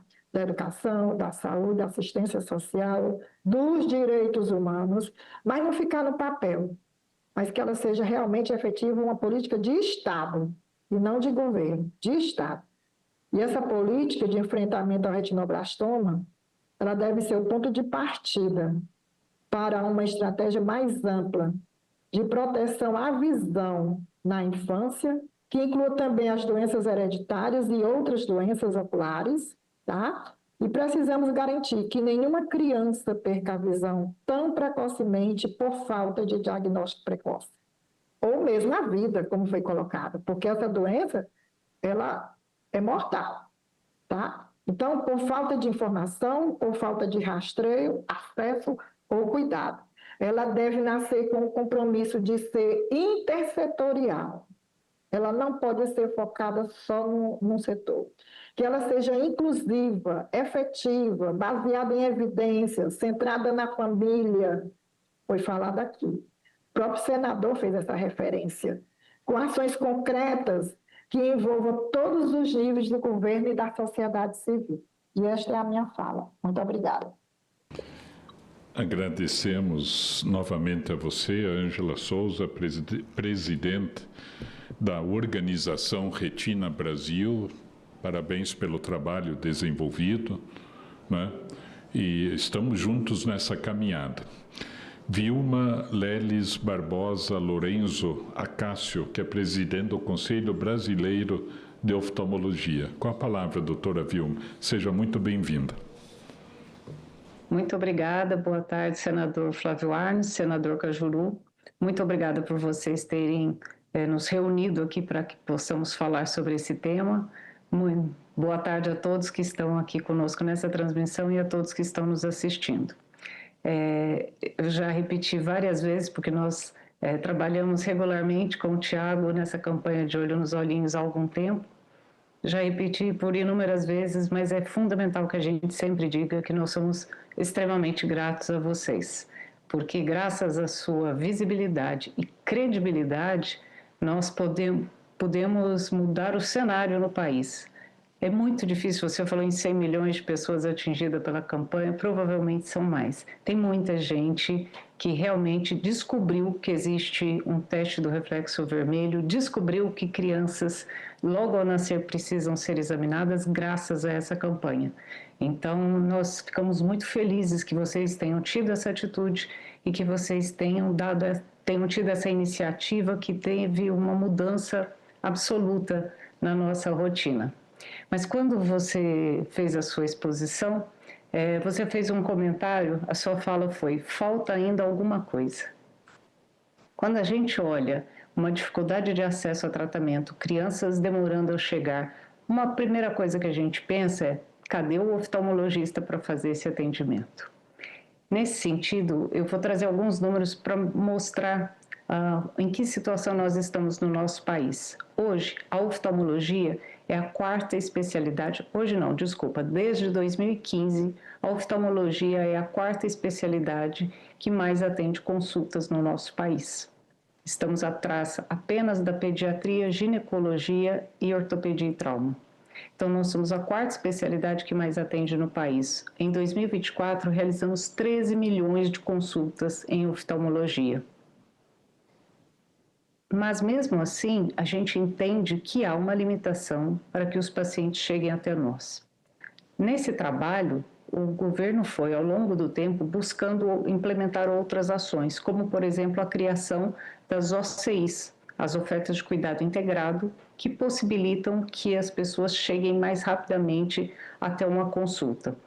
Foram 5 áreas elencadas para participar disso, sendo a oftalmologia uma delas. Nós trabalhamos auxiliando, não exatamente especificando quais seriam as OCIs, mas trabalhando nos critérios, na priorização dos pacientes para chegarem em cada um. E nesse sentido, o que nós temos é uma abertura de portas, eu gosto de usar essa expressão. Ao invés de um paciente precisar chegar a uma consulta, as OCIs abrem 7 portas. Então, isso significa que existem mais alternativas. No caso, crianças com doenças congênitas ou raras podem chegar por via das consultas para crianças com menos de 9 anos, podem chegar na consulta com oncologia oftalmológica e também já podem chegar direto num exame sob sedação para poder ter um diagnóstico mais breve. As portas se abriram nesse sentido. Mas a adesão a isso tem sido lenta, ao nosso ver, apesar de que a oftalmologia teve, segundo as palavras do próprio Ministério da Saúde, um crescimento exponencial. Nós somos a especialidade que mais atende por OCI nesse país, 4 vezes mais que o segundo colocado, que é a cardiologia. Então, onde se abrem portas, oftalmologistas estão. O que mais a gente pode fazer?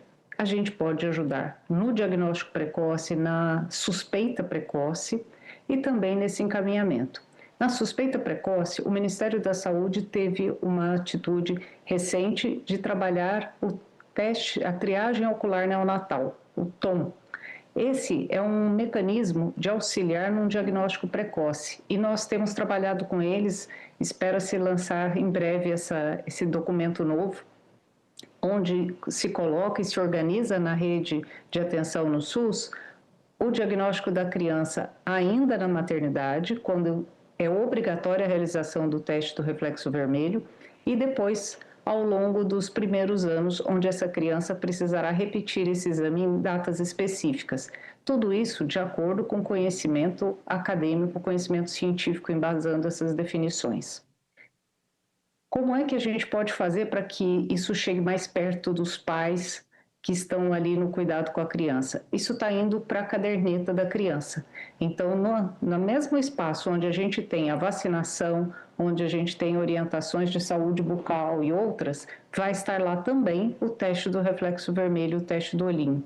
Então, isso é um estímulo e uma facilidade para que os pais e os médicos da atenção primária possam observar nessas anotações a necessidade de que aquela criança seja atendida. Então, esse é um passo que eu considero bastante relevante. Para além disso, depois que há uma suspeita ou uma confirmação diagnóstica, essa criança precisa ir para um centro de tratamento. Então, o Tiago já comentou a respeito da dificuldade que elas cheguem a tempo num centro. Mas onde estão esses centros? Então, nós fizemos um levantamento. Já há algum tempo a gente vem trabalhando nisso e agora, há poucas semanas, nós apresentamos também para o Ministério da Saúde uma rede para encaminhamento das principais causas de cegueira infantil. E nós trabalhamos nesse momento catarata e glaucoma congênitos e retinoblastoma. Então, nós entregamos para eles o mapeamento desses locais pelo país. São 43 centros, em 15 estados e o Distrito Federal, sendo que apenas 9 dos estados atendem essas 3 doenças. Atendimento de retinoblastoma e tratamento estão em 15 centros nesses 9 estados. E eu vou listar para vocês. Temos 1 na região norte, 4 na região nordeste, 2 na região sul, 8 na região sudeste e nenhum na região centro-oeste, que atenda SUS com a potencialidade do diagnóstico e tratamento completo. Mas esses precisam ser alcançados. Precisamos ampliar? Precisamos, mas esses precisam ser alcançados. E a ideia é que a criança consiga chegar na menor jornada possível até esses centros para tratamento e depois para a reabilitação visual, que é a segunda parte fundamental dessa história. Então, essa rede, no nosso nome, a gente chamou de Conectar para Cuidar, porque, na verdade, a partir de um diagnóstico, a gente tem que estabelecer uma conexão dessa criança, dessa família, com o centro médico que vai fazer esse atendimento. Tiago também fez um comentário sobre o TFD, tratamento fora de domicílio. Eu creio que ele tenha se surpreendido com isso ao longo do tempo que começou a trabalhar com isso, e eu também me surpreendi quando ele falou da dificuldade dos centros saberem para onde encaminhar essa criança. Não é só para onde encaminhar, é que existe um TFD, e como é que se preenche um TFD, e o que eu faço com ele? Olhando para esse cenário como um todo, pelo número de oftalmologistas que nós temos e pelo volume de atendimento que nós realizamos, pela participação constante ao longo dos anos, por todo o estímulo que a gente faz para que haja um diagnóstico precoce e encaminhamento para os lugares corretos, na nossa leitura, a gente precisa de uma gestão desse sistema tão relevante que a gente tem no nosso país, que é o SUS. A gente precisa atuar na gestão no sentido de fazer com que todos os municípios tenham ali pessoas hábeis, que conheçam todas essas informações e que possam efetivamente promover a conexão dessa criança a um centro de diagnóstico e tratamento. Então, nesse contexto, se nós pudéssemos elencar hoje uma prioridade de ação, eu consideraria essa questão, que é a gestão municipal no sentido de fazer essa conexão para todas as crianças. Agradeço a vocês todos a oportunidade de poder expor aqui a nossa avaliação da oftalmologia e dizer que nós estamos sempre parceiros de todas essas ações que levam ao bem-estar, à saúde visual de toda a população. Agradecemos, doutora Vilma Cássio, presidente do Conselho Brasileiro de Oftalmologia, e parabenizando também o Conselho e a senhora, né, pelas iniciativas sendo tomadas. Parabéns, né? Vamos em frente. Passamos em seguida a palavra a Bruna Bragança Borelli Volpone, que é assessora técnica da Coordenação Geral de Atenção à Saúde das Crianças, Adolescentes e Jovens da Secretaria de Atenção Primária à Saúde do Ministério da Saúde. Com a palavra, então, Bruna.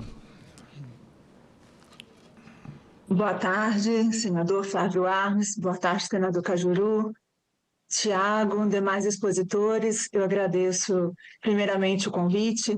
É com grande responsabilidade e compromisso que, representando a Coordenação Geral de Atenção Integral à Saúde das Crianças, Adolescentes e Jovens da Secretaria de Atenção Primária à Saúde, nós participamos dessa audiência, sabendo que o tema é muito importante e exige de nós sensibilidade e ações para fortalecer o cuidado integral à saúde das crianças.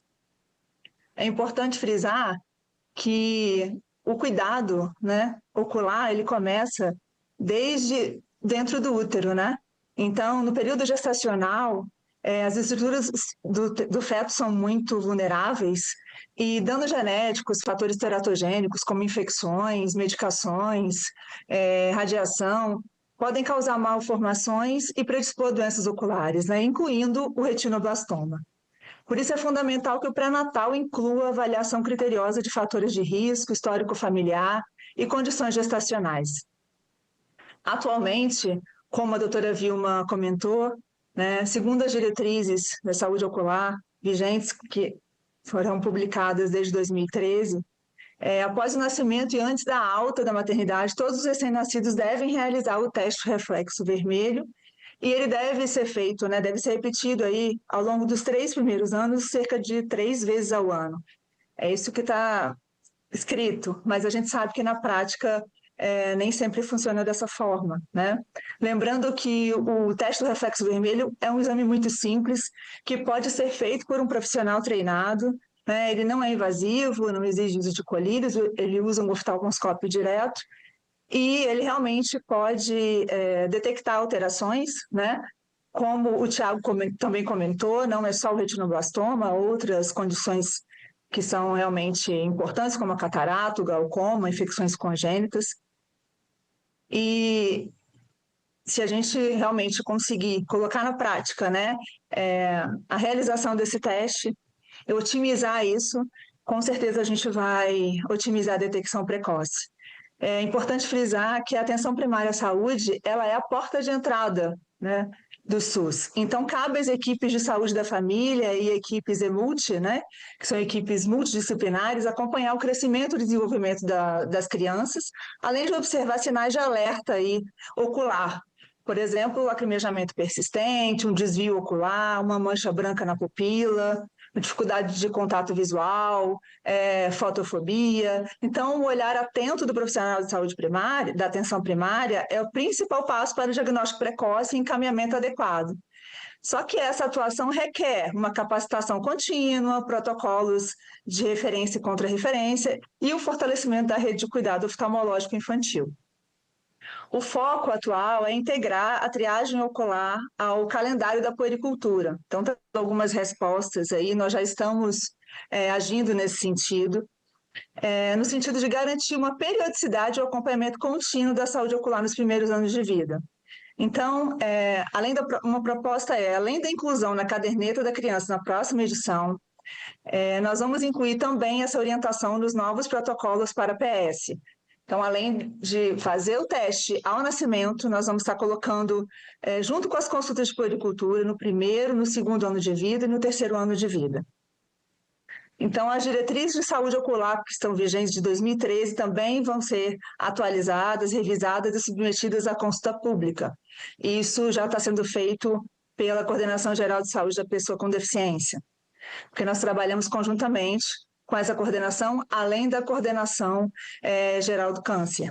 Também estamos discutindo a proposta de criar códigos para o teste, né, do reflexo vermelho na maternidade e na PS para aprimorar o monitoramento da realização do teste.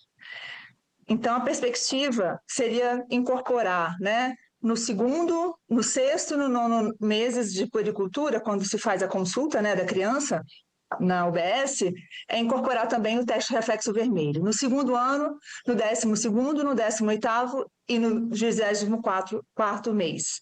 E no terceiro ano, com 36 meses de vida. Então, essa proposta articulada à execução aí do teste do reflexo vermelho, a capacitação das equipes de atenção primária, pode fortalecer o rastreamento visual precoce e periódico, reduzindo o diagnóstico tardio e ampliando as oportunidades de detecção do retinoblastoma e das outras condições visuais graves, né? Um dos principais desafios, como já foi comentado aqui, é realmente estruturar a hierarquização do cuidado em rede, né? Garantindo que as equipes realizem o rastreamento de forma sistemática, identificando precocemente os sinais, encaminhar com agilidade, né, para os serviços especializados, de acordo com protocolos de referência e contra-referência bem definidos. E até porque o enfrentamento do retinoblastoma exige, né, essa integração efetiva entre maternidades, unidades básicas de saúde, centros de referência em oftalmologia e oncologia pediátrica, assegurando que nenhuma criança com suspeita ocular fique sem diagnóstico e tratamento oportuno. Acreditamos que a implementação de ações estratégicas para o enfrentamento do retinoblastoma podem contribuir, né, para o fortalecimento da rede de cuidado ocular infantil, ampliar a vigilância em saúde ocular na infância, garantir o acesso equitativo ao diagnóstico precoce e ao tratamento especializado. A Secretaria de Atenção Primária à Saúde reafirma seu compromisso em ampliar a cobertura e a qualidade do teste do reflexo vermelho, apoiar a formação de equipes de atenção básica, aprimorar fluxos de encaminhamento e garantir a integralidade do cuidado, da detecção precoce ao tratamento especializado. Cuidar da visão é cuidar da vida e assegurar a visão das nossas crianças é investir no futuro do país. Muito obrigada. Obrigado, Bruna Volpone, na atenção, coordenação geral, assessoria técnica da Coordenação Geral de Atenção à Saúde das Crianças, Adolescentes e Jovens da Secretaria de Atenção Primária à Saúde do Ministério da Saúde. Na sequência, vou passar a palavra para Suiane, né, que é da atenção ao câncer. Só antes, Suiane, eu leio a nota que veio da SOBOP, que é a Sociedade Brasileira de Oncologia Pediátrica. Apoia a SOBOP, a Sociedade Brasileira de Oncologia Pediátrica, apoia a expansão do acesso ao cuidado do retinoblastoma, com prioridade ao diagnóstico oportuno. Propomos à sociedade um modelo em rede, reflexo vermelho na puericultura, teleoftalmologia para segunda opinião rápida e centros de referência para confirmação e tratamento, com financiamento específico e indicadores nacionais. Ele sugere nos indicadores nacionais tempo até o especialista, início do tratamento e preservação ocular e sobrevida. Termos esses dados todos também. Então, esta é a nota, né, que inclusive depois vamos enviar a todos os expositores e expositoras. Então, passo a palavra a você, Suiane Camille Caldeira Monteiro, que é do Departamento de Atenção ao Câncer do Ministério da Saúde. Com a palavra.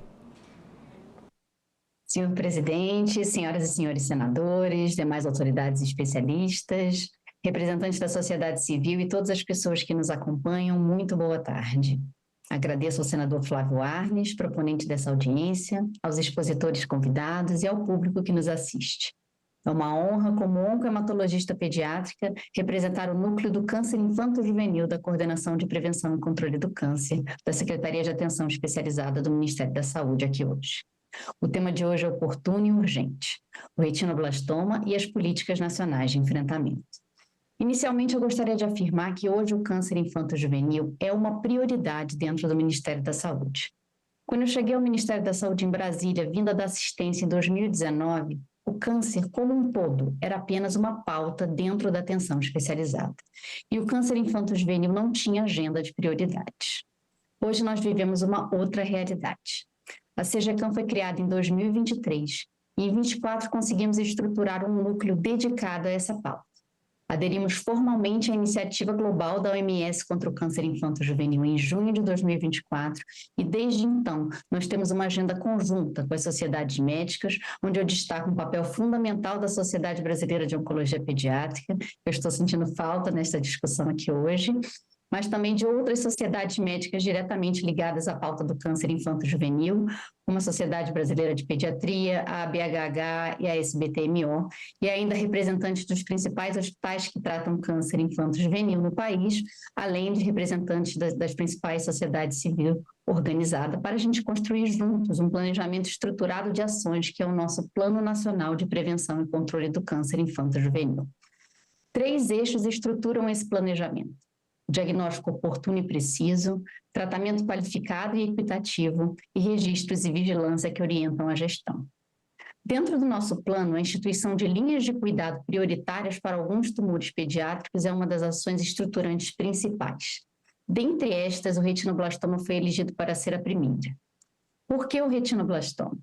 O retinoblastoma é o tumor intraocular mais frequente na infância. Embora seja uma patologia rara na população geral, ela afeta aproximadamente 1 a cada 15, 20 mil nascidos vivos por ano. Quando diagnosticado cedo, a probabilidade de cura é alta e é possível preservar a visão. A apresentação clínica unilateral é presente em cerca de 60% dos casos e bilateral em torno de 40%. Quando diagnosticado tardiamente, pode ser necessária a enucleação, pode ser necessário radioterapia, quimioterapia venosa e há o risco de óbito se o tumor sair do olho e se tornar uma doença sistêmica para outros órgãos. Nosso compromisso é construir ações para orientar de forma estruturada uma melhoria em toda essa linha de cuidados, que vai desde a triagem com reflexo vermelho na maternidade, seguindo no processo de triagem ocular dos pacientes pediátricos, no acompanhamento de puericultura estruturado e com encaminhamento precoce para avaliação especializada com o oftalmologista sempre que o teste for alterado ou outros sinais clínicos forem detectados, como estrabismo, leucocoria e outros achados anormais. Organizar esse referenciamento dentro da rede, de forma a centralizar o cuidado do retinoblastoma em centros de referência especializados e garantir a disponibilidade dos tratamentos necessários. A centralização inteligente do cuidado para tumores ultra especializados como o retinoblastoma é uma ação que consideramos necessária. O cuidado integral do retinoblastoma exige que o centro de alta complexidade disponha de oftalmologista especializado no manejo dessa patologia, um centro de hemodinâmica, médico intervencionista para a realização de quimioterapia intraarterial, capacidade para avaliação genética do GNRB1, capacidade para o fornecimento de próteses e reabilitação quando necessário. A gente entende que não é necessário ter esses centros em todos os estados, mas precisamos mapear quais seriam os centros com potencial de serem referências regionais e criar uma rede articulada que funcione para o referenciamento rápido. A criança não pode perder tempo precioso sendo encaminhada a um centro que não terá expertise para tratá-la de forma adequada. Para isso, o Ministério está conduzindo um grande projeto nacional de mapeamento dos centros habilitados no SUS e também os não habilitados em pediatria, mas que seguem atendendo crianças, para saber, no detalhe, a sua estrutura física, de pessoal, de acesso a tecnologias e protocolos, para saber a sua real vocação e, desta forma, poder desenhar uma rede de prevenção e controle do câncer adequada para o câncer infanto-juvenil. Além do retinoblastoma, sabemos que muito provavelmente outros tumores também precisarão de um mesmo modelo, como os tumores cerebrais e os tumores ósseos. Esse projeto grandioso chama-se OncoBrasil Mapeamento e está sendo executado por meio do PROAD-SUS, em uma parceria do Ministério da Saúde com o Hospital Albert Einstein, a SOBOP e a Coniac, porque em outro braço deste mapeamento também estamos avaliando as casas de apoio. Um outro projeto que já segue em andamento no âmbito do nosso plano e que a CGCAN está desenvolvendo em parceria com mais de 30 especialistas oncopediatras voluntários é o Manual Nacional de Alta Suspeição do Câncer Infanto-Juvenil. Esse manual será semelhante ao modelo que será lançado brevemente para os tumores de adulto e virá para ser um novo referencial para guiar os sinais de alerta e as primeiras condutas para um encaminhamento correto e oportuno dos tumores pediátricos. Dividimos os tumores em grupos temáticos e teremos inclusive um capítulo dedicado aos tumores do adolescente e do adulto jovem, que é uma área muito delicada. E para o retinoblastoma, dada a sua importância e particularidades, teremos uma área temática específica. Em outras frentes, para a construção dessa linha de cuidados que se inicia lá na maternidade, costuramos dentro do Ministério da Saúde uma parceria com a Coordenação da Pessoa com Deficiência da Secretaria de Atenção Especializada e a área da Saúde da Criança da Secretaria de Atenção Primária, com parceria também do CBO e da SOBOP para a elaboração do Guia da Triagem Ocular Neonatal, para orientar os gestores e profissionais para a realização do teste do reflexo vermelho nas primeiras horas de vida da criança e também a definição do protocolo para a realização deste mesmo teste nas consultas de segmento da puericultura, com a identificação clara para a realização do teste na caderneta da criança, junto com a criação de um procedimento específico na tabela do SUS, específico para esse monitoramento. Porque antes a gente não tinha o registro e o monitoramento desta execução. Além disso, precisamos garantir que os profissionais tenham a capacitação adequada para fazer o teste do reflexo vermelho e tenham equipamentos para isso. A Secretaria de Atenção Primária está viabilizando o apoio para a aquisição dos oftalmoscópios e estruturaremos em conjunto ações de capacitação de médicos e enfermeiros para a realização adequada dessa triagem, devendo ser orientado o encaminhamento prioritário ao oftalmologista ou centro de referência quando a triagem for positiva. Em outra frente, a CGCAN solicitou ao Sistema Nacional de Transplante que avaliassem também a ampliação do procedimento para transplante de medula óssea para os pacientes com retinoblastoma. Esse pleito ele segue em elaboração de dossiê para posterior submissão à Conitec.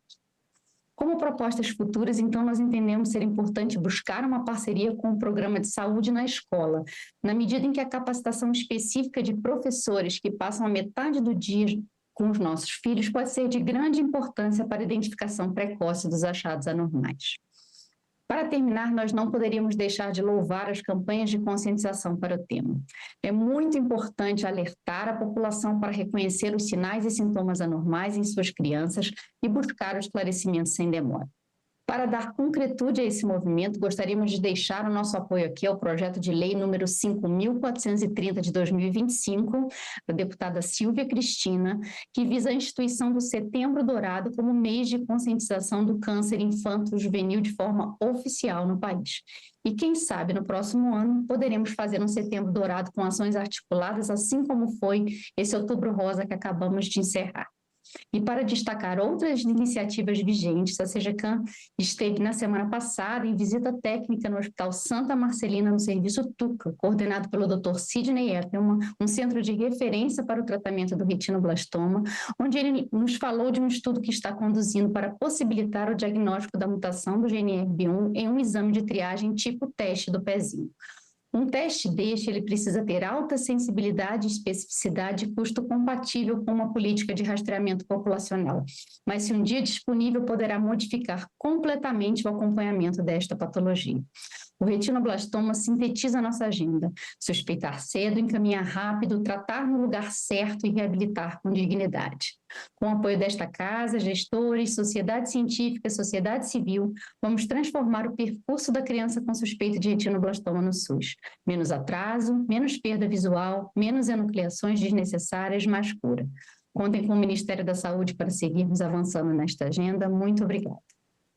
Agradecemos a você, doutora Suiane Camilo Monteiro, do Departamento de Atenção ao Câncer do Ministério da Saúde. Parabéns também pela exposição.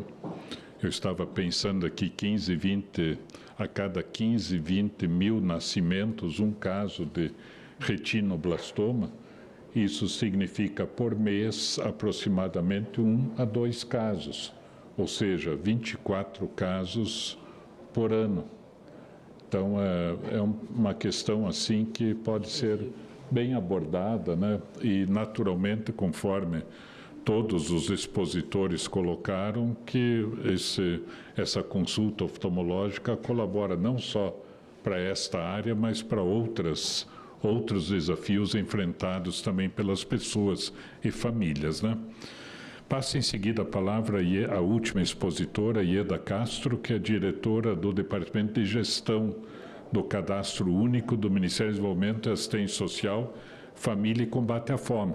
Eu quero lembrar a doutora Suiane e a doutora Bruna que, pessoalmente, eu considero extremamente necessário ter essa vinculação, conforme ressaltado, com a educação e com a assistência social, porque o CRAS e o CREAS estão com as redes no Brasil inteiro e em contato permanente com as famílias para ajudar na sensibilização, orientação, encaminhamento, que já foi ressaltado tudo isso, né? Mas só para reforçar esse trabalho interministerial e interdepartamental, né?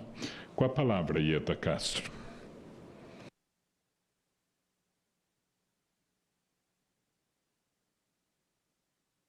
Alô, Ieda? Está me ouvindo? Oi, boa tarde. Sim. Está me ouvindo? Estamos ouvindo.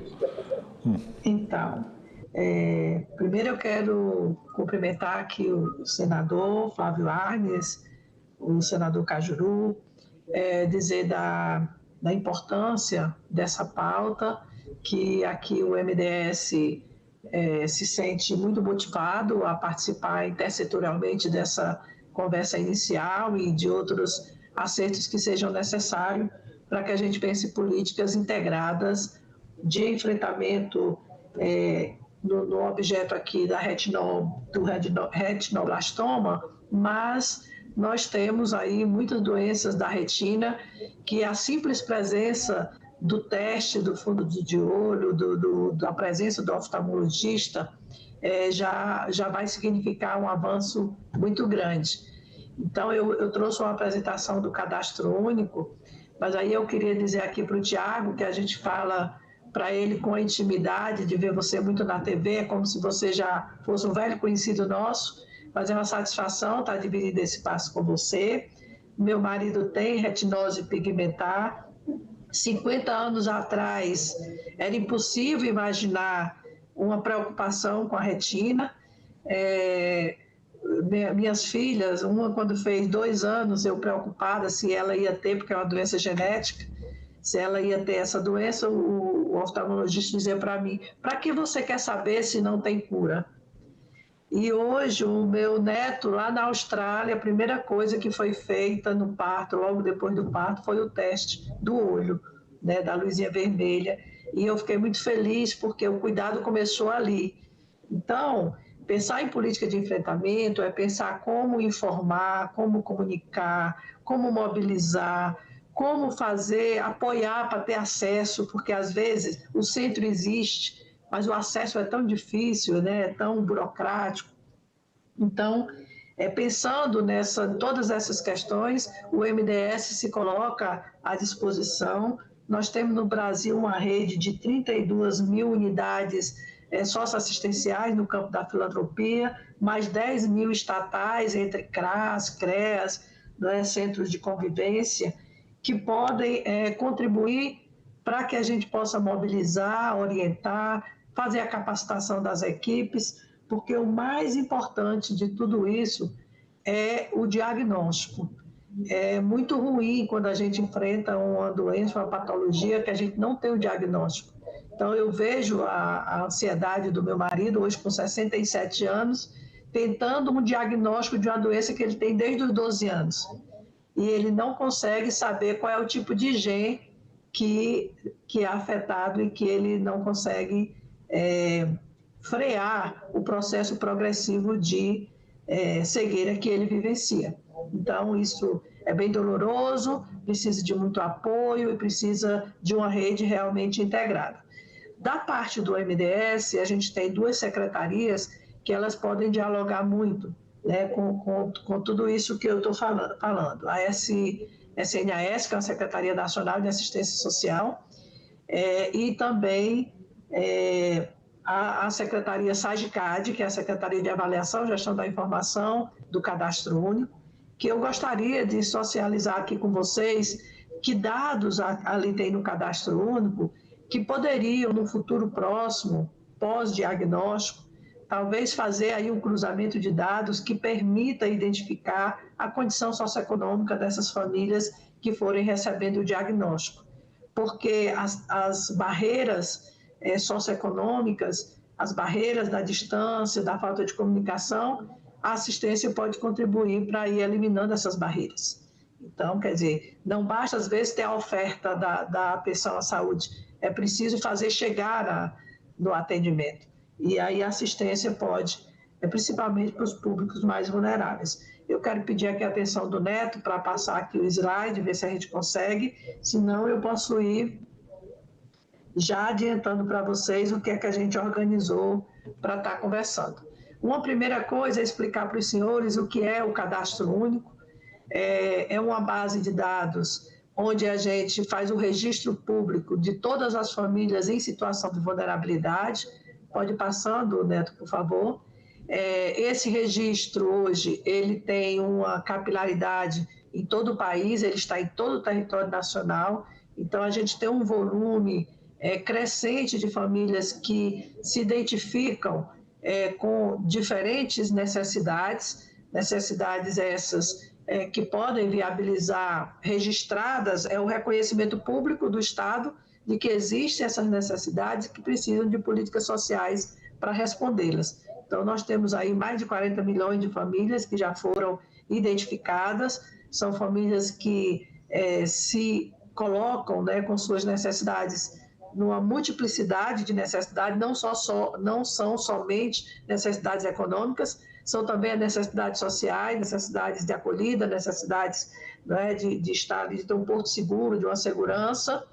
E tem aí a gente no cadastro hoje faz, em média, por dia, 2 milhões de atendimento em todo o país, mensais, aliás, e essas atualizações e esse atendimento é um contato direto, que se tiver uma rede capacitada pode ser um agente multiplicador das informações que podem chegar nas famílias.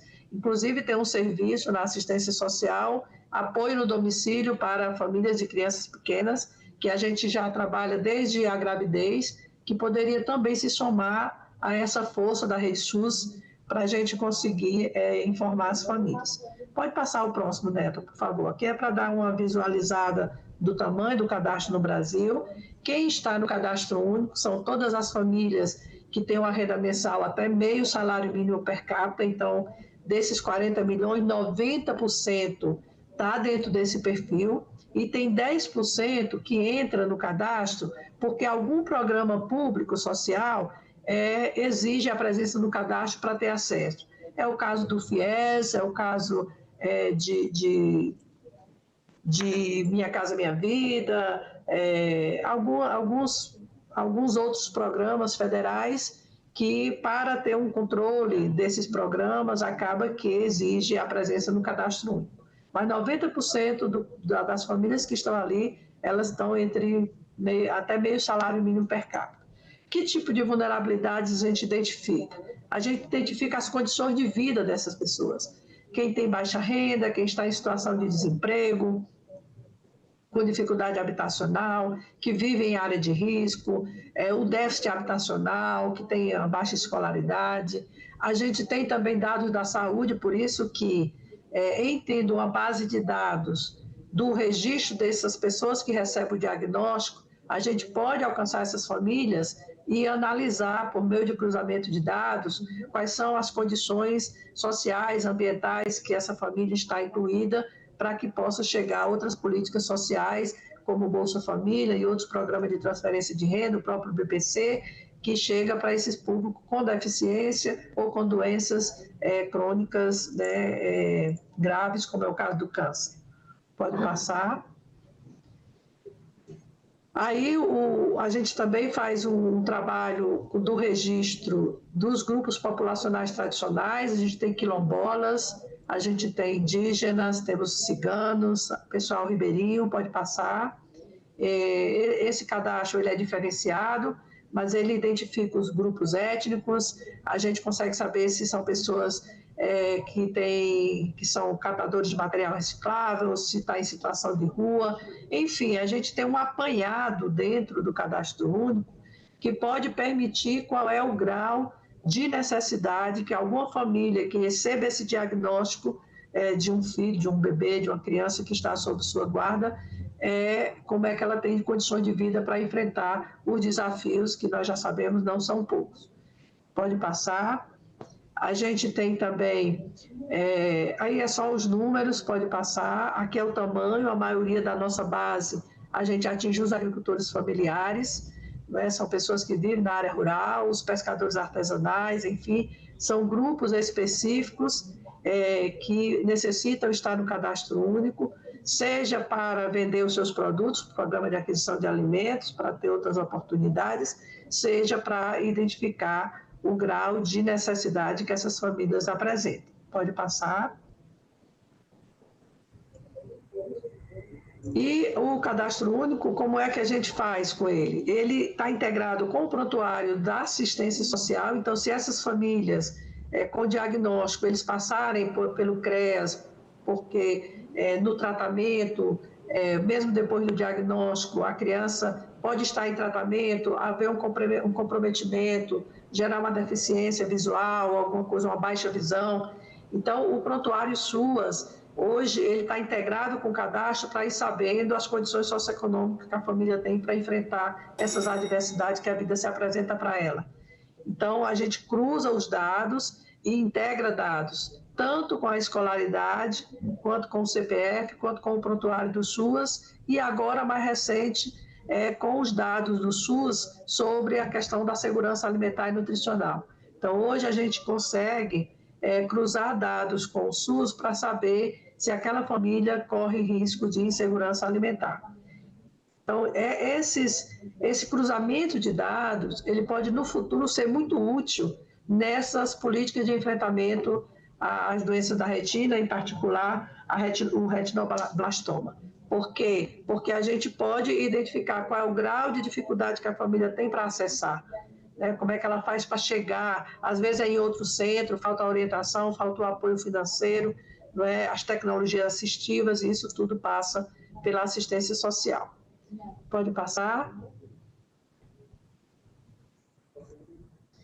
Então, eu já falei sobre isso, sobre a insegurança alimentar, falei também sobre o sistema presente. A gente sabe hoje quantas crianças estão em creche. Então, se creche for um bom local para também ficar observando o comportamento das crianças em relação à questão da acuidade visual, a gente consegue saber quem está em creche. Então, dá para a gente fazer uma cobertura integrada melhor. Pode passar. Agora, sempre lembrando que nosso papel enquanto MDS ele está muito associado ao pós-diagnóstico, porque pelo cadastro a gente não consegue identificar doenças específicas, mas a gente consegue, depois de ter uma base de dados da saúde, a fazer a integração ou povoamento de dados, o cruzamento de dados, e a gente conseguir chegar nas famílias que, além de viverem a situação do diagnóstico, elas podem ter algum 15 segundos. Que dificulte o acesso delas. Então, acho que era isso que eu queria mostrar do cadastro único, dizer para os senhores que o Ministério apoia essa ideia e cumprimento muito o Tiago pela sua luta, que ela vira uma luta de todos nós, não só pelo seu problema, o problema particular da Lua, mas por todas as doenças associadas à retina que pode estar ganhando com essa iniciativa que está sendo apontada aqui, que pode ganhar capilaridade em todo o país de uma forma mais acessível.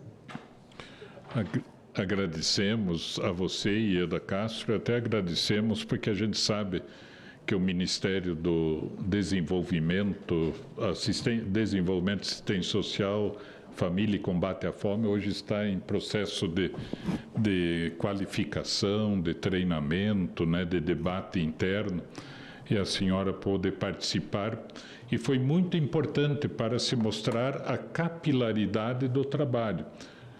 Até eu diria não tanto para o diagnóstico, mas para a sensibilização, conscientização, né, alerta, né, para a comunidade dos sinais, né, sinais de alerta para que isso possa levar a uma atitude, né, de encaminhamento para a área da saúde.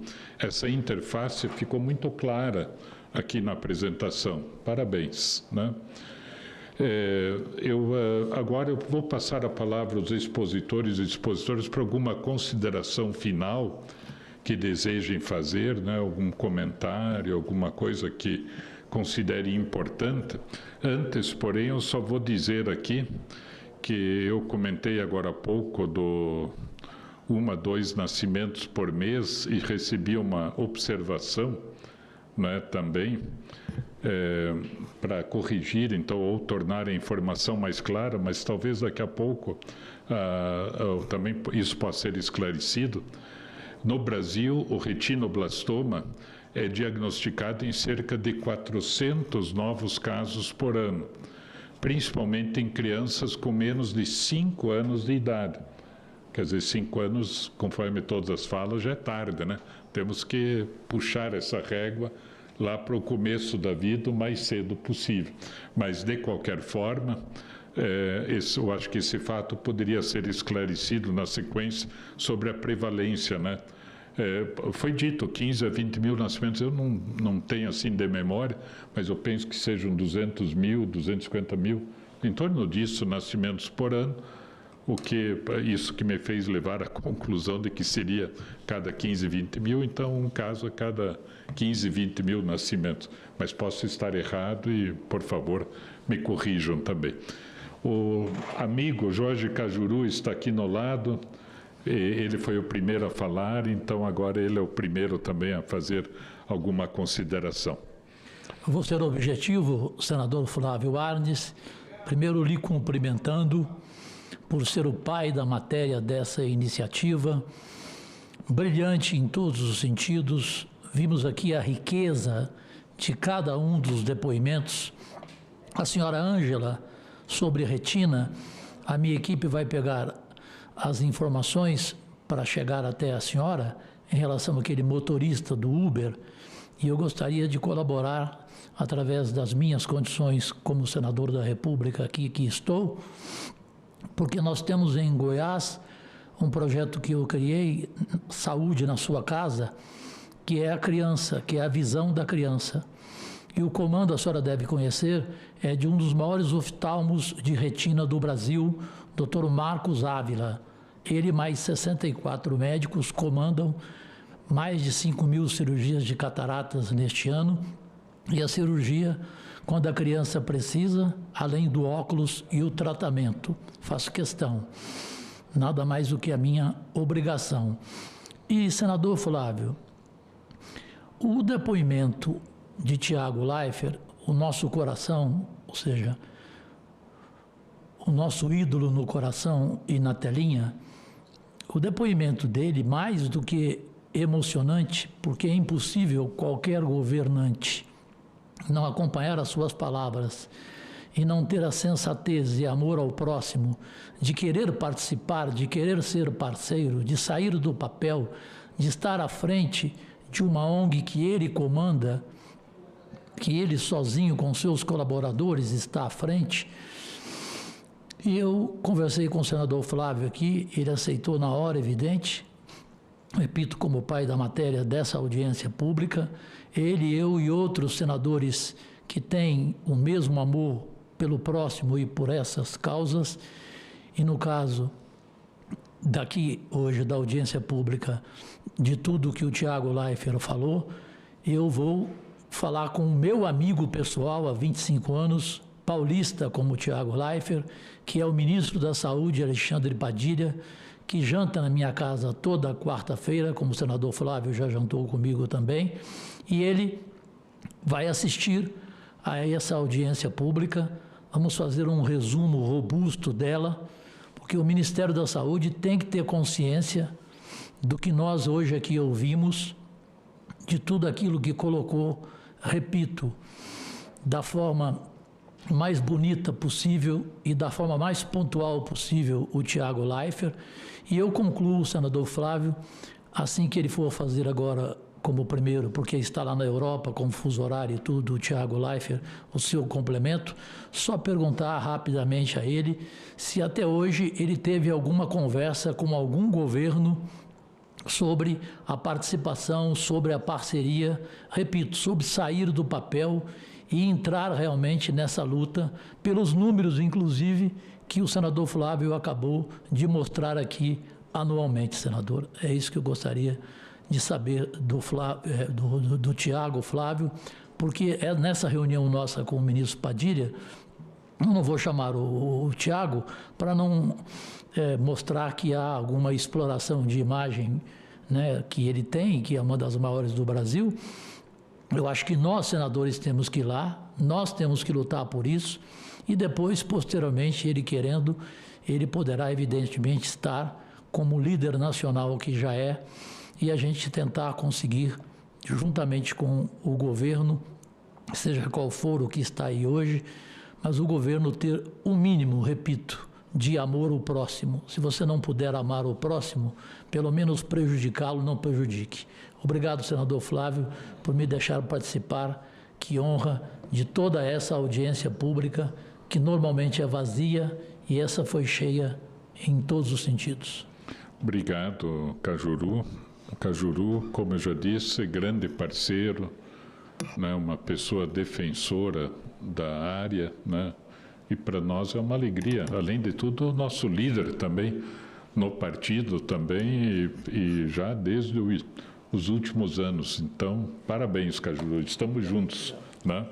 Passo em seguida a palavra ao Tiago Leifert, agradecendo, viu, Tiago, novamente, você em outro país, né, na Europa, e cuidando aí também da parte profissional e, ao mesmo tempo, colocando como missão de vida, né, a questão da campanha, né, do programa, da iniciativa Olho nos Olhinhos. Então, de olho nos olhinhos. Então, que bom, agradecemos, o Brasil agradece e esperamos todos nós podermos contribuir com o esforço da família, né? Da Daiane, de você, da Lua e de todas as pessoas que apresentam retinoblastoma e outras situações, inclusive vendo o depoimento da Ieda, da retinose pigmentar, né? O César está aqui também, a retinose pigmentar, César? Como? Tá, então, pode falar no microfone também. Oi, senador. Obrigado aí por se lembrar da gente. Também sou da Retina Brasil, né? Estava ouvindo a Ângela remotamente e agora ouvindo os outros aqui presentes. Eu tenho Stargardt, que é uma degeneração da retina também, é congênito também, e apareceu no decorrer da vida, já com 30 e tantos anos. E a característica principal é que a gente perde a visão central, confunde as cores, não vê detalhes, né? A leitura tem que ser por áudio hoje. Obrigado. Isso. Obrigado, hein? E o César também muito atuante aí politicamente e socialmente dentro das organizações sociais, particularmente da Retina Brasil. Então, com a palavra, Tiago. Uma alegria, novamente, escutar você. Obrigado, senador. Respondendo ao senador Cajuru, nunca nenhum governo municipal nos procurou, nunca nenhum governo estadual nos procurou. A única conversa que a gente teve com o governo federal foi com a doutora Suiane, que é uma grande amiga da nossa ONG também, que a gente tem muito carinho. A doutora Suiane está fazendo um trabalho bem interessante no Ministério da Saúde, então a gente conversou recentemente sobre o retinoblastoma e ela até trouxe essas iniciativas que estão sendo feitas, mas não, nunca tinha acontecido. Então, se o senhor for conversar com o ministro Padilha para dar um empurrãozinho em tudo que a gente conversou aqui, a gente vai agradecer muito, a doutora Suiane também, a gente vai ficar muito feliz, porque vai ser muito importante para nós. Senador Flávio estava com a conta certa. Na verdade, esse 1 em 15 mil no mundo de nascidos vivos é global essa estatística. Então, por isso que a conta estava certa, mas é que a estatística é global. Então, aqui no Brasil, acaba sendo 400 mais ou menos casos por ano, dos que a gente fica sabendo. Porque, como bem disse a doutora Suiane, e é uma preocupação da ONG, que eu não falei porque eu não tinha essa certeza, mas ouvindo a doutora Suiane agora eu tenho, há sim crianças sendo tratadas fora de centro de referência, na melhor das intenções. Na melhor das intenções. Só que fora do centro de referência. O retinoblastoma ele é tão raro que ele precisa de médicos que também são raros. Nem todo mundo sabe tratar. Na melhor das intenções, estão tentando, mas é perigoso para a criança. Então, o que a doutora Suiane falou é verdade. É melhor a gente ter poucos centros e bons centros. É assim no mundo todo. É assim, inclusive, nos Estados Unidos. Na Itália tem só 2, por exemplo. Porque é um caso raro e é melhor a gente concentrar esses casos num bom centro do que espalhar pelo país inteiro, porque seria economicamente inviável. Então, é muito importante a gente ter esse cadastramento desses centros que estão com tudo para tratar uma criança. QTIA, a quimio intraarterial, com médico intervencionista, crioterapia, laser terapia, depois um acompanhamento genético de RB1 com esse gene super importante que a doutora Suiane trouxe para falar, porque a minha filha tem o RB1, e quando a gente descobre que essa criança tem o RB1, muda bastante o tratamento dela, a gente tem que tomar muito mais cuidado. Quando a criança não tem o gene RB1, se ela terminar o tratamento dela, ela pode ter alta numa boa. Então é importante o teste genético, sim. E como a gente conversou aqui, os casos vão de A a E, de grupo A a grupo E. A minha filha, quando ela chegou ao GRAAC, ela tinha grupo E no olho direito e grupo D para E no olho esquerdo. Então ela era um caso muito grave. A minha filha. Minha filha é um milagre mesmo. A gente está com ela até hoje. O que a gente tem que se perguntar é por que os casos grupo E e D continuam chegando grupo D e E. Por que eles não chegam no centro de tratamento grupo A? Por que a gente não descobre um grupo B? Raramente a gente escuta falar. É geralmente grupo D e E, porque está chegando muito tarde. E se a gente tem todas essas iniciativas sendo feitas, se a gente tem tanto oftalmo aqui no país, se a gente já tem essas portinhas do SUS, como disse a doutora Vilma, por que a gente ainda está recebendo grupo D e grupo E no centro de tratamento? Por quê? Está faltando alguma coisa, está faltando um empurrãozinho, está faltando uma adesão ao teste do reflexo vermelho, como disse a Bruna, está faltando alguma coisa para que a gente tenha um sistema mesmo, para que a gente tenha um hábito, acho que talvez seja essa a palavra, de pediatras, de neonatologistas, de oftalmologistas dentro da rede pública, o hábito da gente procurar essa doença, o hábito da gente tratar o olho como parte importante da puericultura. Você pega uma criança recém-nascida hoje, se você é pai, você é mãe, você está nos assistindo, você sabe, a gente vai dar banho, a gente já procura uma brotoeja, a gente olha tudo, aparece uma mancha, a gente já fica preocupado, mas a gente não conversava do olhinho. Nunca ninguém me falou do olho. Eu fui no oftalmologista, eu tinha 6 anos, quando minha mãe me levou. Os pediatras da minha filha, da rede privada, jamais falaram para eu levar minha filha no oftalmologista. Por quê? Por que a gente não tem esse hábito? O que a gente precisa fazer, então? E os senhores têm esse poder para tornar isso um hábito, para colocar a oftalmologia dentro da preocupação dos pais, mães e pediatras. E a gente sabe da dificuldade que é fazer isso no Brasil. A gente tem famílias de todos os estados, senador Cajuru. Temos famílias do Goiás, que a gente ajuda, mas temos famílias também de cidades que sequer têm pediatra. Ele vai na rede pública, a enfermeira mede, pesa a criança e devolve para a mãe. Temos, então, muitos desafios e eu estou aqui para vocês, para quando vocês precisarem, qualquer hora, qualquer lugar, porque essa, de novo, é a missão da minha vida. Muito obrigado, senador Flávio, pela preocupação, por ter se sensibilizado com essa pauta. Obrigado ao senador Cajuru por estar aqui também. Obrigado a todos que expuseram hoje e conversaram. Estamos juntos nessa aí e espero vê-los em breve para que a gente converse mais sobre essa pauta, que é a pauta mais importante da minha vida. Obrigado, senador Flávio. Grande abraço a todos. Obrigado. Parabéns, Tiago. Continue firme na caminhada junto com a família e dizer que você tem um fã-clube, não só no Senado, mas no Brasil, né?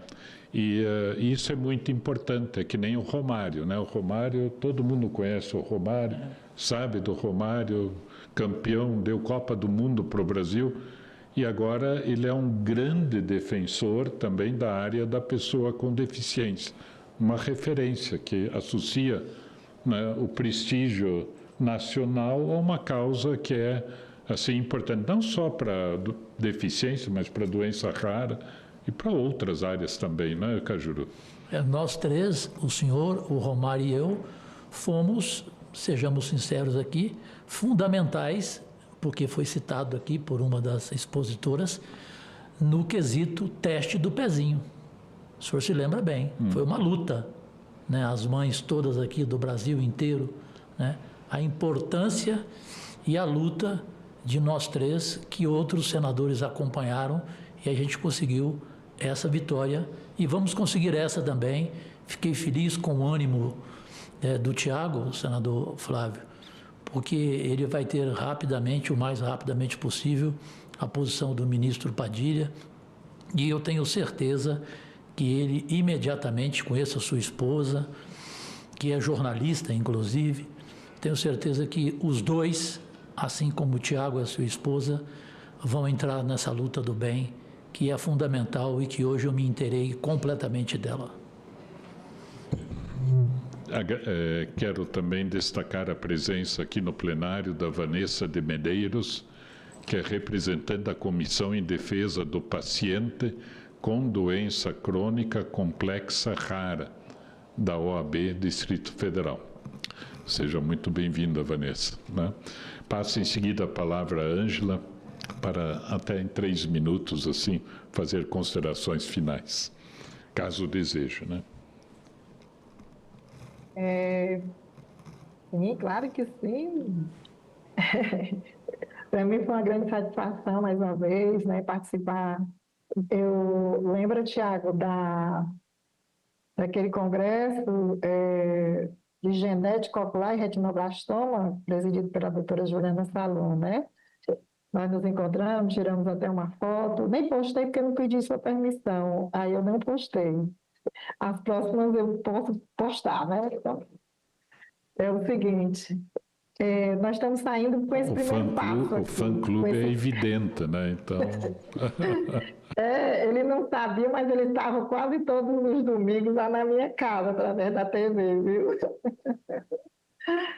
Mas, assim, é muito importante esse momento, né? Que é o primeiro passo que a gente está dando, digamos assim, mais largo, né? Adentramos na esfera do Congresso Nacional, né? Através do Senado Federal, com esse compromisso que o senador Flávio Arnes tem com essa causa. E essa audiência para mim é um marco, assim como outras que nós já tivemos a oportunidade. Nós temos que sair daqui também com encaminhamentos, né, que com certeza o senador vai realizar, vai entrar em contato conosco, para que nós possamos realmente materializar com propostas concretas de encaminhamento para que esse primeiro momento ele seja efetivado com continuidade. Eu vou usar uma frase que eu escutei uma vez da doutora Juliana Salom, né? Eu fazer a referência a ela disse o seguinte: para você que está nos escutando, para você, Tiago, para todos nós aqui, para os nossos colegas que vieram expor, a Ieda de Castro, que é uma pessoa muito querida, o esposo dela foi que deu todo esse apoio a mim na época, o nosso amigo Jorge, passou o bastão para me dar continuidade no Retina Ceará, tudo trabalho voluntário, ele me indicou, depois eu fui indicada pela própria Retina Brasil, com essa honra imensa de estar representando tantas pessoas com doenças raras da retina e outras doenças oculares também, que nós já estamos abraçando. Mas dizer que você, pai, você, mãe, você, paciente, você não está sozinho. Né? Nós estamos lutando pelos nossos filhos, pelos nossos familiares, mas estamos lutando também por vocês. Né? A causa não é só minha, a causa é nossa, tá? E não só nós, enquanto sociedade civil, mas também nós estamos, né? Os nossos parlamentares. 15 segundos. Eles são importantes, porque eles estão aí, porque nós, enquanto sociedade, escolhemos, e eles são nossos parceiros. Nós precisamos levar essas demandas, assim como estamos sempre muito bem atendidos pelo senador Flávio Arnes. E obrigada, o senhor Cajuru, o senador Cajuru, tá? O senador tem meu contato, o César também está aí, ele pode passar o meu contato de WhatsApp, pode entrar em contato comigo, será uma honra. E quero agradecer a todos e a todas aqui presentes. E lembrando sempre mais uma vez, a Retina Brasil está de portas abertas, e o Tiago, podemos fazer campanhas juntos, tá? Assim você quiser também, né, nos convidar, fique à vontade e vice-versa. Muito obrigada a todos.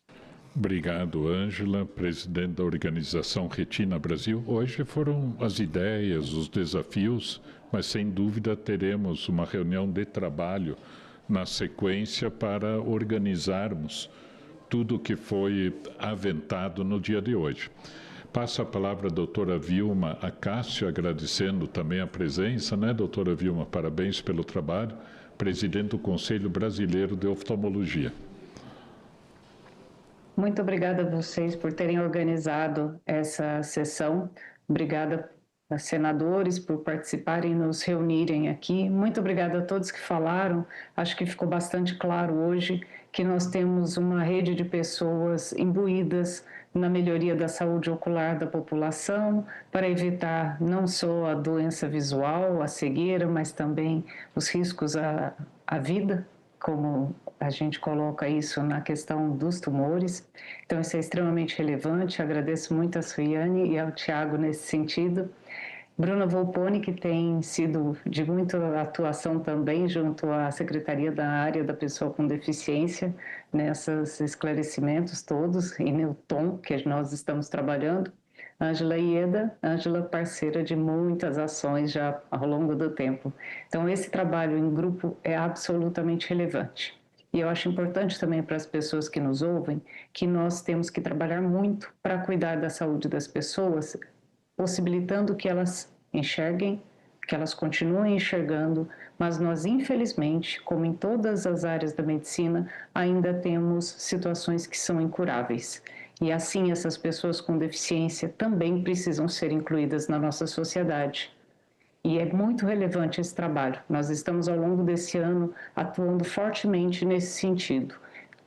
Produzimos muitos materiais de diferentes formas de divulgação, buscando levar a toda a sociedade a atenção para a inclusão da pessoa com deficiência visual. Então, agradeço a todos vocês que são parceiros muito frequentes do nosso Conselho Brasileiro de Oftalmologia. Obrigada pela oportunidade. Nós que agradecemos, me permite chamar de você com todo o respeito, né? Que para mim fica um pouco estranho falar senhora, né? Também, então, você, doutora Vilma Acácio, e ficamos à disposição do Conselho Brasileiro de Oftalmologia, também no Senado Federal. Obrigado, hein, doutora Vilma. Passo a palavra a Bruna Volponi, que é da Secretaria de Atenção Primária à Saúde, do Ministério da Saúde. Com a palavra, Bruna. Parabéns e obrigado também pela presença. Remota, mas presente. Eu que agradeço. Eu gostaria de complementar, né, como a doutora Ciane comentou, né, em relação a ações que já estão sendo tomadas, a Política Nacional de Atenção Integral à Saúde das Crianças, né, que é chamada de PNAISC, ela tem um eixo, são 7 eixos, e um dos eixos, o eixo 4, ele é voltado para atenção às doenças prevalentes da infância, dentre elas as doenças crônicas, né? E nós temos uma estratégia que ela já é implementada em todo o Brasil, chamada IDP, que é uma estratégia de atenção integral às doenças prevalentes da infância. E dentro da atualização do material, nós incluímos a detecção precoce do câncer infantil, né? Eu acho que isso é um marco importante. A princípio foi atualizado o material da IDP comunitário, que é voltado a agente comunitário de saúde e aos distritos sanitários indígenas. E neste ano, no decorrer desse ano até o próximo ano, a gente vai estar atualizando o material voltado para a capacitação de médicos e enfermeiros. Então, eu acho que, como o Tiago falou, o óbvio precisa ser dito, né? E eu, por exemplo, sou pediatra de formação, eu faço puericultura, e os meus pacientes são encaminhados anualmente ao oftalmologista, não importa a idade. Mas eu vejo que nem todo mundo faz isso, né? Então, por mais que a gente saiba, a gente tem que continuar falando, a gente tem que realmente ampliar essas campanhas de conscientização, né, de educação. A educação tem que ser continuada, mas eu acho que essa perspectiva de incluir na caderneta, isso fortalece, né, a questão do diagnóstico precoce. Eu acho que a gente tem que lutar por isso. E eu gostaria de agradecer a oportunidade novamente. Obrigado, parabéns pelo trabalho no Ministério e como pediatra também, né? Uma profissão, sim, sempre enaltecida, né? Olhe pelas famílias, a criança chorando de noite, né? E febre, dor de garganta, isso, aquilo, a gente diz, graças a Deus, existem pediatras, né, para ajudar. Passo em seguida a palavra a Suiane Camille Caldeira Monteiro, que é do Departamento de Atenção ao Câncer, né, do Ministério da Saúde. Obrigado pela participação também, Suiane. A gente que agradece, senador, e uma das questões que o senhor trouxe foi essa questão da variabilidade e falta de precisão de dados epidemiológicos do câncer infanto-juvenil. Por isso que eu queria destacar que essa questão é um dos eixos do nosso plano, tá? E a gente, por conta disso, vai lançar brevemente um boletim estruturado de dados epidemiológicos do câncer infanto-juvenil, onde a gente vai reunir dados de incidência, mortalidade, dados de produção de procedimentos no SUS, dados de mortalidade também com recortes específicos, recorte em raça-cor, e o dado mais atualizado que a gente tem de sobrevida no país, que é um dado que não é publicado desde 2016. E a nossa intenção é que esse boletim ele seja anual e que a gente possa trazer, porque sem os dados é muito difícil a gente conseguir fazer uma gestão precisa, tá? E em relação ao outro questionamento, em relação a tratativas da gente com a ONG De Olho nos Olhinhos, dizer que nas nossas conversas iniciais, a gente já colocou uma proposta de um acordo de cooperação técnica, que é um instrumento que o Ministério da Saúde tem para poder formalizar a parceria com as instituições e a elaboração de um plano de trabalho. A gente está nesse momento de estruturação desse documento, que é um passo um tanto burocrático, mas que precisa ser vencido, e que a gente espera poder conseguir formalizar uma parceria que daria uma dimensão maior para essa nossa campanha, para a campanha dele, para a nossa também. A gente espera poder, no próximo Setembro Dourado, fazer um Setembro Dourado muito maior, estruturado, quem sabe já previsto em lei.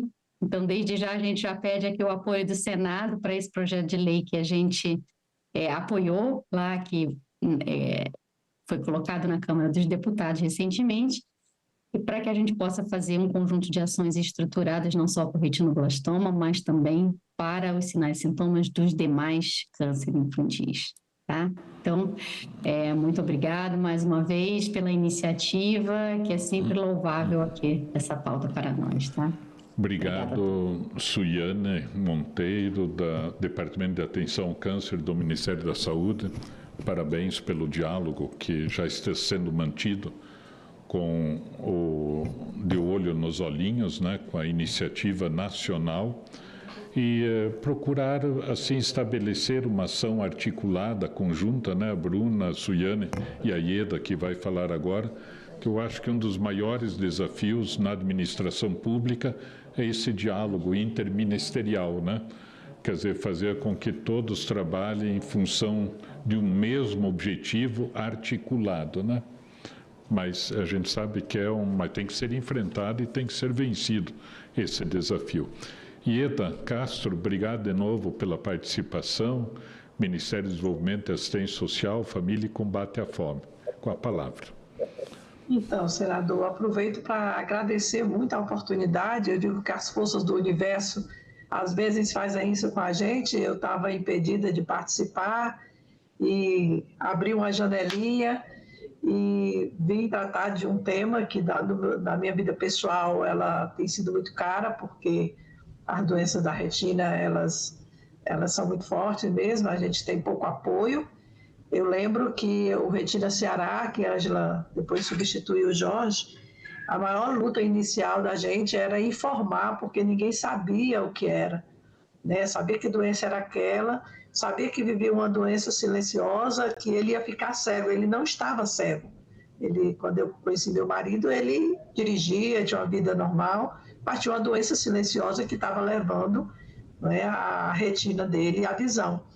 E aí, a primeira preocupação dele vamos criar uma associação, isso que o Tiago aí, né, foi invadido na vida dele e precisou agora criar uma entidade para se juntar, para ter força, para se mobilizar, e foi isso que foi feito. E lembro que ele lutou por uma emenda parlamentar no Ceará, que era para adquirir um equipamento para fazer o diagnóstico, mapeamento de retina que não tinha, isso anos atrás, uns 40 anos atrás, e ele nunca conseguiu que essa emenda fosse implementada porque não houve interesse na época, né, o único hospital que tinha esse tipo de atendimento era o Hospital Geral de Alta Complexidade. Achava que o nosso problema era tão pequeno para tantas questões que o SUS tinha de alta complexidade, e a gente preocupada com o diagnóstico de uma doença que não afetava uma população inteira. Então isso é muito bom, Tiago, saber que você está conseguindo dedicar sua vida para isso. É difícil a gente fazer isso também, porque a gente luta muito para sobreviver, e aí não é fácil, porque você tem que tocar a vida também. Mas agradeço, senador, nosso ministério está aqui à disposição para esse diálogo intersetorial, e no que nos couber, a fala do ministro é que a gente está aqui para apoiar e para fortalecer esse movimento nacional. Muito obrigada a vocês todos. Agradecemos, viu, Ieda Castro, você tem uma fala assim muito convincente também de adesão aos propósitos, de disposição para trabalhar, para fazer, né? E parabéns, né? A sua participação foi muito importante nessa audiência pública. Senador Flávio. Pois não, senador Cajuru. Presidente da comissão, não é rápido, porque a Ieda falou do perigo da retina. Eu quero aqui fazer a minha confissão, que serve de exemplo para todos e todas no Brasil. Prestem atenção.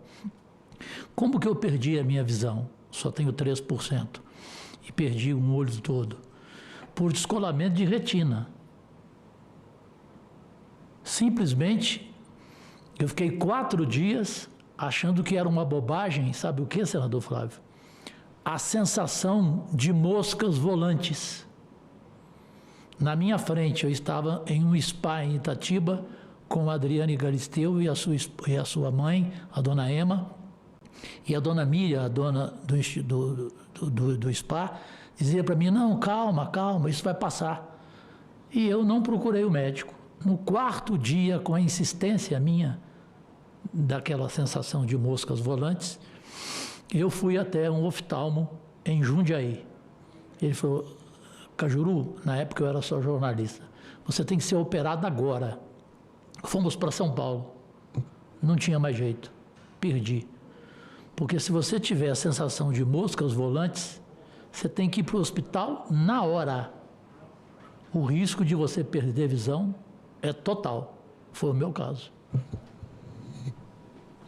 É importante sempre ouvir os depoimentos, né? Tivemos o depoimento aqui do Cajuru, colega nosso importante, da Ângela também, né? O relato de casos da doutora Vilma, da Bruna, obviamente do Tiago, né? Também experiência de vida.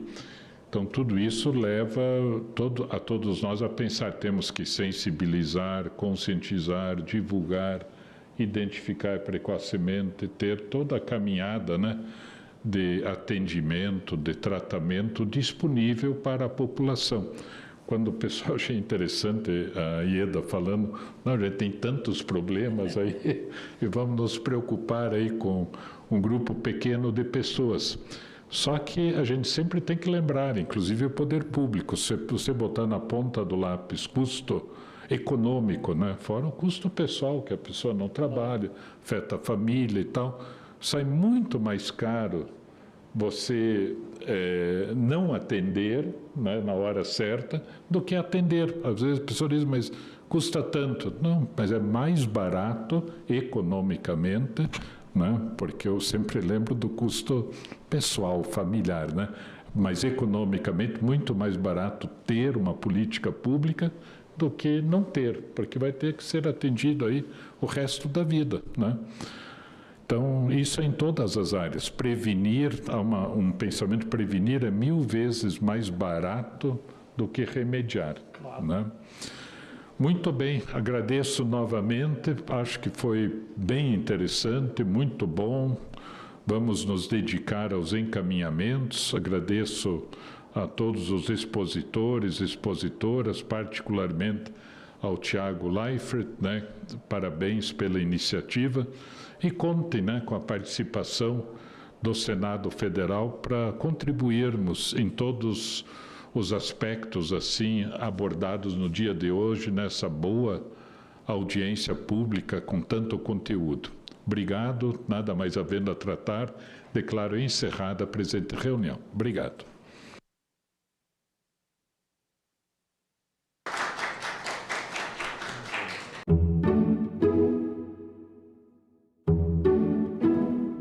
A Assembleia de Sergipe debate gravidez na adolescência.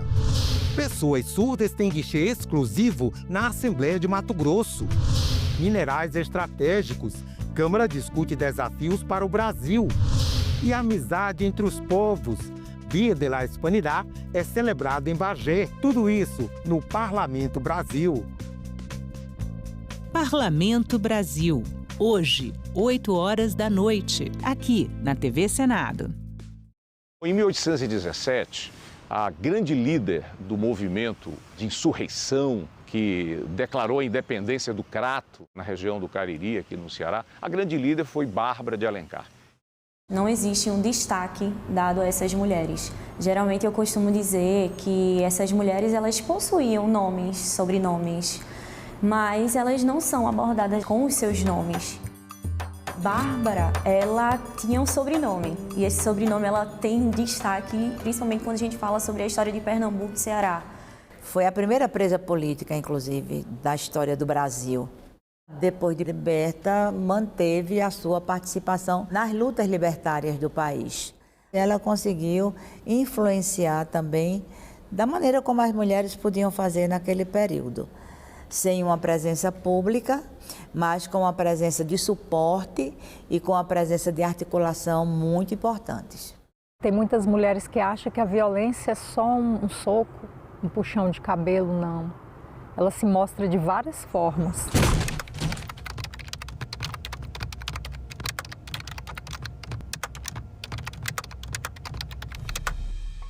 Era briga, era ciúme, era confusão. Ah, mulher minha não vai estudar. Quem é que vai te querer com esse tanto de filho?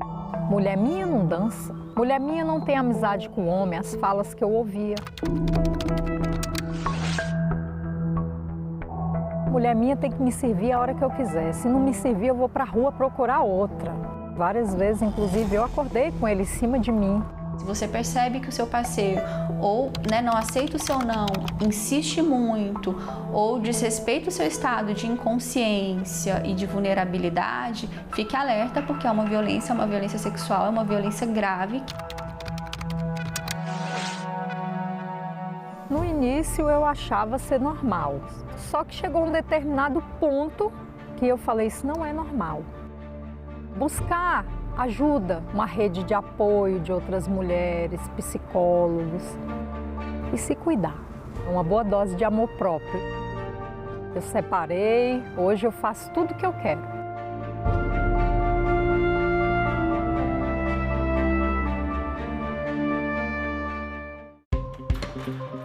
Quais as expectativas para a COP30? Como deve ser a participação do Senado na conferência? E como o Legislativo tem atuado no combate às mudanças climáticas? Nossos convidados respondem a essas e outras perguntas. TV Senado Live, hoje, 8h30 da noite.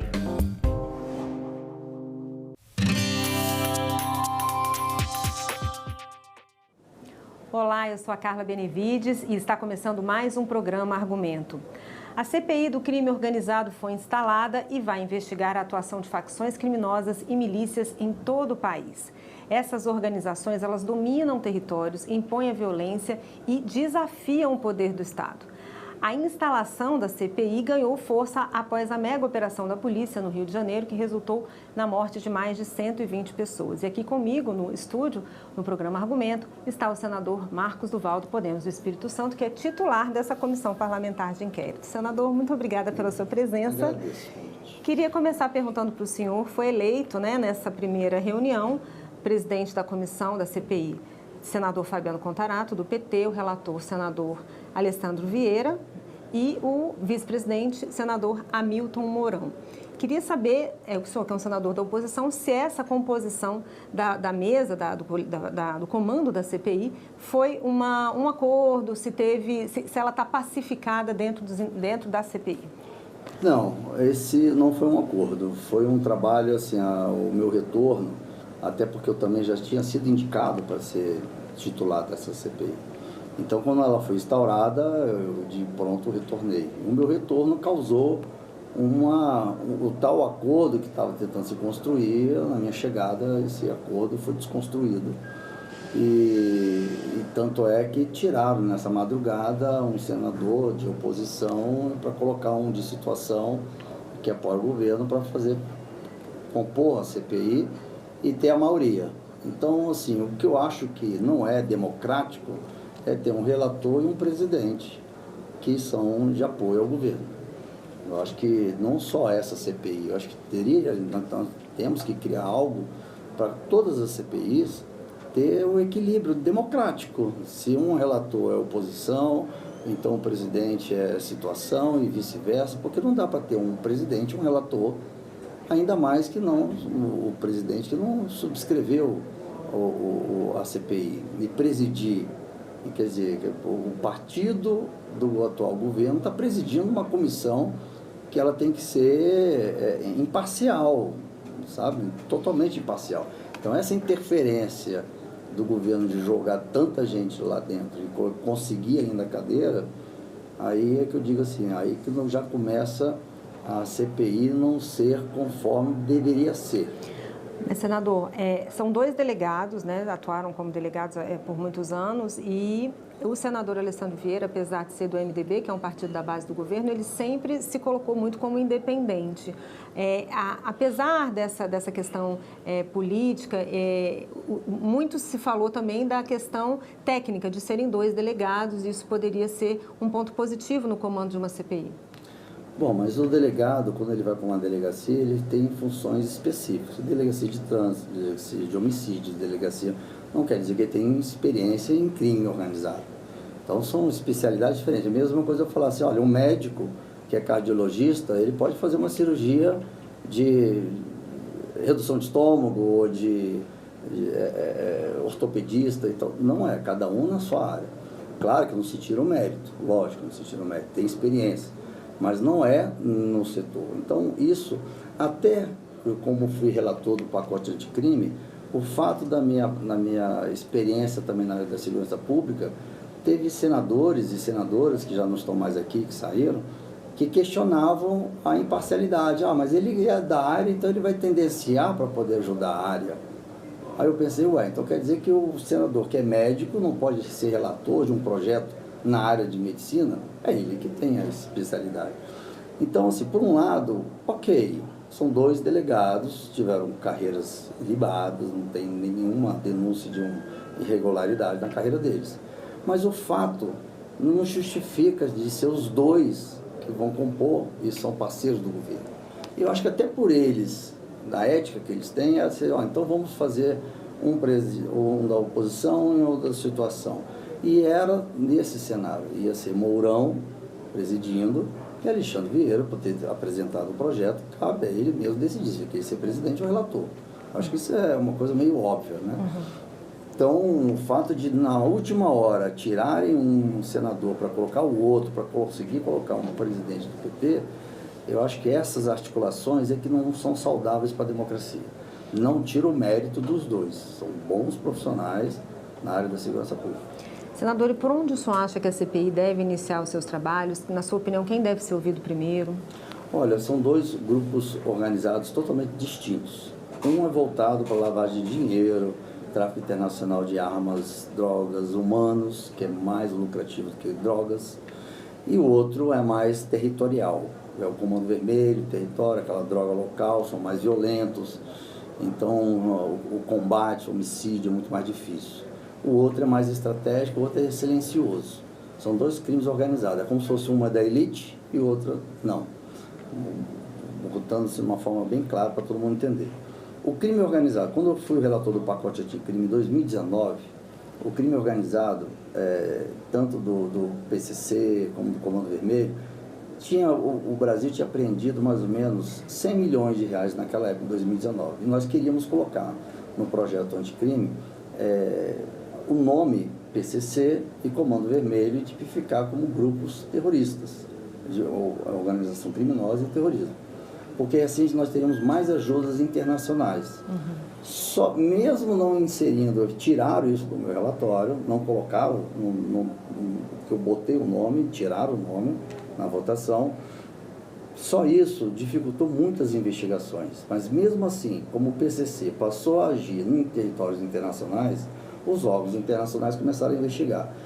Em 2019, foi apreendido 100 milhões com o PCC.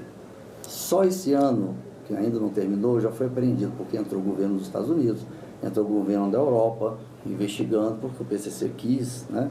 Só esse ano foi apreendido 60 bilhões de reais. Apreendido, não é o que foi manipulado por eles. Então aí vai corrupção, vai financiar carreiras de políticos, financiar carreiras de juízes, carreiras de advogados. Então o PCC tem uma estratégia muito mais difícil de se pegar e com muito dinheiro. Senador, além dessa questão dos eixos, né, de atuação, existe também medidas legislativas que podem ser propostas para tentar aí, fortalecer o combate ao crime organizado. O que o senhor acha que falta dentro da legislação para tentar combater as facções criminosas? Eu acho que falta a nossa cultura entender que o bandido, o criminoso, ele não vai porque é falta de opção. Ele vai por opção. Isso já é estudado, existe um estudo de 1990 chamado a Teoria das Janelas Quebradas. Um policial de Nova York entendeu que quando uma janela é quebrada, o Estado ou o órgão público não vai lá consertar, no dia seguinte é outra janela quebrada, no dia seguinte é uma porta arrombada, e aí outro dia as pessoas pichando, destruindo o patrimônio público. Aí o que acontece? A sociedade se retrai com medo. A sociedade se retraindo, o crime se instala, com mais força, com mais poder. Então, em 1990, já tem isso cientificamente. Foi um cientista da Universidade de Nova York, junto com um policial, o chefe da polícia de Nova York, que estudaram, entenderam isso e fizeram o inverso. polícia presente tempo integral e penalidade, seja que você jogou um papel no chão até você cometer um suicídio. Então, a ausência do Estado proporcionou o que aconteceu no Rio de Janeiro. E o crime organizado do PCC, que é mais estratégia de mais questões financeiras, se espalhou exatamente pela omissão, exatamente de legislação, de entender que a gente tem que parar de achar que o bandido foi por falta de oportunidade. Porque se a gente fala isso, a gente está dizendo que todo mundo que vive na comunidade é bandido. Porque quase a totalidade do brasileiro não teve oportunidade, são poucos, né? Pouca porcentagem teve. Então não tem como a gente colocar todo mundo, não teve oportunidade. Então esse discurso de quando colocaram as câmeras dos policiais, lá nos Estados Unidos há 20 anos atrás, a polícia foi muito resistente no início. E eu achava isso, assim, por que resistência? Se você faz o trabalho correto, essa câmera vai te proteger, qualquer denúncia que não seja real. E quando começou a se debater aqui no Brasil, era mais para poder, olha como nós vamos pegar policiais perseguindo negros, perseguindo quem não teve oportunidade, e aí vai. Aquelas questões de etnias e perseguições e tudo mais. E aí, quando colocaram as câmeras, muitos policiais foram contra, mas os que sempre trabalharam corretamente falaram, isso aqui vai me proteger. E essa operação, ela mostrou para o Brasil e para o mundo que os policiais foram técnicos, seguiram a Constituição, os direitos humanos e estavam se defendendo do crime organizado. Não dava dando tiro a ermo, não tinha violência, excesso. Então, ficou muito claro isso. Então, o Brasil só deu esse aval e que a operação foi um sucesso, apesar das vidas ceifadas, mas porque a Constituição nos garante a nossa defesa e a defesa de terceiros. Então, foi tudo dentro da legalidade. E isso mostrou para o mundo que o Brasil está sofrendo isso. E graças a essa Câmara, que quem não gostava de polícia exigiu que colocasse. E essas câmaras salvaram a imagem e as instituições policiais do Brasil. Senador, para a gente finalizar, quero fazer duas perguntinhas. Primeira é a seguinte: quais são os instrumentos que a CPI dispõe que o senhor acha que serão utilizados e que podem ser possíveis de serem utilizados para chegar no comando dessas facções e desmantelar essas facções?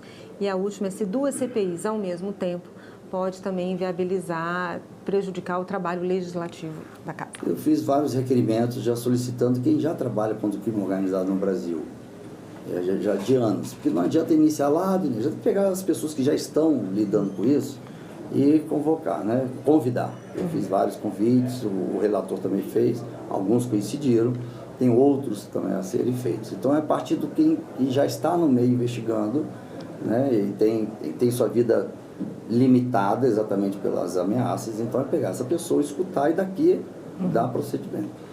A outra, as duas, eu separei em 3 grupos. O grupo que já está investigando e já trabalha com crime organizado, o segundo grupo, que são os que já foram identificados, mas não foram presos e acusados, e o terceiro que já está preso.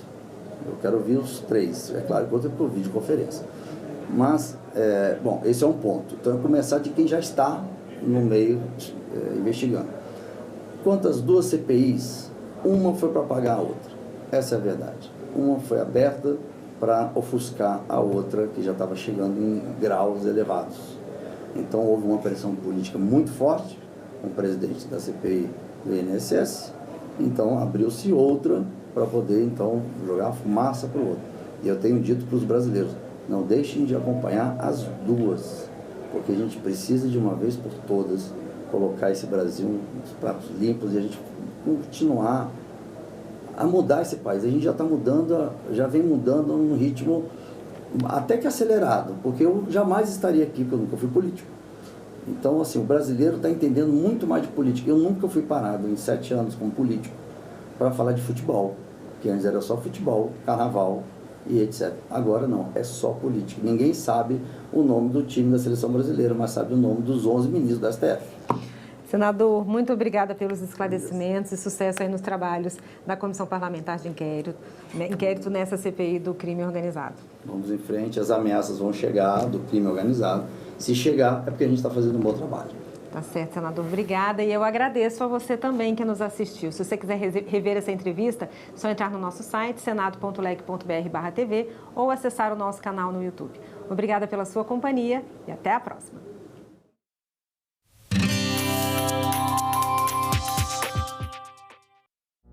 Agora é lei. Foi aprovada a norma que permite ao governo adotar contramedidas quando as exportações brasileiras sofrerem restrições ou retaliações. A Lei da Reciprocidade Econômica contempla situações como o aumento de tarifas de importação decretados pelos Estados Unidos. O Senado votou. Agora é lei.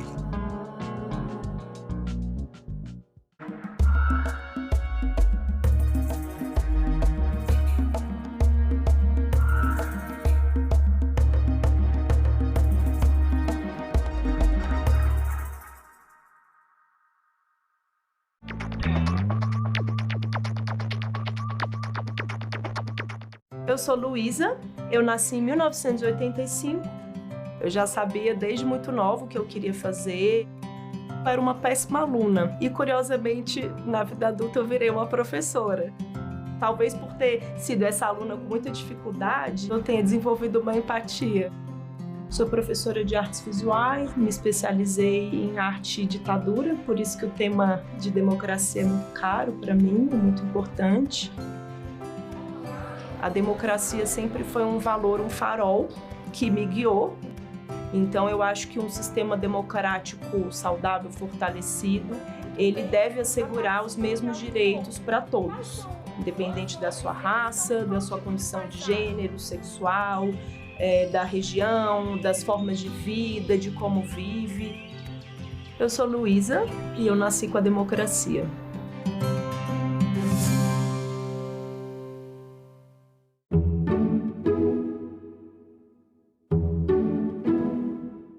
Olá, está começando agora o Senado Notícias Revista e você vai ver nesta edição. Isenção de imposto de renda para quem ganha até R$ 5.000 por mês segue para a sanção do presidente Lula. Senado instala a CPI do crime organizado e elege Fabiano Contarato como presidente e Hamilton Mourão como vice. E CPMI do INSS prende em flagrante o presidente da Confederação Brasileira dos Trabalhadores da Pesca e da Aquicultura. Confira comigo estes e outros assuntos que são destaque aqui no Senado Federal.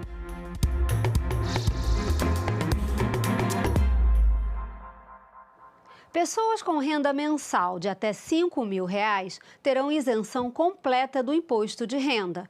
Projeto aprovado pelo plenário do Senado nesta semana seguiu para a sanção presidencial. O projeto de lei aprovado pelo plenário do Senado isenta o imposto de renda para quem ganha até R$ 5.000 e aumenta a tributação de altas rendas. Também reduz parcialmente a tributação de rendas entre R$ 5.000 e R$ 7.350. Os contribuintes com rendimentos acima desse valor não serão contemplados pela medida. Atualmente, a isenção do IR alcança apenas quem ganha até R$ 3.076, 2 salários mínimos. Já quem recebe rendimentos de lucros e dividendos a partir de R$ 50.000 por mês, o equivalente a R$ 600.000 por ano, deve pagar mais. O texto prevê uma progressão, chegando a 10% para rendimentos de lucros e dividendos acima de R$ 1.200.000 por ano. Ficam de fora da regra os pagamentos de lucros e dividendos de distribuição aprovada até 31 de dezembro de 2025, mesmo que o pagamento ocorra nos anos seguintes. Nesse cálculo também não entram rendimentos de aplicações que seguem isentas, como LCI e LCA. No prazo de 1 ano, o Poder Executivo deverá enviar ao Congresso Nacional projeto de lei prevendo política nacional de atualização dos valores previstos na legislação do imposto de renda sobre a pessoa física. O imposto zero, senhor presidente, vai beneficiar perto de 25 milhões de trabalhadores e de trabalhadoras e será compensado pelo aumento da carga carga sobre 200 mil super ricos, uma parcela pequena da população.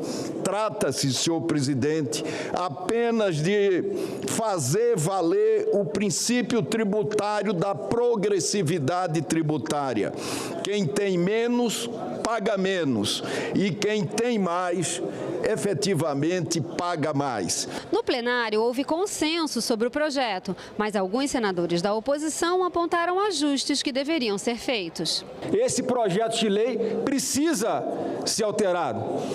E eu vou dar só um exemplo do que está nesse projeto e que é muito grave, que é como ele está tratando os profissionais liberais.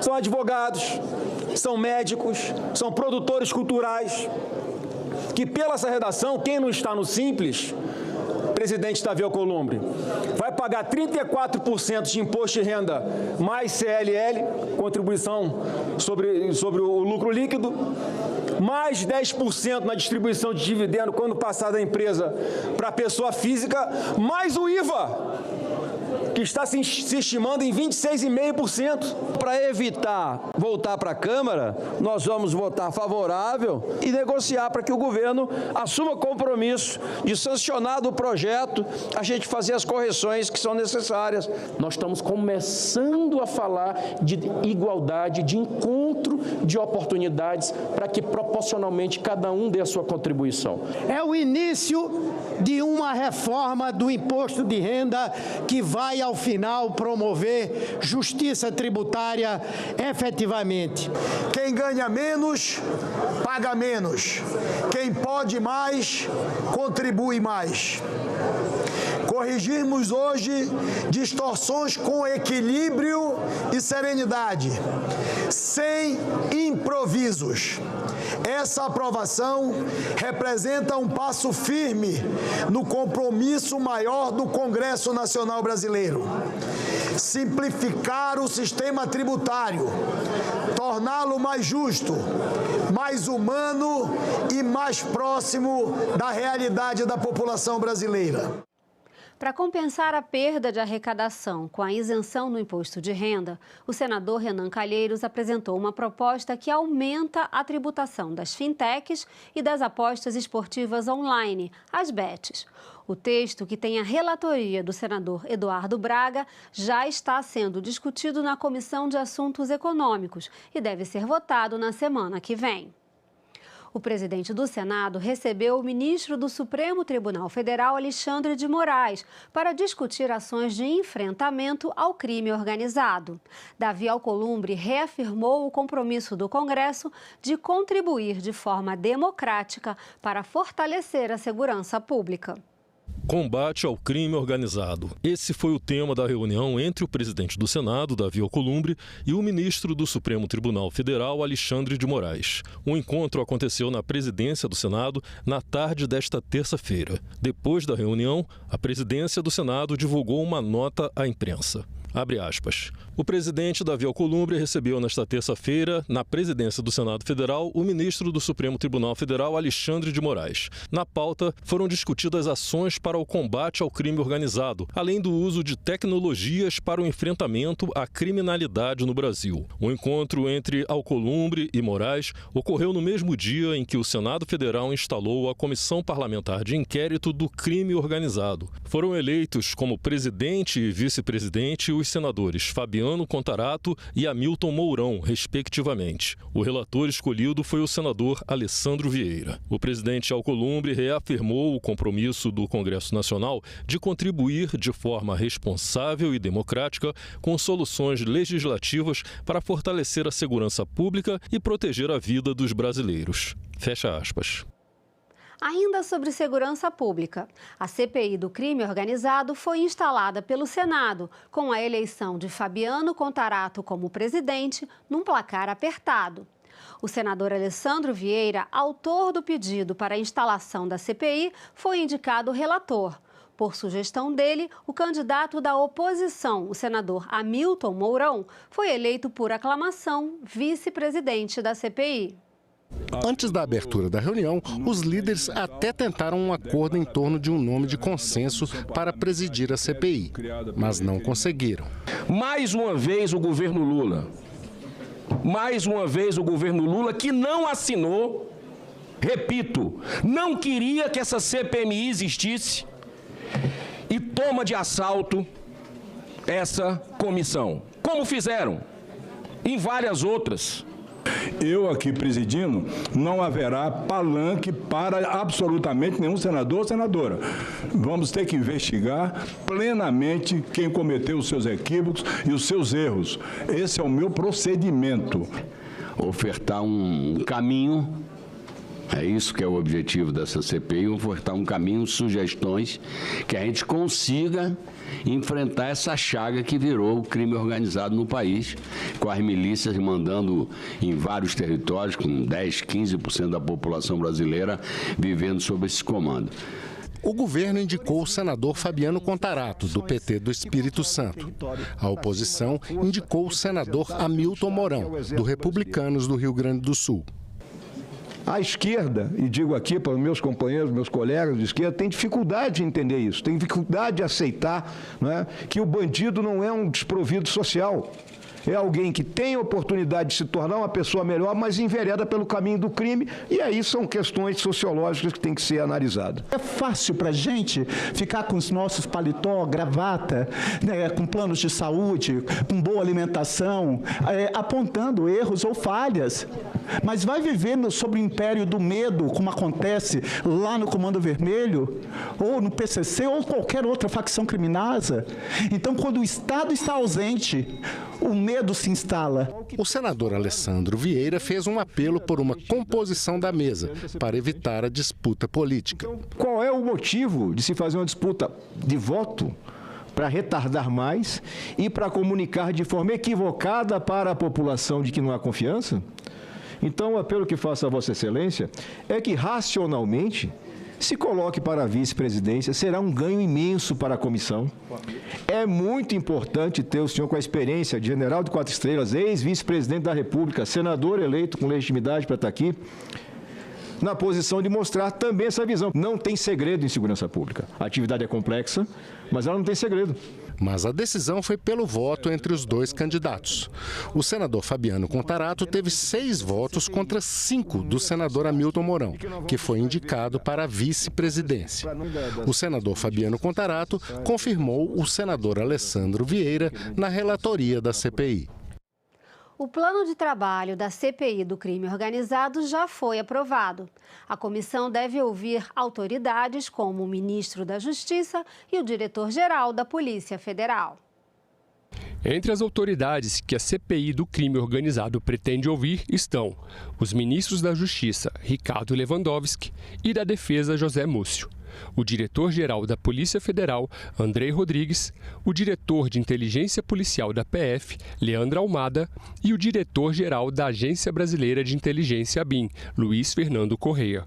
A comissão deverá ouvir também governadores e secretários de segurança de estados em que o PCC e o Comando Vermelho estão mais presentes, como Rio de Janeiro e São Paulo, e de outros 5 estados onde o crime organizado mais atua: Amapá, Bahia, Pernambuco, Ceará e Alagoas. Os senadores da CPI pretendem ouvir também governadores e secretários de segurança de estados considerados mais seguros, como Rio Grande do Sul, Santa Catarina, Paraná e Distrito Federal. O plano de trabalho do relator, aprovado pela comissão, deverá priorizar vários eixos, entre eles os territórios ocupados pelo crime organizado, lavagem de dinheiro do crime, o sistema prisional, corrupção ativa e passiva, as rotas usadas para transporte de mercadorias ilícitas, tráfico de drogas e de armas e integração entre os órgãos de segurança pública e as Forças Armadas, com destaque para as fronteiras. A CPI pretende focar também nas experiências bem-sucedidas de prevenção e repressão ao crime organizado e também no orçamento para combate às facções criminosas e milícias. O presidente da CPMI do INSS, senador Carlos Viana, determinou na madrugada de terça-feira a prisão em flagrante de Abraão Lincoln da Cruz, presidente da Confederação Brasileira dos Trabalhadores da Pesca e Aquicultura. O pedido de prisão foi feito pelo relator, deputado Alfredo Gaspar. Em 4 oportunidades, o depoente, na qualidade de testemunha nesta casa, faltou com a verdade, fez afirmação falsa ou calou a verdade. E por conta disso, senhor presidente, solicito a Vossa Excelência que, em respeito ao povo brasileiro, em respeito aos parlamentares desta CPMI, que o depoente seja preso em flagrante por infringência ao artigo 342 do Código Penal brasileiro. Em uma série de oportunidades, o depoente, estando na condição de testemunha, fez afirmação falsa, negou ou calou a verdade. Diante do exposto, a comissão, com fundamento no artigo 58, parágrafo 3º da Constituição Federal, determina a prisão em flagrante do senhor Abraão Lincoln Ferreira da Cruz pelo crime próprio de falso testemunho, que trata o inciso 2 do artigo 4º da Lei 1579 de 1952. Em nome dos aposentados, quase 240 mil que a CBPA enganou, o senhor Abraão Lincoln Ferreira da Cruz, o senhor está preso. Determino que a Secretaria de Polícia adotem as providências com relação à determinação de prisão dessa presidência. No depoimento à CPMI do INSS, Abraão Lincoln se recusou a responder várias perguntas do relator, mas não negou que a entidade tenha recebido mais de 221 milhões de reais de descontos associativos de aposentados e pensionistas. O presidente da Confederação Brasileira dos Trabalhadores da Pesca e Aquicultura, CBPA, Abraão Lincoln Ferreira da Cruz, compareceu à CPMI munido de um habeas corpus concedido pelo Supremo Tribunal Federal, que garantia a ele o direito de não responder perguntas que pudessem incriminá-lo. A CBPA está entre as associações investigadas pela Polícia Federal na Operação Sem Desconto. O depoente não quis prestar o compromisso de dizer a verdade. Questionado pelo relator, deputado Alfredo Gaspar, sobre a inclusão de descontos em benefícios de pessoas mortas, o depoente não quis responder. Mais de 40 mil mortos tiveram seu cadastro como tentativa de inclusão e desconto associativo. Em 2023, o senhor era presidente da CBPA? Como eu não tenho conhecimento dessa informação, me permaneço calado. Sim, 23 era, sim, senhor. Pronto. Em 2024, o senhor era presidente da CBPA? Sim, senhor. Vocês tentaram colocar 40 mil mortos em descontos associativos. Eu pergunto, de quem é a responsabilidade por essa falcatrua? É do presidente da CBPA ou a quem o senhor delegou poderes para fazer isso? Eu permaneço em silêncio, senhor. O depoente também se recusou a responder se conhece outros investigados nas fraudes do INSS, mas não negou que a CBPA tenha recebido mais de 221 milhões de reais de descontos associativos. O senhor, em 2 anos, recebeu como presidente da CBPA, a sua entidade, na qual o senhor preside, mais de 221 milhões de reais. O senhor confirma ou nega? Eu não sei o valor exato, mas se foi esse que foi repassado e está nos extratos bancários... Agora, o que a gente quer é saber o que o senhor fez com esse dinheiro. Senhor, eu não tenho como falar agora sobre toda a movimentação bancária da CBPA, porque eu não tenho um computador na cabeça. Então, se o senhor quiser, depois eu mando inclusive as cópias que o senhor desejar da documentação. Eu vi que o senhor está com um nível de esquecimento um pouco exagerado e eu não quero puxar tanto. Eu gostaria de saber o que é que demandava a maior despesa mensal da CBPA. Senhor, permaneça em silêncio. O senhor está aqui depondo com habeas corpus. O senhor retirou 221 milhões de aposentados e pensionistas. O senhor repetiu o crime pelo qual foi acusado em 2015. Justiça lenta, tardia. O senhor só foi denunciado por corrupção agora. infelizmente, 10 anos depois, 10 ou 9 anos depois, repetiu o que já tinha feito. Agora vem com habeas corpus, não explica nada à população brasileira, distribuiu dinheiro a rodo e o pior disso tudo, dinheiro de quem mais precisava. Eu fico me perguntando, esse Brasil tem jeito? A CPMI do INSS ouviu na quinta-feira Onyx Lorenzoni, ex-ministro do Trabalho e da Previdência no governo Jair Bolsonaro. Ele negou participação em qualquer irregularidade cometida. O ex-ministro do Trabalho e Previdência, Onyx Lorenzoni, iniciou o depoimento à CPMI do INSS, fazendo uma apresentação das ações implementadas pelo governo Bolsonaro para enfrentar irregularidades e aprimorar a gestão previdenciária. Segundo ele, as medidas seguiram os princípios constitucionais da eficiência e eficácia. Entre as ações estão uma medida provisória voltada ao combate de fraudes e descontos indevidos, a revalidação periódica dos descontos associativos e a criação da Estratégia Nacional Antifraude Previdenciária em parceria com a Polícia Federal e a Dataprev.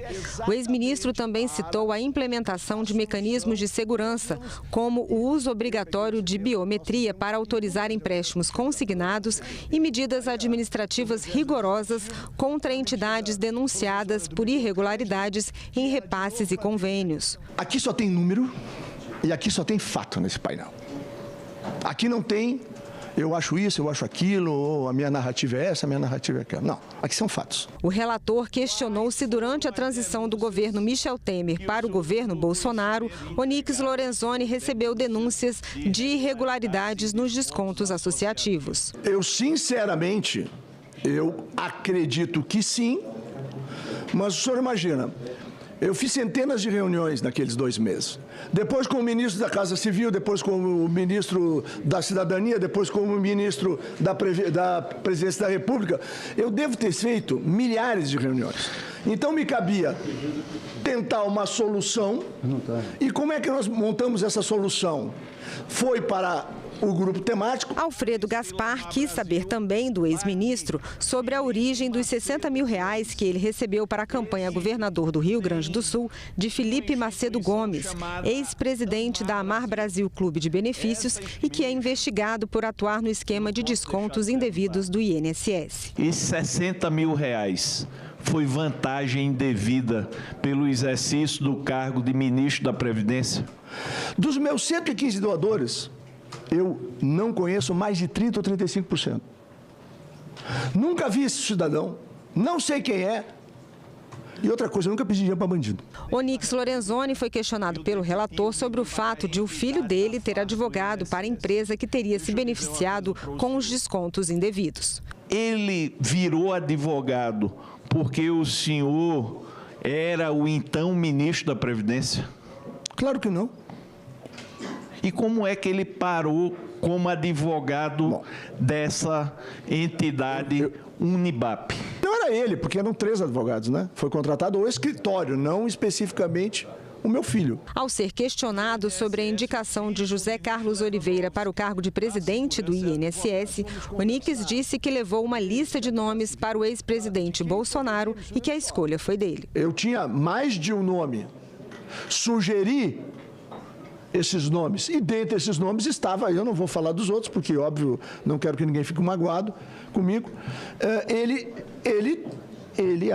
acha que o melhor nome era o José Carlos Oliveira, por todo o histórico. Funcionário de carreira de 30 e tantos anos, tinha feito um bom trabalho no INSS e tinha o problema da fila que ele queria ver resolvido. A CPMI do INSS aprovou a acareação entre Antônio Carlos Camilo Antunes, conhecido como Careca do INSS, e o empresário Eli Cohen. A comissão também vai pedir proteção policial para o deputado Duarte Júnior, que foi ameaçado. No início da reunião, o deputado Duarte Júnior, que é vice-presidente da comissão, denunciou que tem recebido ameaças pelo trabalho na CPMI. Segundo ele, após o depoimento do presidente da Confederação Brasileira dos Trabalhadores da Pesca e Aquicultura na semana passada, o vice-presidente da Confederação, Edson Araújo, que é também deputado estadual pelo Maranhão, começou a ameaçá-lo. registrei a ocorrência na Polícia Legislativa Federal, conversei também com o deputado Hugo Mota, pedi segurança à minha família, peço que essa comissão extra-pauta que possa aprovar essa escolta, essa segurança para a minha família. Estou pedindo também que possa ser inserido requerimento de convocação do Edson Araújo para depor essa CPMI, já tem dezenas de requerimentos de autoria de outros deputados. O pedido de proteção do deputado Duarte Júnior está sendo deferido por ofício da presidência. Não há necessidade de votação do plenário. Nós vamos oficiar o presidente da Câmara, Hugo Mota, para que, junto à Polícia Legislativa, faça a proteção em Brasília e a Polícia Federal possa fazer a proteção à família e ao nosso vice-presidente no Maranhão. A comissão aprovou novos pedidos de informações à CGU e INSS, compartilhamento de documentos e novas convocações. Também foram aprovadas diligência externa da comissão em Minas Gerais e audiência pública no Maranhão e mais de 130 quebras de sigilo de pessoas e empresas suspeitas de fazerem parte do esquema de descontos ilegais de aposentados.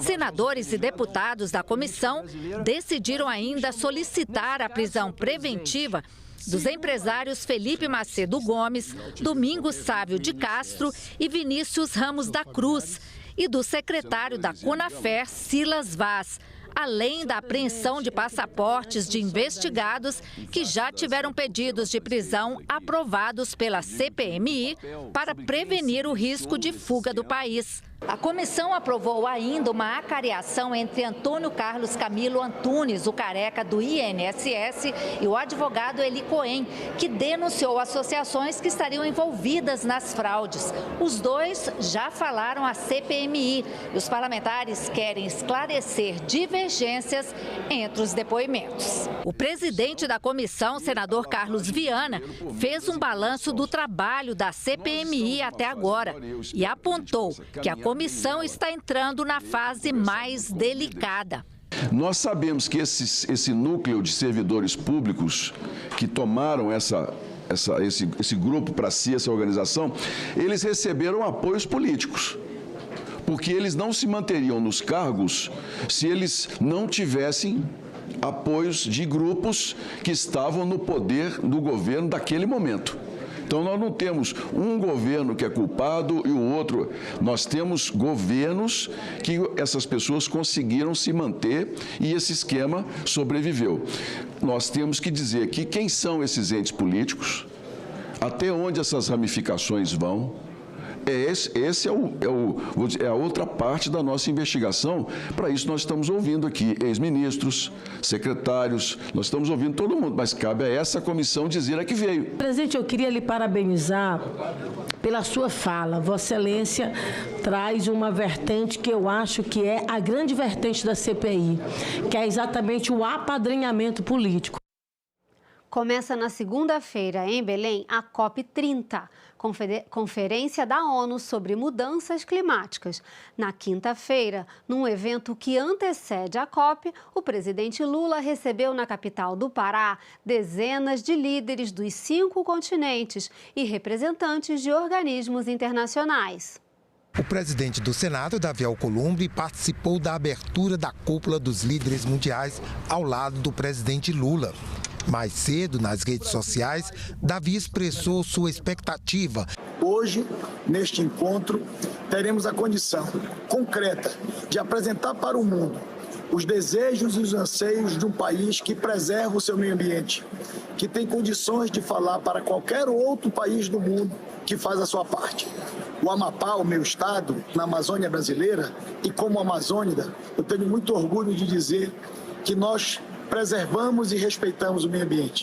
Em seu discurso, o presidente Lula destacou a simbologia de se realizar a COP30 na Amazônia. Para Lula, a questão da mudança climática é urgente, afeta o cidadão comum e precisa ser priorizada pelos governos. As pessoas podem não entender o que são emissões ou toneladas métricas de carbono, mas sentem a poluição. Pode não compreender o que são sumidouros de carbono ou reguladores climáticos, mas reconhece o valor das florestas e dos oceanos. Pode não assimilar o significado de um aumento de 1,5 graus na temperatura global, mas sofre com secas, enchentes e furacões. O combate à mudança do clima deve estar no centro das decisões de cada governo, de cada empresa e de cada pessoa. Este foi o Senado Notícias Revista. Você pode rever as reportagens desta edição na nossa página na internet, senado.leg.br/tv. E a gente termina essa edição com imagens da exposição Intrusivo, que pode ser vista aqui no Senado, no espaço Ivandro Cunha Lima. A iniciativa reúne obras de cerâmica do professor da Faculdade de Arquitetura e Urbanismo da Universidade de Brasília, Luiz Pedro Melo. A entrada para a exposição é franca e ela fica em cartaz até 14 de novembro. Acompanhe e venha conferir.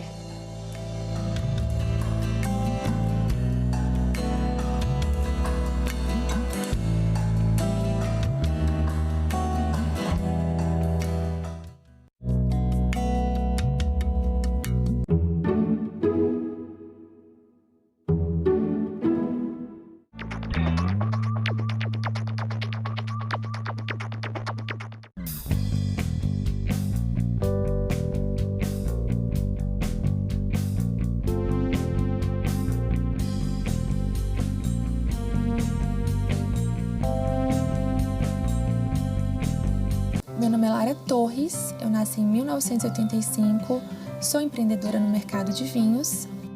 Eu não vivi a época da ditadura, eu nasci com a redemocratização. Eu acho que tem uma palavra